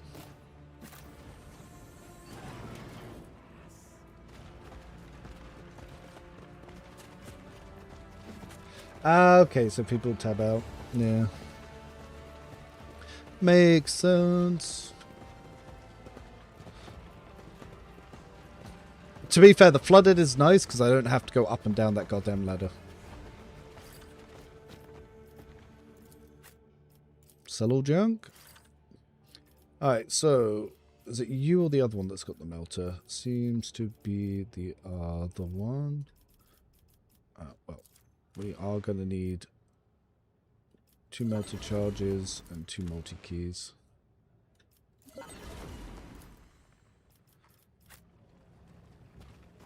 Ah, and Valrex, thank you for the follow. Hi. And where melter? There we go. There, melter.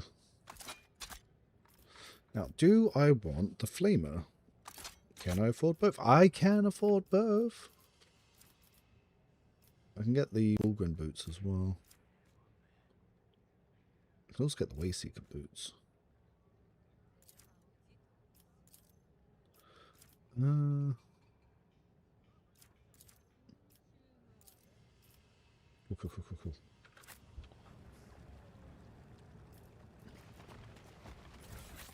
And let's equip those things. So, multi-melter, better flamer, though wider flamer as well. You still got the shotgun. Now, the shotgun does cost 2 AP. Something I have to keep in mind. Mr. Bulgren, now we want more armor, yes. Cherugian boots, yes.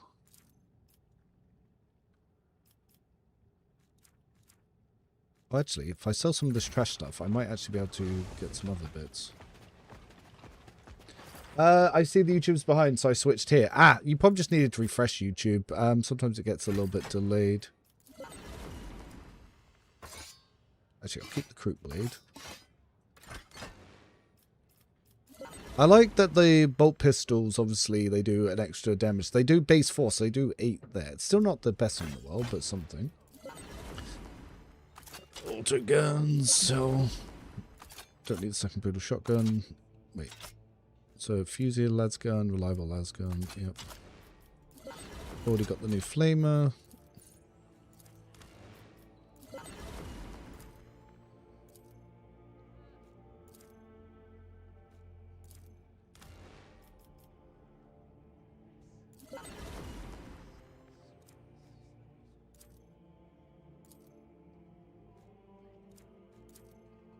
Damn, that's a lot of money. It's definitely easier the second time round. Spike bracers. Whenever the wearer suffers melee damage, the attacker suffers toughness bonus damage. Oh, that's for the Ogren. We've already got the Sergeant's flak armor. Not really using grenades right now. Deal. Let's double check the other lady.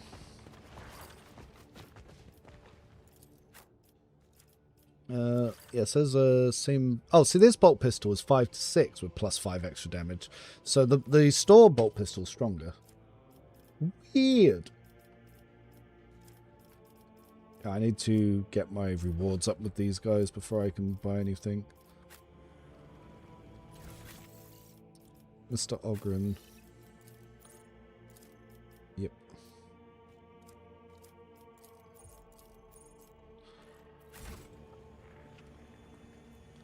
Okay.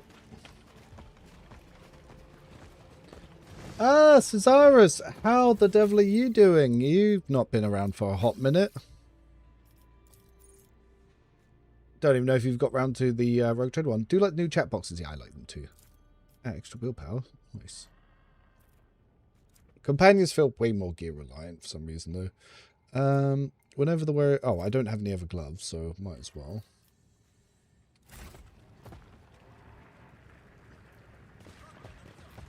Alright, let's go to the Mechanicus fight then.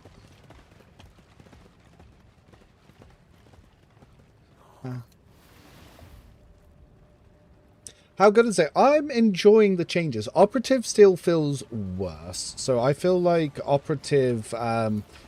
yeah, Operative actually got worse. I didn't realize it could get worse, but it did get worse. So the exploits don't really go out by themselves. The impact of exploits is almost non-existent because you get like 20% extra damage, which is practically nothing on single shots. The crits aren't too bad, but armor kind of prevents them from doing anything. How do you feel about the morale system? I like the morale system. I like that Officer can abuse it because now that extra turns aren't as powerful, I feel like it's more useful. But yeah, Operative had a load of gear stuff that basically, yeah, the system is quite different. I'm about to start combat, so you'll be able to see.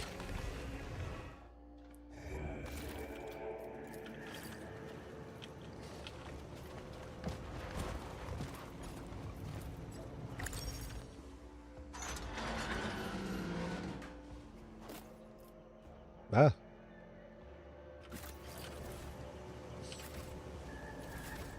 Ah, open. Oh, she's already got that item on. Funny.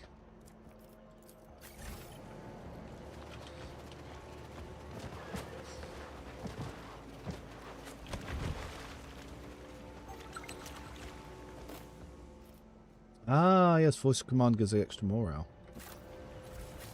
So this one, the wearer's precise range attacks get 6 hit chance, deal 4 more damage, but I do like abusing morale. So if I buff Cog and then snipe him, Cog will make an attack of opportunity. How much crossover you find between this and Rogue Trader? So obviously it's a very similar system, but the combat feels very different. Like the skills are similar, like it's familiar yet refreshingly different, sort of thing.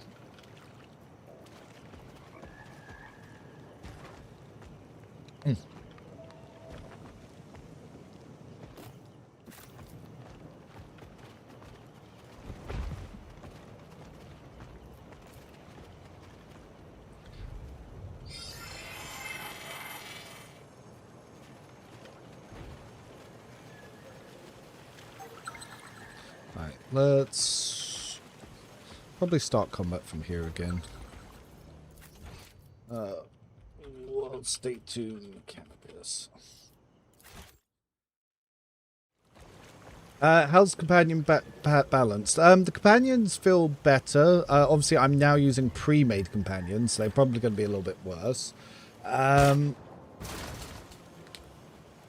yes, we'll see another combat encounter here. The visuals are obviously way better. It's so far, low level feels more balanced, but low level in Rogue Trader felt balanced as well. But I feel stronger sooner at the same time.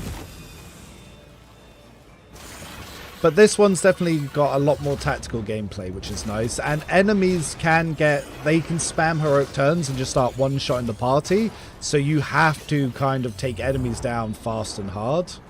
So it's more rocket tag, but the enemies are more deadly. Way more deadly.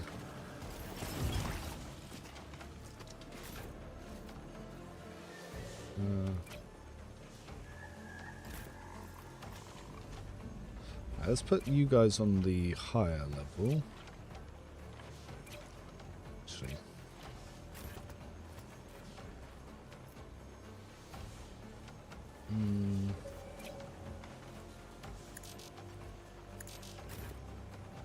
Kind of going to want Cog to stop this guy just flanking us. Yeah, should do. Yeah, so these guys are deadly. And the thing is, the battles are overtuned because they get way too many points to be able to get their heroic actions too quickly. Because obviously, turn 3, basically every one of these enemies can one-shot me. So, yeah, you're kind of just planning for how you're going to get one-shot sort of thing. So these guys are all stacked up. I'm going to want to break his line of sight.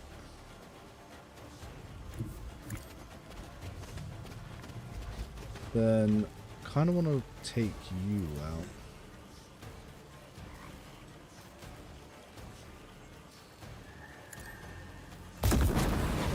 Now, stun the burn. I'll increase his burn. What is this one? Shred.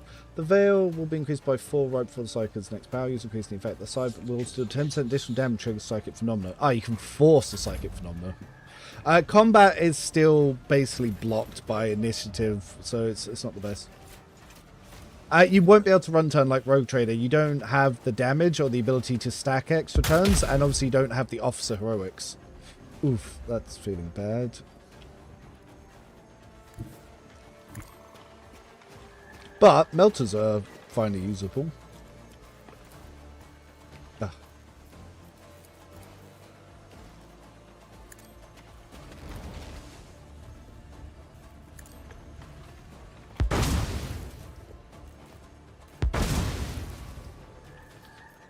Right, so that's good there. Alright, so here more.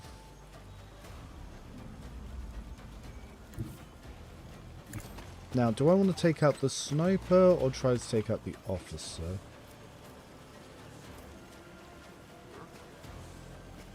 Ah! Oh, I should have put myself in cover, shouldn't have I? Oh, I can still do that, I think. But I won't have enough to be able to do everything, will I? That's fine.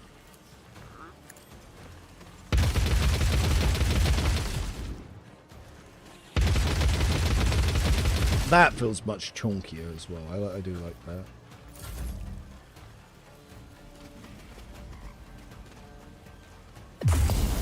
Ow.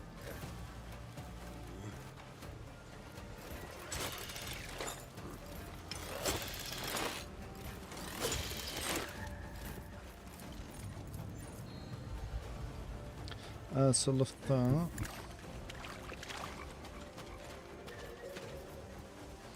So let's go some precise attacks. Let's get some legs. We miss. Can we get the head? We miss. Ugh. That didn't feel good. Do operatives have a way of interfering with the enemy? Nope. You can, anyone with a sniper rifle can stop concentration. It has nothing to do with operatives. It's just precise attacks. And everybody has that. Now, if I move here, can I? Yep.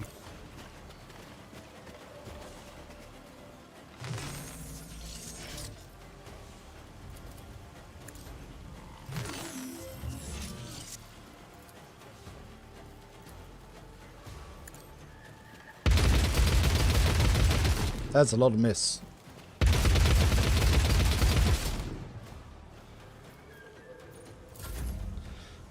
Then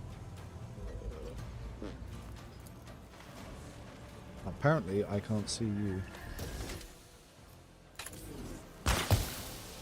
So that 28 damage, by the way, was almost more than what my sniper did with all of his stuff equipped up. So, yeah, they don't really do all that much. It's like his Endure just wiped out all the trash mobs. Okay, okay.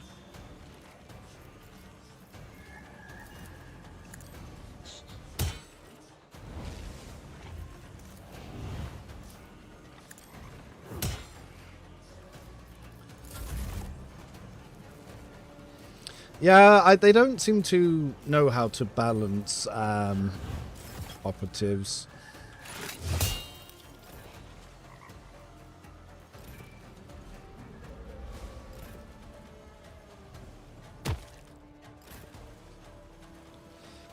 So his legs got fucked up, so he can't move.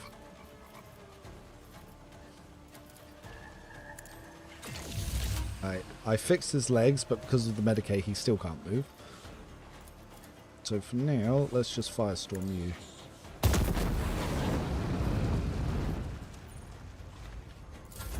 Rocket Tag is sort of like chasing each other down to one-shot each other first.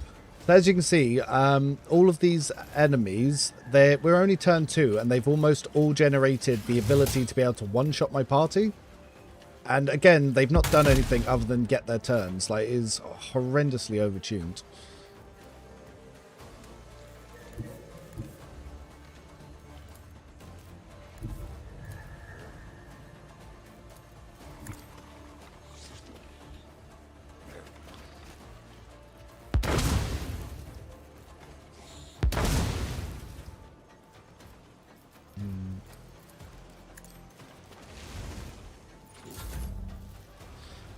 So, Haydar, is there any cover that you can use to get the rate of fire increase? Nope. Nope. None of this counts as cover, apparently. Interesting. Ah, but if I stand here, I think this counts as me being in cover. So I can use that to then use all of this.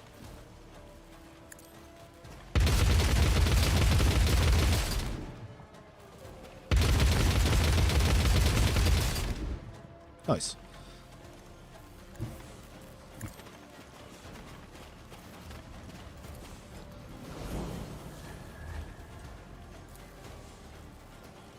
Ah, no way.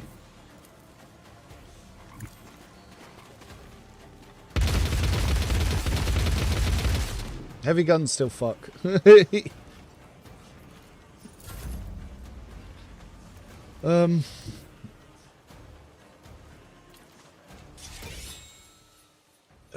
Okay, let's go for torso this time. And then... let's go torso. Right, he's injured. We'll guide Cog. Then...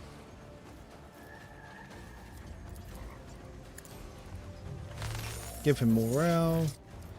Give him turn. Give him armor. Which does quite a bit of damage now. We miss. It's fine, it's fine. Now, you're down to 6, you're up to 8, but they get +4, so I'm gonna need to lower this one's morale, just so one less of them has heroic action. Yep. Then we can snipe. Oh, close. Now, Cog's actual turn.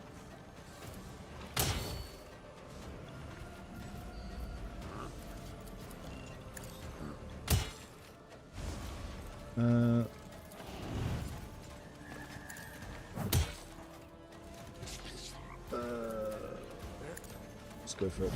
Hello, just joined the stream. Has there been any changes to Optiv new game? They are worse. They are actually worse. They made them weaker. Imagine Rogue Trader Optiv, except you can't use analyze enemies and you can't armor and dodge strip them. They just made it worse. So all the talents are still just as bad. Very low impact increases, no attack economy, nothing for movement, though some weapons have passive movement on them. But yeah, operatives are much, much, much worse. Like, much worse. See, look, so now they're all getting these heroic one-shot abilities where they can just wipe out practically one of my companions cross-map. But they didn't do anything to earn them. They just passively got it. Is he still immobilized? Interesting.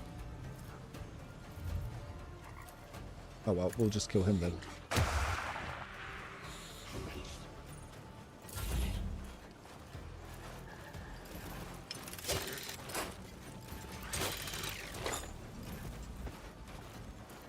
They were all swarming cod.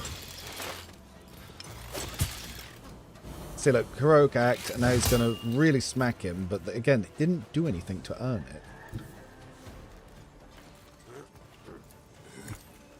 Flamers ignore cover, so it's pretty good.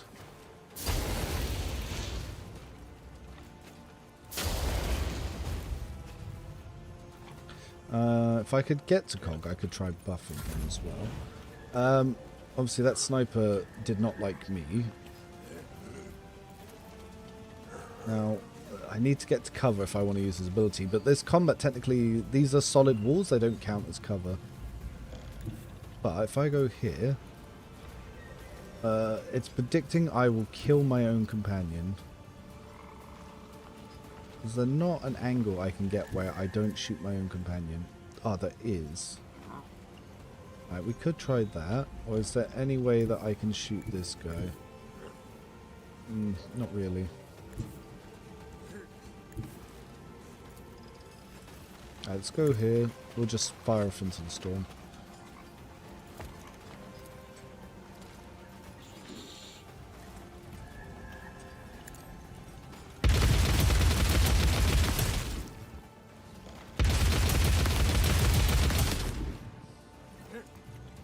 Not bad.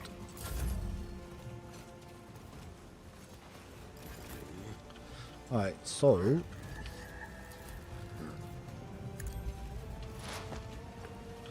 how close do I think I could get to him? Let's try. So Way Seekers have really good movement, and they can give their movement to allies. And whilst I can't quite get to this enemy, what I can do is I can try to stun him. Yeah, so staggered. And then I can get up there next turn to finish him off. Now, as for Cog, who's getting surrounded, we're going to want to pump him up some more.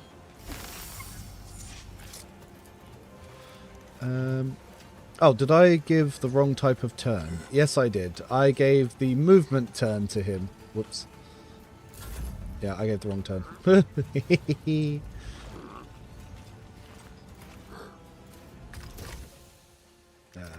Nothing.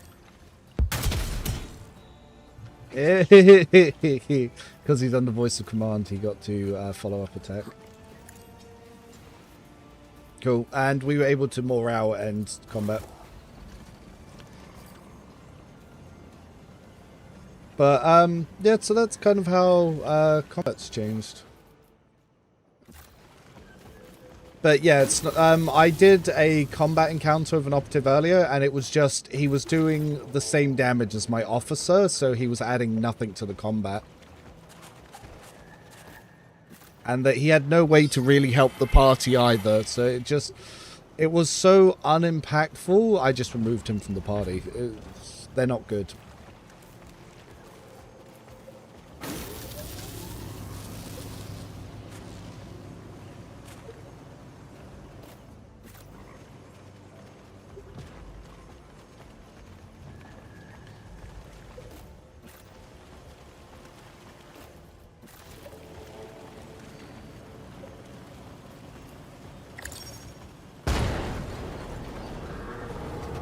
Don't know what it does, but I get EXP for doing it.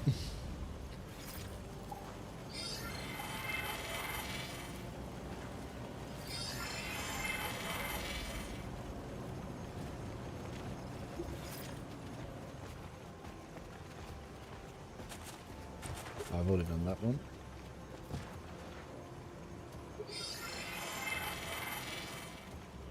Have any... so officers are very impactful, but they're not as game-breaking as they were, but they're still obviously very, very good. I'd say officers are more important now to actually playing normally than they were, because they can't obviously find a style to just one-turn encounters. Like, combat's a lot more gritty, and you have to pay more attention. So I'd say it's definitely better balance, for sure.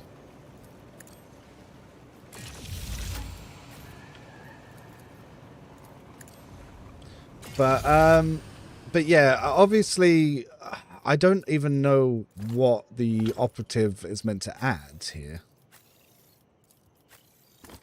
I might have to do a video on it. Like, I'm not sure what it is doing, and maybe you should hear from people. Because it was funny, because Remortis, when I was on call with him last night, was like, oh no, Operative's great, it's doing so much, wow! And then I was like, I was looking at it, I'm like, yeah, your Operative's doing the same damage as my officer, and it's adding absolutely nothing to the combat encounter or your clearing.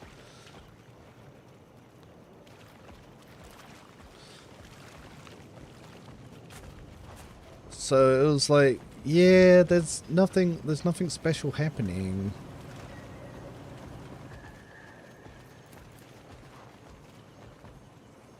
I think because he was playing on an easier difficulty, he just didn't notice, because the State 2 is actually easier.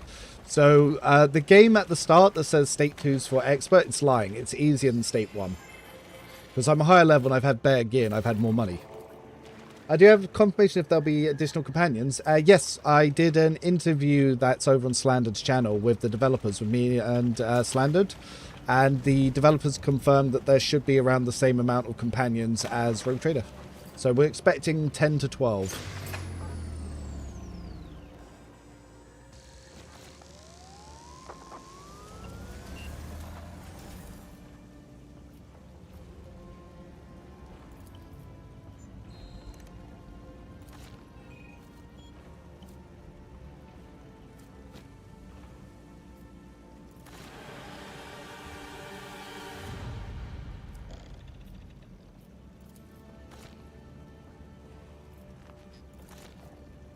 Ooh, I wonder if I've got enough to buy the plasma pistol, the plasma rifle this time.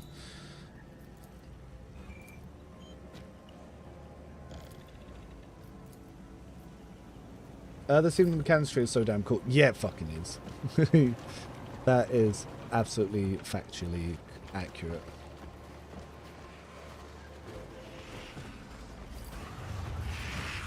Oh, they hadn't loaded in.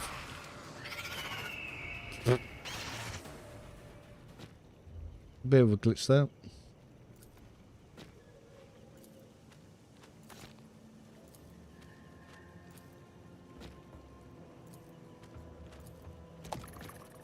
Now, what's my EXP looking like? 5-ish. We're getting there. I just want to try out the specializations with these guys. Rogue Trader had 10 companions in base game with 3 secret companions. Yeah, the 3 secret companions were not well done, that's for sure.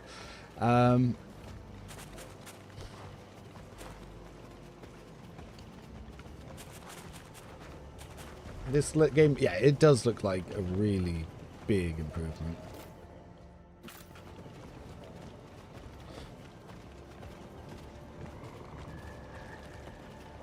There's actually another combat right here, so I'm going to just quickly save it here so I have access to it for later. Crew camp. Crew camp.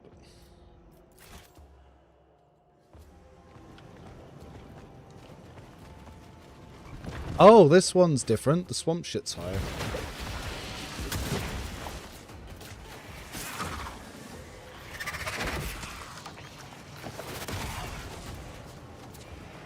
Yeah, so combat can just end. So there's quite a bit of a delay on the YouTube side. If you're delayed on YouTube, do refresh the stream.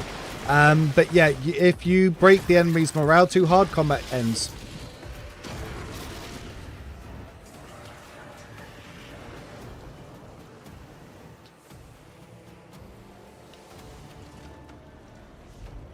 So 2 of the crew kind of climb up here and then they just disappear. Or in this state, will they actually stay here?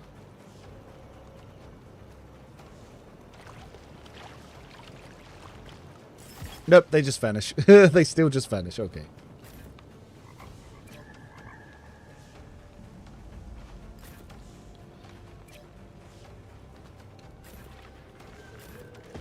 Oh, there's less cover this time. Interesting.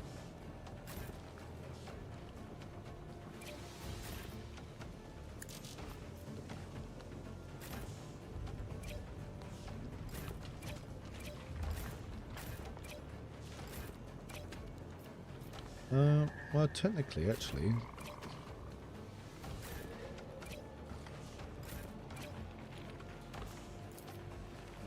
Ah, pyro. Goodness gracious me.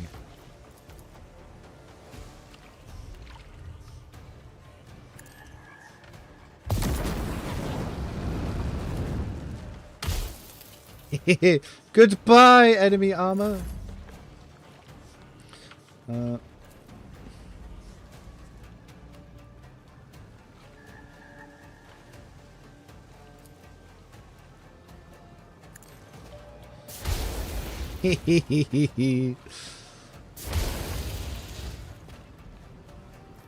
Love it. Love to see it.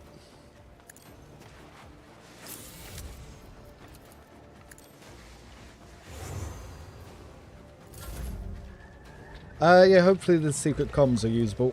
Yeah, they said they'll aim to have less late game companions, and hopefully they will be more useful. Okay, so I'm guessing I can't really go through that toxic environment. So the question is, can I shoot that guy? He's too far from now.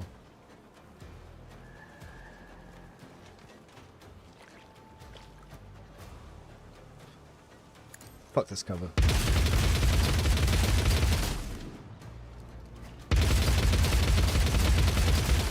There's a lot of missing though.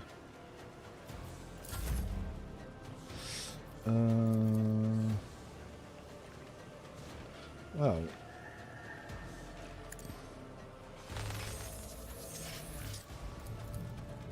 Yep, I realised what I did. The bring it down was in the wrong place. Just out of range for that.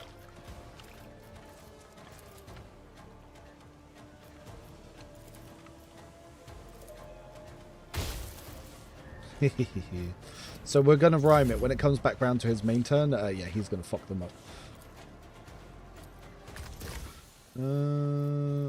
Small chance actually hit.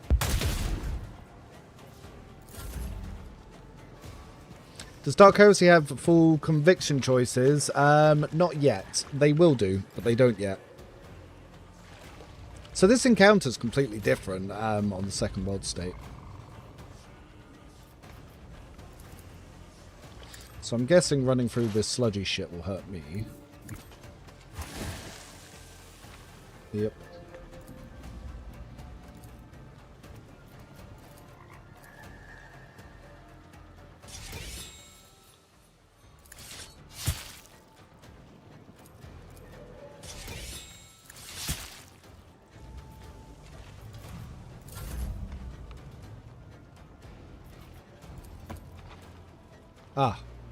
My own companion just blocked me. Dings it.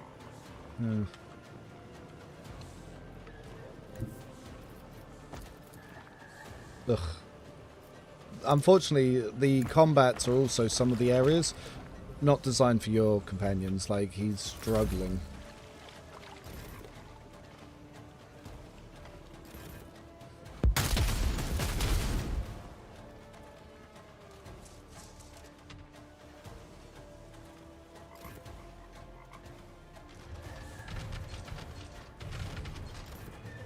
Poor Ogrin. Would be very nice both red like could be 40k versions beneath stolen lands, midnights. But yes, this is where you get the crew, and the crew companion is hot trash. It's not usable. It's worse than your officer. It's just low damage, and its gimmick doesn't add really anything. Ooh, they're going for this motherfucker. He is getting worked. So...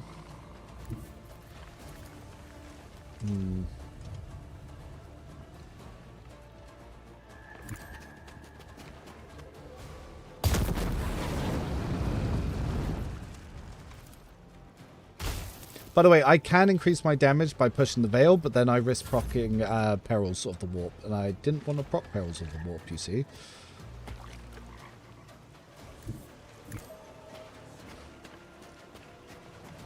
See if I can catch this guy.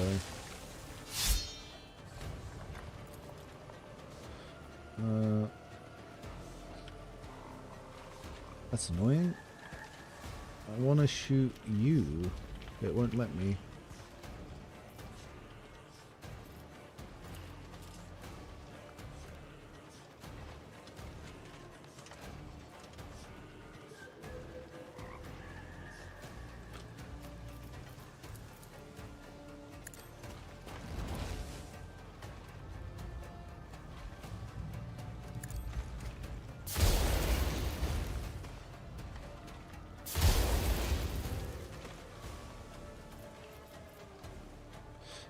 She's been put in a very vicarious situation.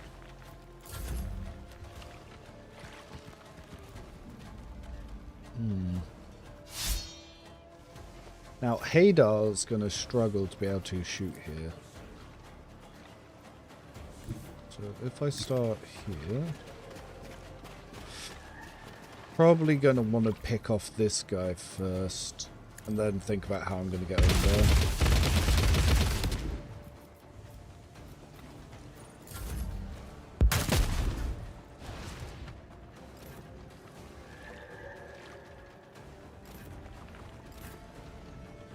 Okay, so regular sniper rifle can shoot him.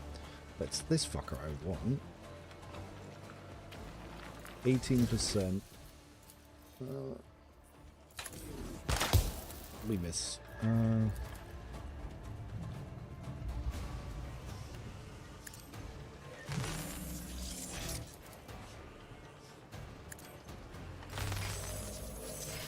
Alright, so we'll try and give our Ogryn some movement ability to see if that can help us get out of here. Because we are in the suck. Seeker, we're trying to move up a little bit. And who's trying to snipe? You are. See if we can interrupt his snipe. Yep. And officer still doing officer things. My run so far, opponents my number 1, flames do so much to break concentration. Yep. She also has special abilities, so it's actually her neurotoxin, not the flamer. So flamers don't break concentration at all. It's her unique ability, the neuroflamer. The neurotoxin, sorry. So if you go to character, because it has nothing to do with flamers, it's actually this, neurotoxin. Each enemy suffers my first person skill test for 1 round. And then with another one, you can sort of interrupt it as well. But these themselves, they don't actually interrupt them. So his actual turn. So we're going to use this again so we can get away from this guy without getting attacks opportunity. I'm going to go here. Now if I do this, we can hit his legs to try and stop him running. We miss. Great. Now Cog, however, unfortunately it bugged and it didn't give us the ability to try and move him. Great. It should have given us the ability from that. Fantastic. We love bugs. We love bugs.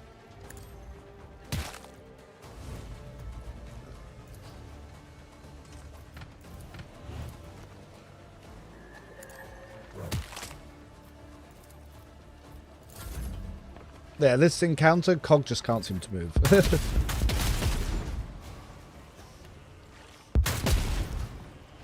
Ooh, I'm getting sniped this time. Ooh, that hurted it. Alright, we're going to need to try and buff her up. Alright, he died, which is good.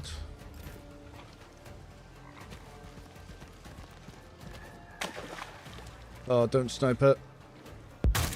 Damn! Unfortunately, the so-called fucking ally took her out. Great. Tempted to kill it. Son of a bitch.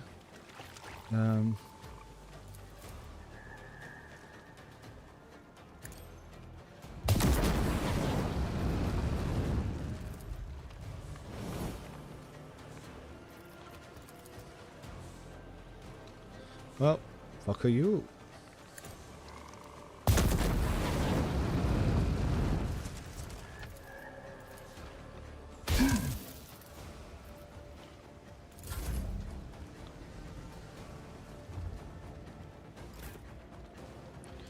Alright, so we need to turn this off again.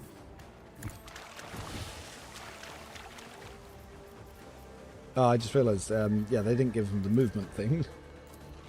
Oh, that's annoying.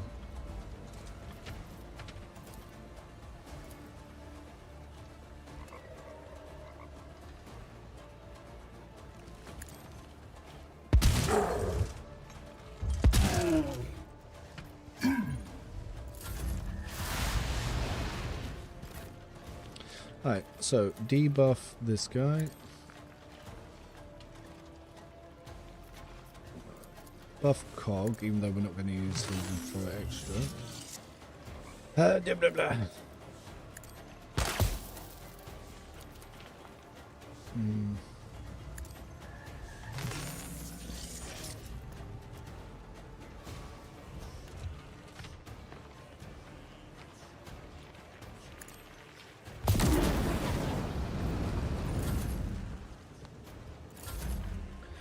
Sorry, I was meant to say the pre-builds seem bad. The pre-builds at level 5 are kind of meh.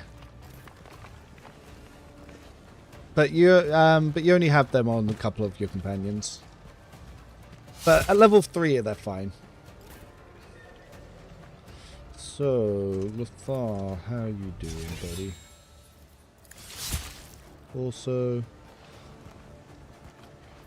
alright, let's see if Cog will actually get his ability to move this time.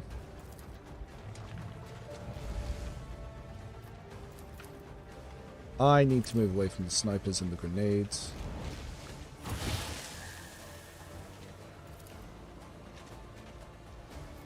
Doom! Ah, okay, this time he actually got the ability, which we like to see.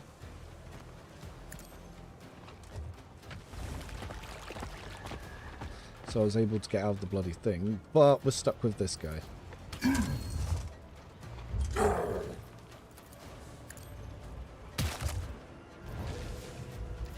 Now we can save this thing, but I want it to move.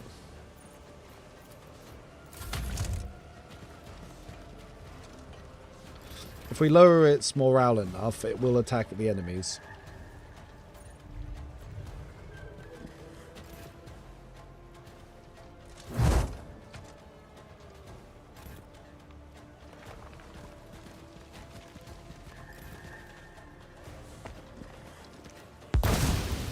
Oof, Dark Light Blast.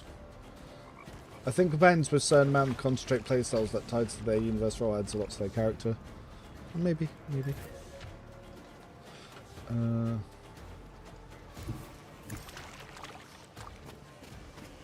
Alright, now if we can get a Molten Beam in here, that should do some good stuff. Hey.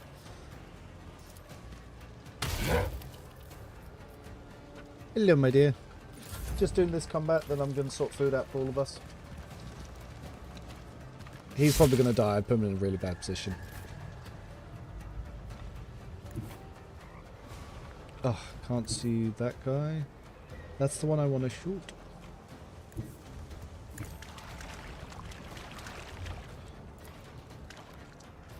Ah, well, it is what it is. Let's just try anyway.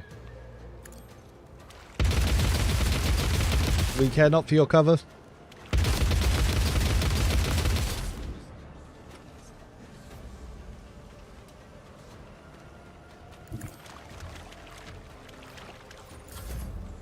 Then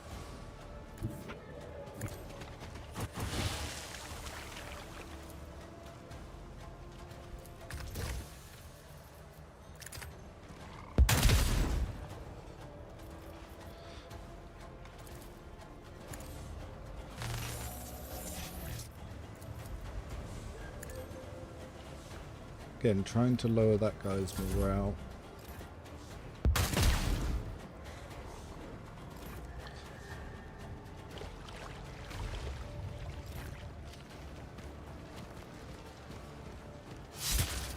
Yeah, I knew we were going to lose the Pyromancer there. That was my bad.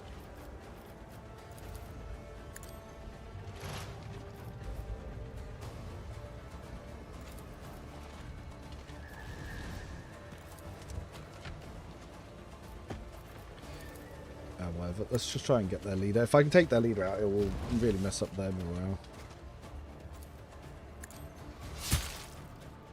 Arms injured. Injured. As for Cog, if I get here, can I catch this one? No. Fortunately, I can only seemingly hit this guy. It's not the one I want to hit. Psycher's getting messed up.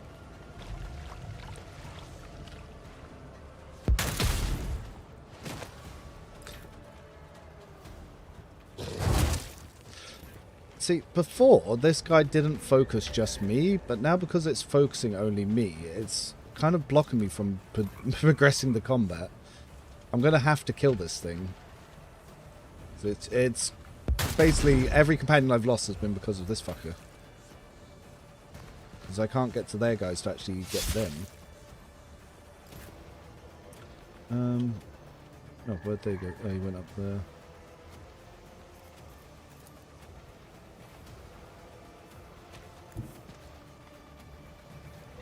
Tempted to just try and shoot the shit out of him.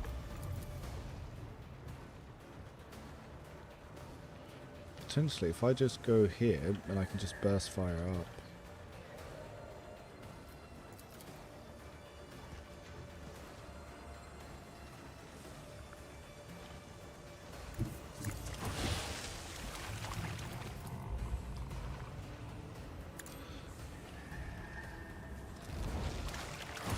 Yep. Alright, they've annoyed me. We're not going to try and do this the way that the combat's meant to be done. We are going to murderize these guys.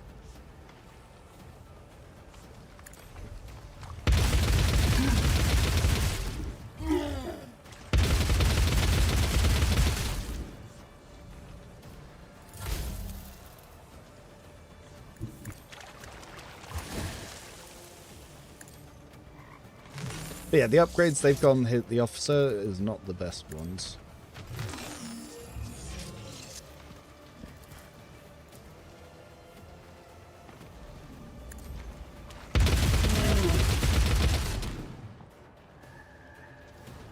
Didn't fire twice, cool.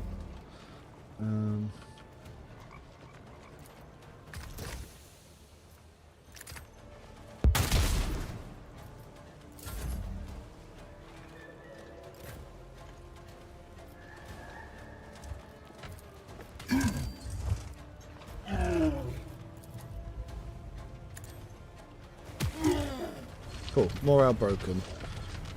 That stops him being a dick to me.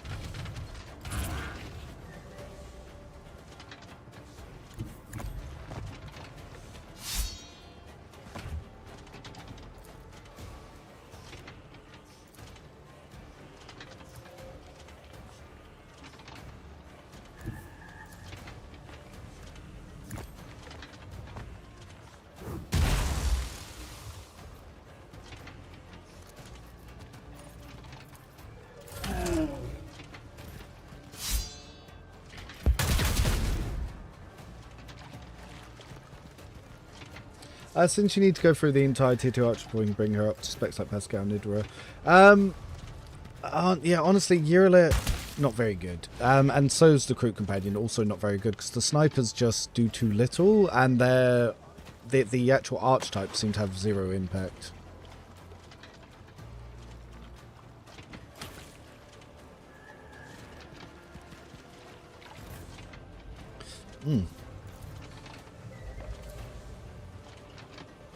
Sweet.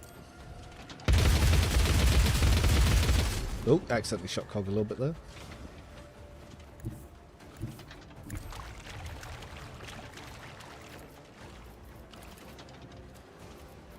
Now, can I spray this guy?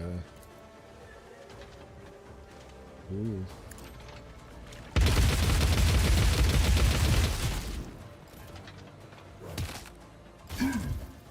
A couple of them panicked and died.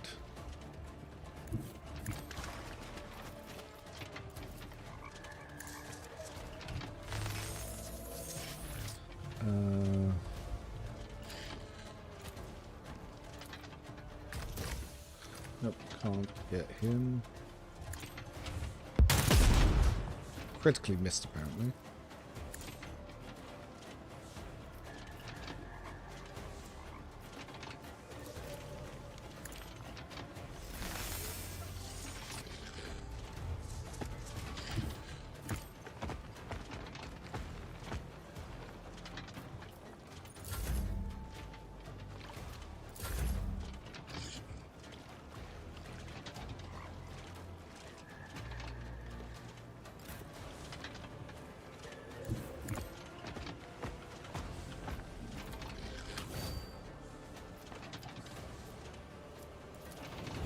Oh wait, not that one. This one. They should get their leadership broken pretty soon.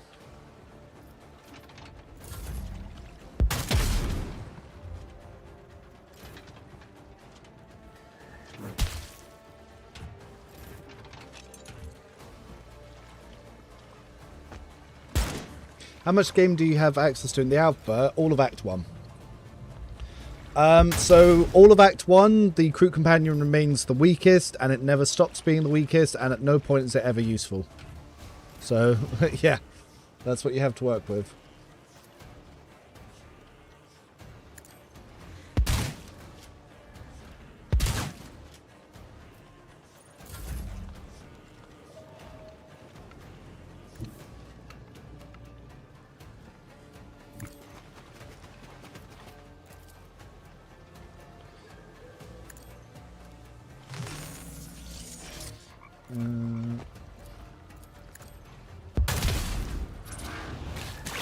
Okay, broken.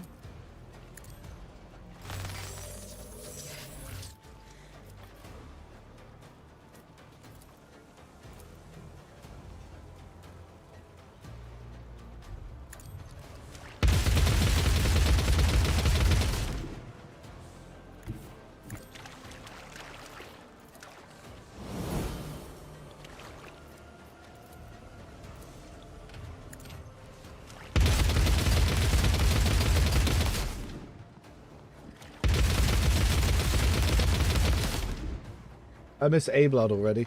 I don't. You gotta remember, everyone always memes about A-Blood, but he's just a basic warrior. Whereas Cog is a combination of All-Fire and A-Blood, so he's pretty dope. Though the Navy Officer update in 1.5 was, oh my god, that heroic shot. Fucking hell. Yeah, heroic actions hurt.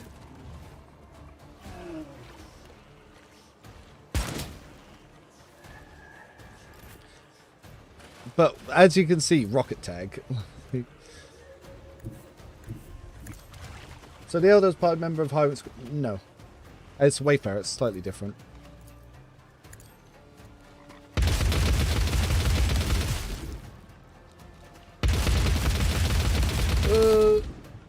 Nope.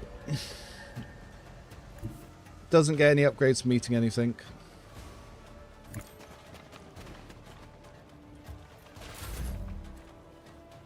Oh my god, why is that still happening?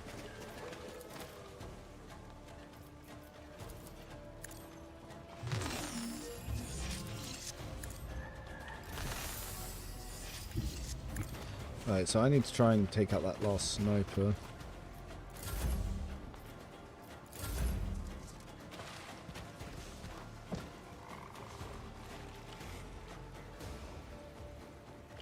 He really should have given up by now, though.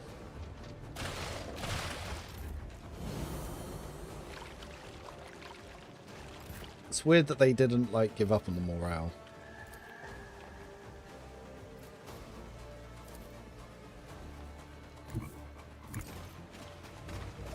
What happened to this fight? Basically, my Ogryn got stuck here, and I just couldn't move.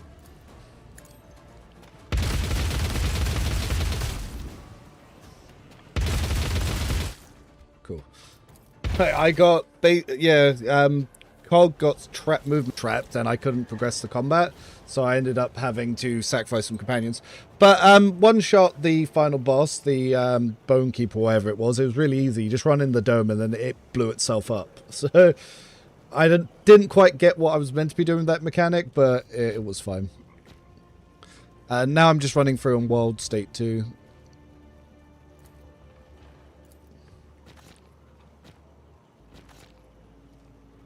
Next time you should approach the fight from the other side. It's so much easier. Probably. Okay.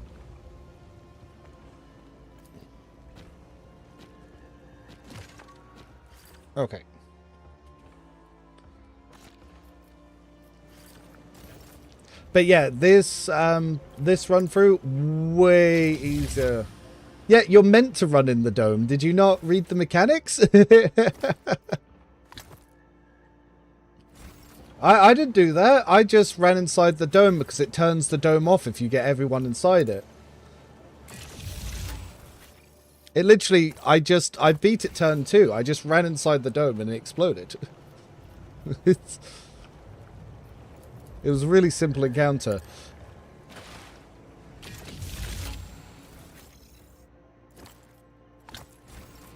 That didn't do anything about covering shit. Oh, see, on World State 2, you get the heavy melter.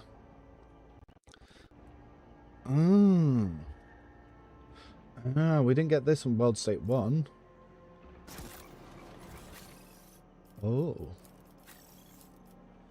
Oh, why can't he use it? Oh, it's crude heavy weapon. That's some bullshit. But yeah, I hate operatives. Remorse, I don't know what you've been smoking. They are trash. I think they're useless. They do less damage than my officer. They're less impactful than the officer. I don't see why you'd ever have one in the party. They do literally nothing. It's like low damage, low impact. It's really janky to get the abilities online, and even when you do, they don't add anything. I was like, I hate this. I hate it.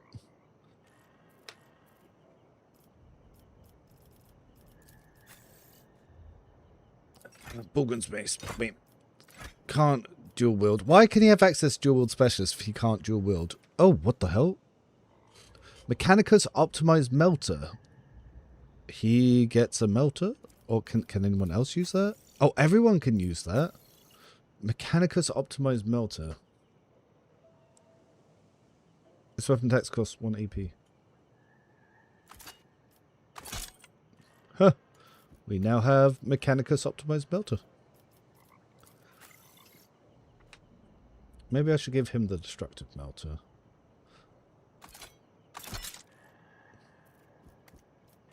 Yeah.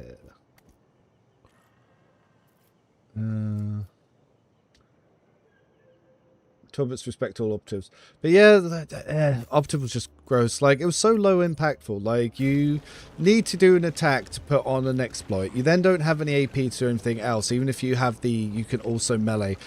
You're low intelligence, but you need intelligence for any of your talents. Your damage increases are so small, even on a critical headshot, you barely do more damage than just a regular sniper from an officer. I would even say Operative is worse in Dark Heresy than it is in Rogue Trader, because at least in Rogue Trader they had a use. Like, Joint Analysis did more than what Operative can do in this. The same with also armor stripping and dodge stripping. Like, yeah, I think they completely need to rework Operative. It's just not useful. Like, it doesn't add anything. There's not a single scenario where I would want one.